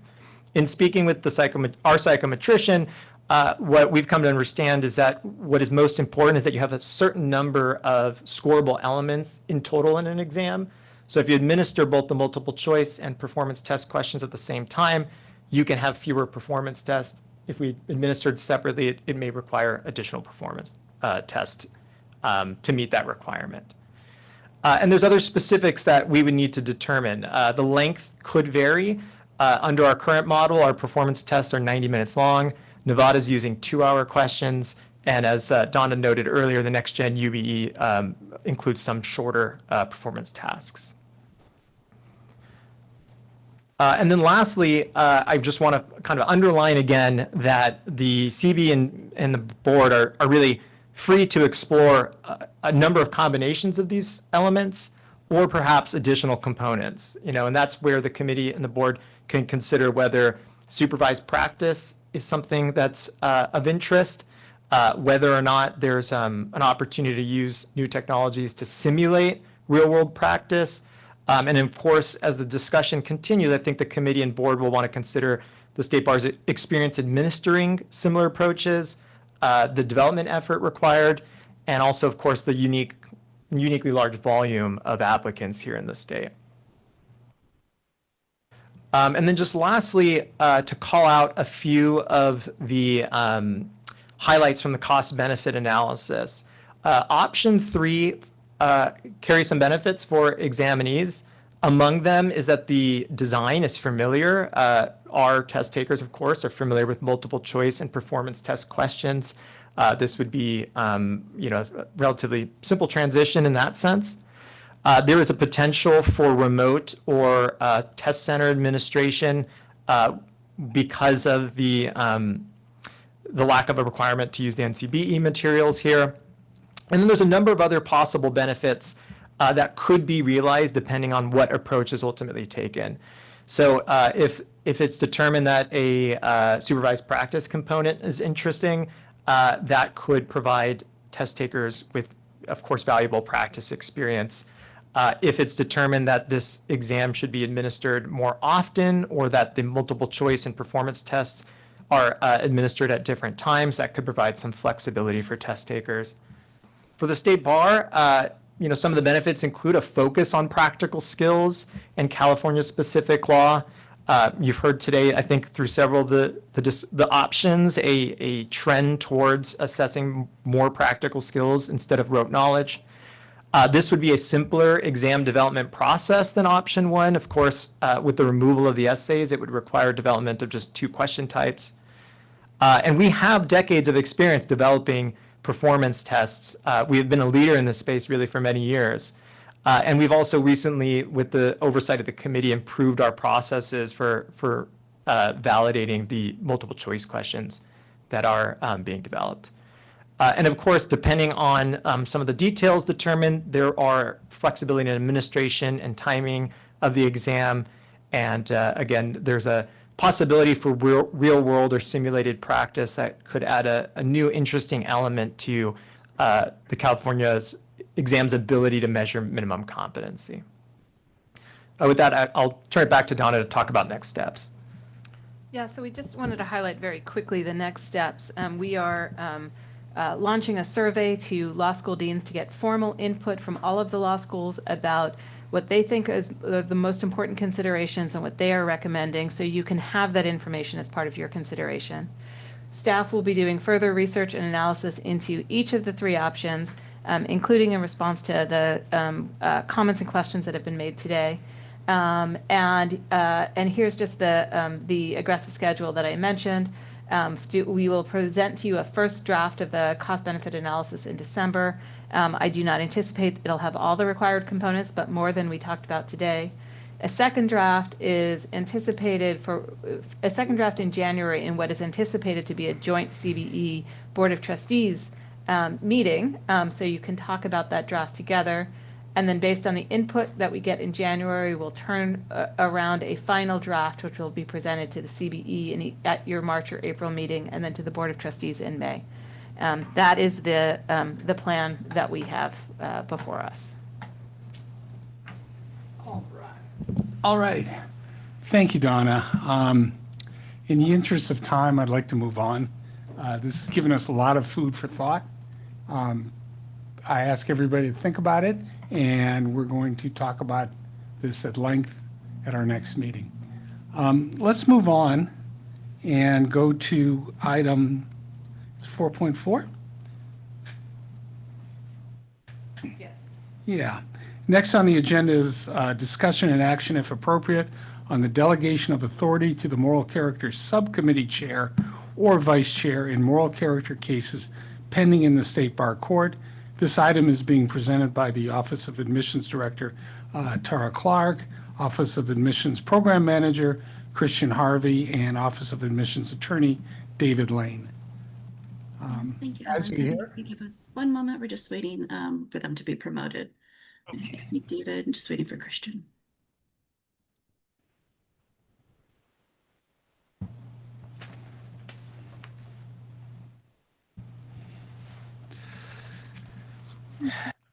Be able to promote her, Devin?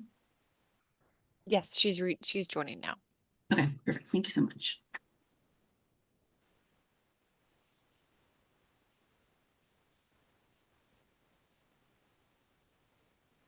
There she is. So Good Christine, afternoon, everyone. Can you hear me? Yes, we can. Go ahead. Hi, So Christian. Hi, Alan. This item concerns moral character cases that are reviewed by a state bar court after an applicant receives an adverse moral character determination from the Committee of Bar Examiners. In those proceedings, the Office of Chief Trial Counsel represents the committee.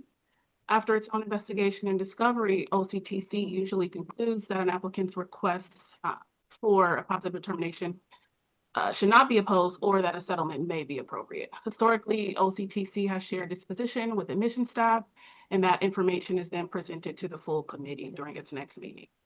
The challenge that we're facing here is the timing, since the committee meetings are usually 1 to 2 months apart, which delays OCTC's ability to move forward with the case and the applicant's ability to receive a timely resolution. So to avoid these delays, staff recommends delegating settlement authority to the moral character subcommittee chair or to the vice chair when the chair is unavailable. The chair would then report any actions taken at the next committee meeting. This delegation would allow settlements to be handled promptly and consistently without requiring special meetings or case-by-case authorization.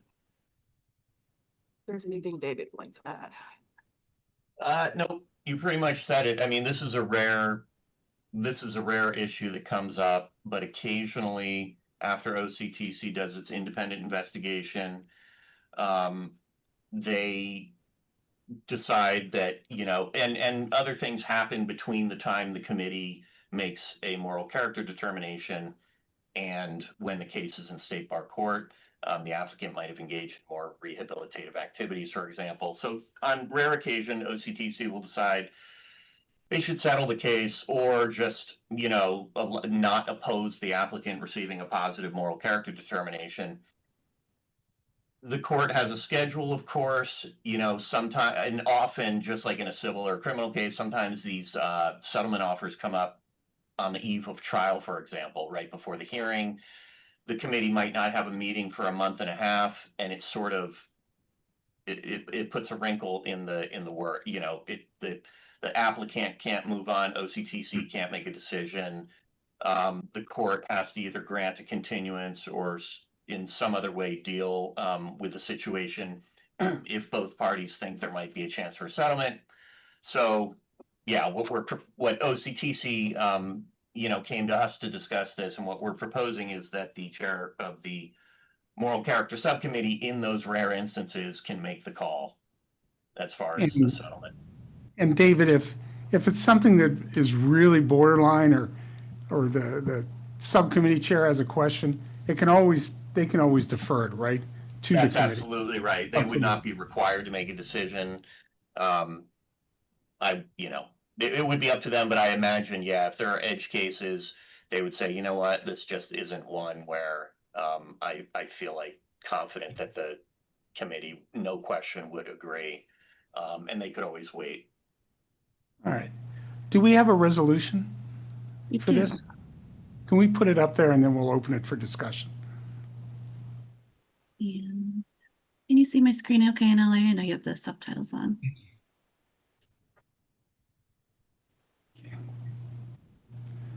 All right. Is there any discussion on this? Any thoughts before I ask for a motion?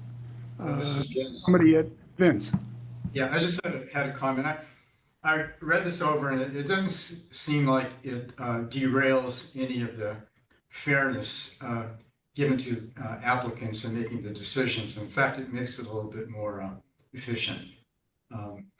So with that, I would move the motion. Okay.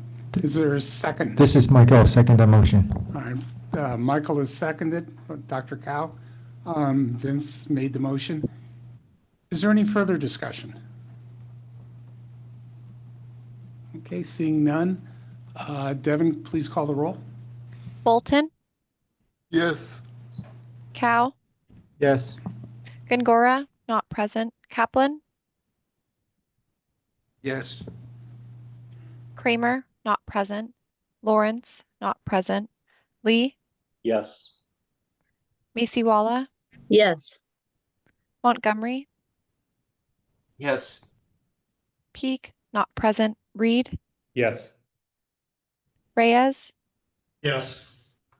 Reyna, Yes. Silva Guzman, Yes. Smith, Yes. Yokelson. Yes. With 12 yeses and 0 nos, the motion passes. Thank you.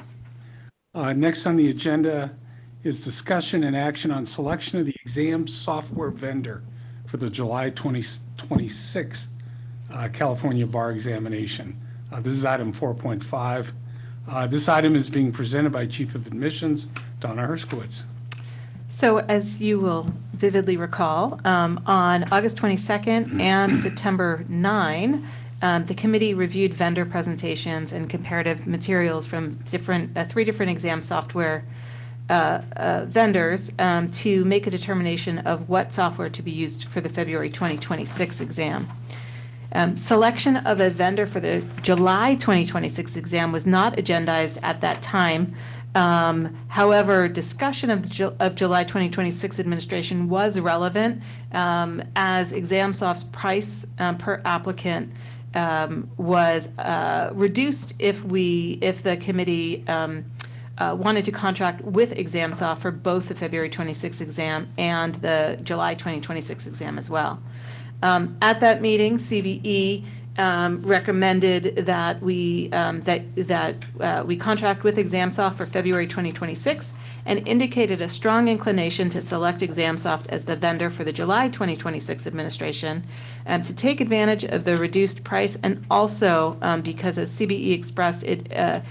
They didn't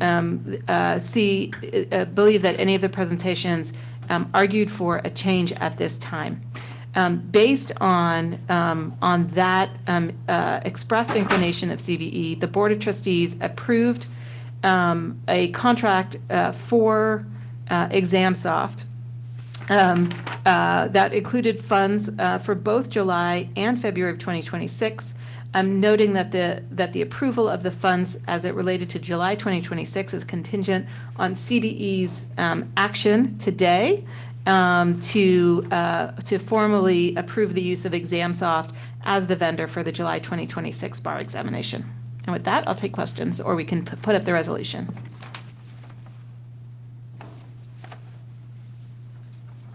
All right, seeing no questions, can we put the resolution up?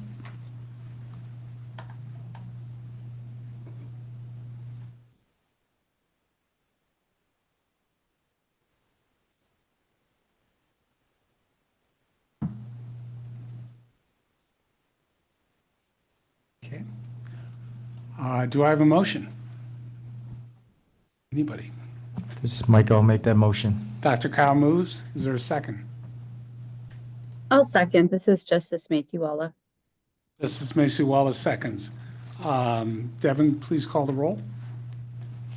Bolton, Yes. Cow, Yes.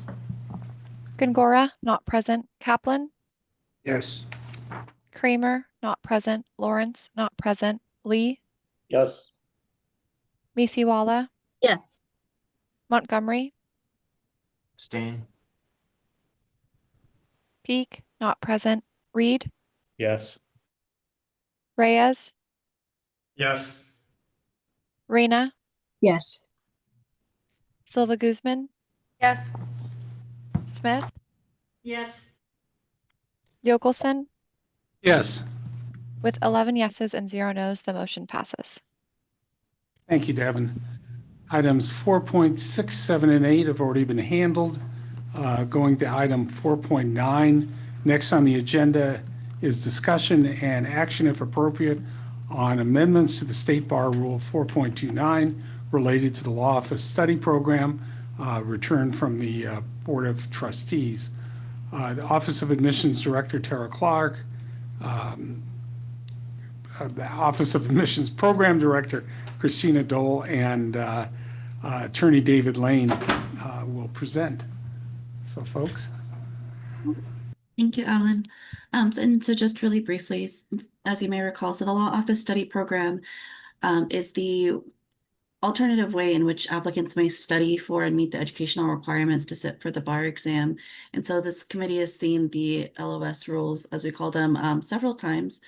Most recently at the board September meeting, they asked the committee to reconsider the in-person hour requirements. And so the rule revision put forward was at least 10 hours of the required 120 synchronous hours. And so the board had requested that the committee consider between 30% or 50% of those hours being in person. We did meet with our working group. And so Ashley, if you do have anything to chime in, please feel free to interrupt us as you'd like.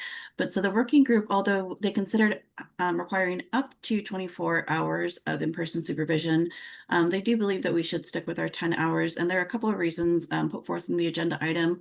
So just to touch on those. So this is a non-traditional pathway for students. I believe you also heard that today from one of the schools that they're trying to establish. requiring more in-person hours could require travel, being away from home, being away from professional responsibilities as well. And additionally, the law office study program is a bit more tailored and individualized for these applicants, since it is typically more one-on-one versus a law school. And I believe also as noted in our agenda item that several of our regulated schools have moved to either hybrid or fully remote programs. So this would be in line with the educational landscape in this area. I believe if you open the agenda item, I can show it if you'd like. It's a bit long. Some of the recommendations, if you'd like to see the hours for the board. So if you do want to consider the board's request of 30%, that would be 36 hours of the 120, which would be about 4.5 8-hour working days. And let me see if Christina, David, or Ashley would like to add anything. I just want to emphasize that the old rules required 120 hours per 6 months in person. The new rules would still require 120 hours of direct person-to-person, synchronous is what we call it. It's just you could do most of that online. And I know that's what Tara just said, but I just wanted to just make that perfectly clear that it would be the same number of hours where the teacher, as it were, the lawyer, the judge, is talking directly to the student. Anything to add on to that? You're setting the minimum for the in-person hours. They can always, between the student and the teacher, decide if they're more required. There's an event or something they'd like them to be. It can always be more. You're just setting the minimum threshold of that 120 hours. How many will be in person? And the advantage of that is to remove the burden of commuting, going back and forth. People are otherwise working. People in these programs often have day jobs and are otherwise working, and so this makes it much easier on the applicant or on the student. Is that correct? Right. It's providing more flexibility and then more closely aligning, we think, with the traditional law schools as well. So what are our options here? I think it's easiest if I show you the resolutions. So there are 3 options in this case. So it's, let's see, did it show? There we go. Okay. So the first option is if you do agree with your working group and sticking with the minimum of the 10 hours, then you're well within your right to do so. And then this would be transmitted to the Board of Trustees again for their consideration. And then they would decide whether or not to transmit them to the Supreme Court for approval. If you decide to go with something less than the 30% of what the board requested, so between 10 and 36 hours, then it would also go back to the board for consideration, and then it would have to go out for public comment because that is a substantive change. And since this has gone out for public comment before, we would ask for it to be a 45-day period. And then finally, if you were to choose between the board's requested 30% and 50%, the 36 to 60 hours, the committee could put these rules out for that 45-day public comment period without going back to the board at this point. However, after the public comment period, these rules would come back to the committee and then the board. So Tara, if I could continue for a bit. If I could just comment on option 1. So when we were presenting these rules to the board asked what was the committee's rationale for limiting the physically in-person hours.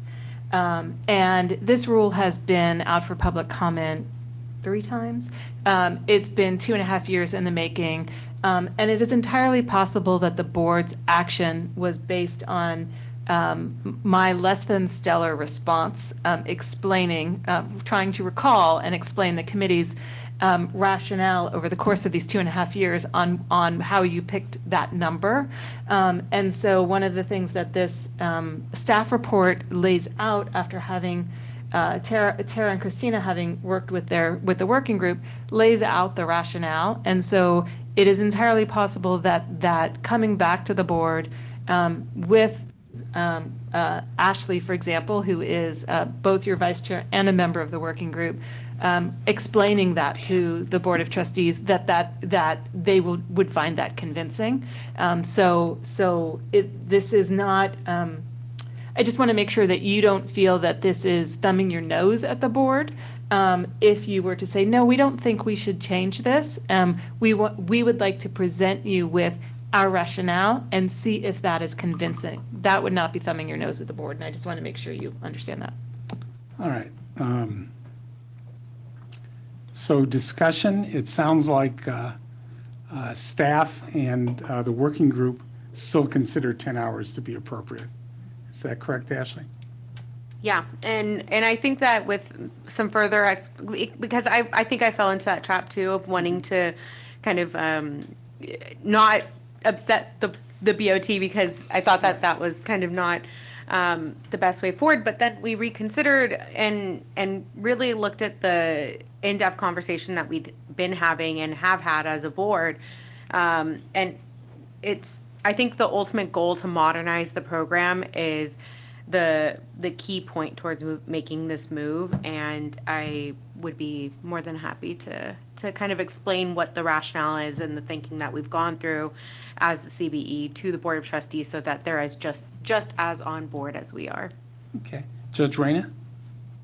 Yeah, I just want to, when I first looked at this, because correct me if I'm wrong, but it's 10 hours, which would be, and that's per 6 months, would have to be in person, right? Over Correct. 6 months. Mhm. Right.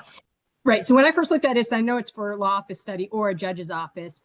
For me personally, I was like, oh, I would want an extern or a person under me to be in a lot more than just 1 or 10 hours every 6 months. But what I'm hearing and confirming now is whoever that's established with the law office study, that's for them and the person there to establish. The minimum is just 10 hours. If the law office or the judge or whomever wants to make it more for whatever reason they can, it's just this minimum of 10 hours or a little over 1 day in 6 months to qualify for the program. Am I You're setting the minimum. Yeah. right? Okay. All right. Thank you. I just wanted to confirm that other, depending on where they are, it could be more. Sure. I think Tara just wanted to. Vince or Julianne? Julianne, what was the rationale from the board for why they wanted 36 hours? So I might throw it to David and Donna, but after I wasn't present, but I did listen to it. And so it seemed like, and this is just my takeaway, there may have been some confusion about the law office study program because it was put forward as we have before with the practical training of law students of PTLS, and which that one is where the applicant is actually under the supervision of their attorney engaged in the practice of law, where this is strictly the study program. So I believe that the first comment that was made regarding the in-office hours was more so that new attorneys should be in the office, get their hands on more. So that's where that confusion may have been. But I think even after hearing from Donna and David that that some of the law schools do have completely remote options, they still just felt that some in-person requirements are better. And to just clarify as well, the synchronous hours, it's remote video participation. It's not like they can just be on the phone and not see them and not be engaging with them. The intent is that they are actually engaging with the student at that time. Thank you. Michael? Well, thank you, Chair Yokelson. I'm having a little hard time understanding this action item. So regarding this change in this program, are what we are talking about that there's a set number of hours that the student would have to take for this program for the 6 months? That's X number, and then we're discussing about the minimum number of in-person. Is that just what we're talking about? That's correct. And the options are we setting it at 10 hours at that number, or are we going to a higher number and options 2 and 3 are higher numbers? Correct. And so Okay. option 1 is what the committee had previously approved. Option 3 is the range that the board had asked the committee to consider. And then option 2 is that middle range. We didn't consider more than 60 hours just since the committee had previously approved the 10 hours, but obviously that is within your options as well. And do we know which hour limit is in line with what we require of law schools for in-person? So it's my understanding that some of the programs are actually completely remote, so. Okay, so, Correct. so, Yeah, and again, we're not talking about the number of hours required to meet the educational eligibility requirement for the exam. We're just talking about the the portion of those hours that have to be physically in person or not. Yeah. thank you. Are there any other questions? All right, I think what we'll do is I'll ask for a motion on option 1. If that passes, that'll be the end. Otherwise, we'll go to succeeding options. So do I have a motion to adopt option 1? This is Michael. I'd like to make that motion for option 1, and I also want to say thank you to our vice chair for putting in the extra time in the working group and also representing us. Thank you. Thank you. And I'll And- second that motion. That's Justice Masiwala. All right, thank you. Dr. Cow moves, Justice Masiwala seconds. Is there any further discussion? Seeing none, Devin, please call the roll. Bolton, Yes. Cow, Yes. Gongora, not present, Kaplan, Yes. Kramer, not present, Lawrence, not present, Lee, Yes, Masiwala, Yes. Montgomery, Yes. Peak, not present, Reed, Yes. Reyes, Yes. Reyna, Yes. Silva Guzman, Yes. Smith, Yes. Yokelson. Yes, With 12 yeses and 0 nos, the motion passes. thank you. Item 5, staff report. In the interest of time, I will pass on offering a staff report today. All right, thank you. There We we all go. thank you. Before we go on, because I think we're about to head into closed, I have become aware that there is a record correction that we should make for item 4.5. I believe member Josh Montgomery was listed as an abstention, but Josh, could you confirm you were actually recusing yourself due to a potential financial or personal interest in that decision? Is that correct? Oh, yeah, that's right, Gene. Thanks. Great, thank you. So if he could be noted as a recusal as opposed to an abstention, Devin, for the record. Thank you. Thank you, and thank you, Josh, for picking that up. Okay. Where did I go? The committee will now move to closed session pursuant to Business and Profession Code Section 6206.7 C3 and 4 and Government Code Sections 11126C1 E2 and E2A1B little I. So we're going to go into closed session. I anticipate close to an hour, and then we will come out and report any action, and that will probably conclude the open portion of the agenda. And just to clarify, so that's closed session for every item that's on the closed Yes. session agenda with the exception of 3.1, 3.2, and 3.9, which were done earlier. Yes, thank you, Donna.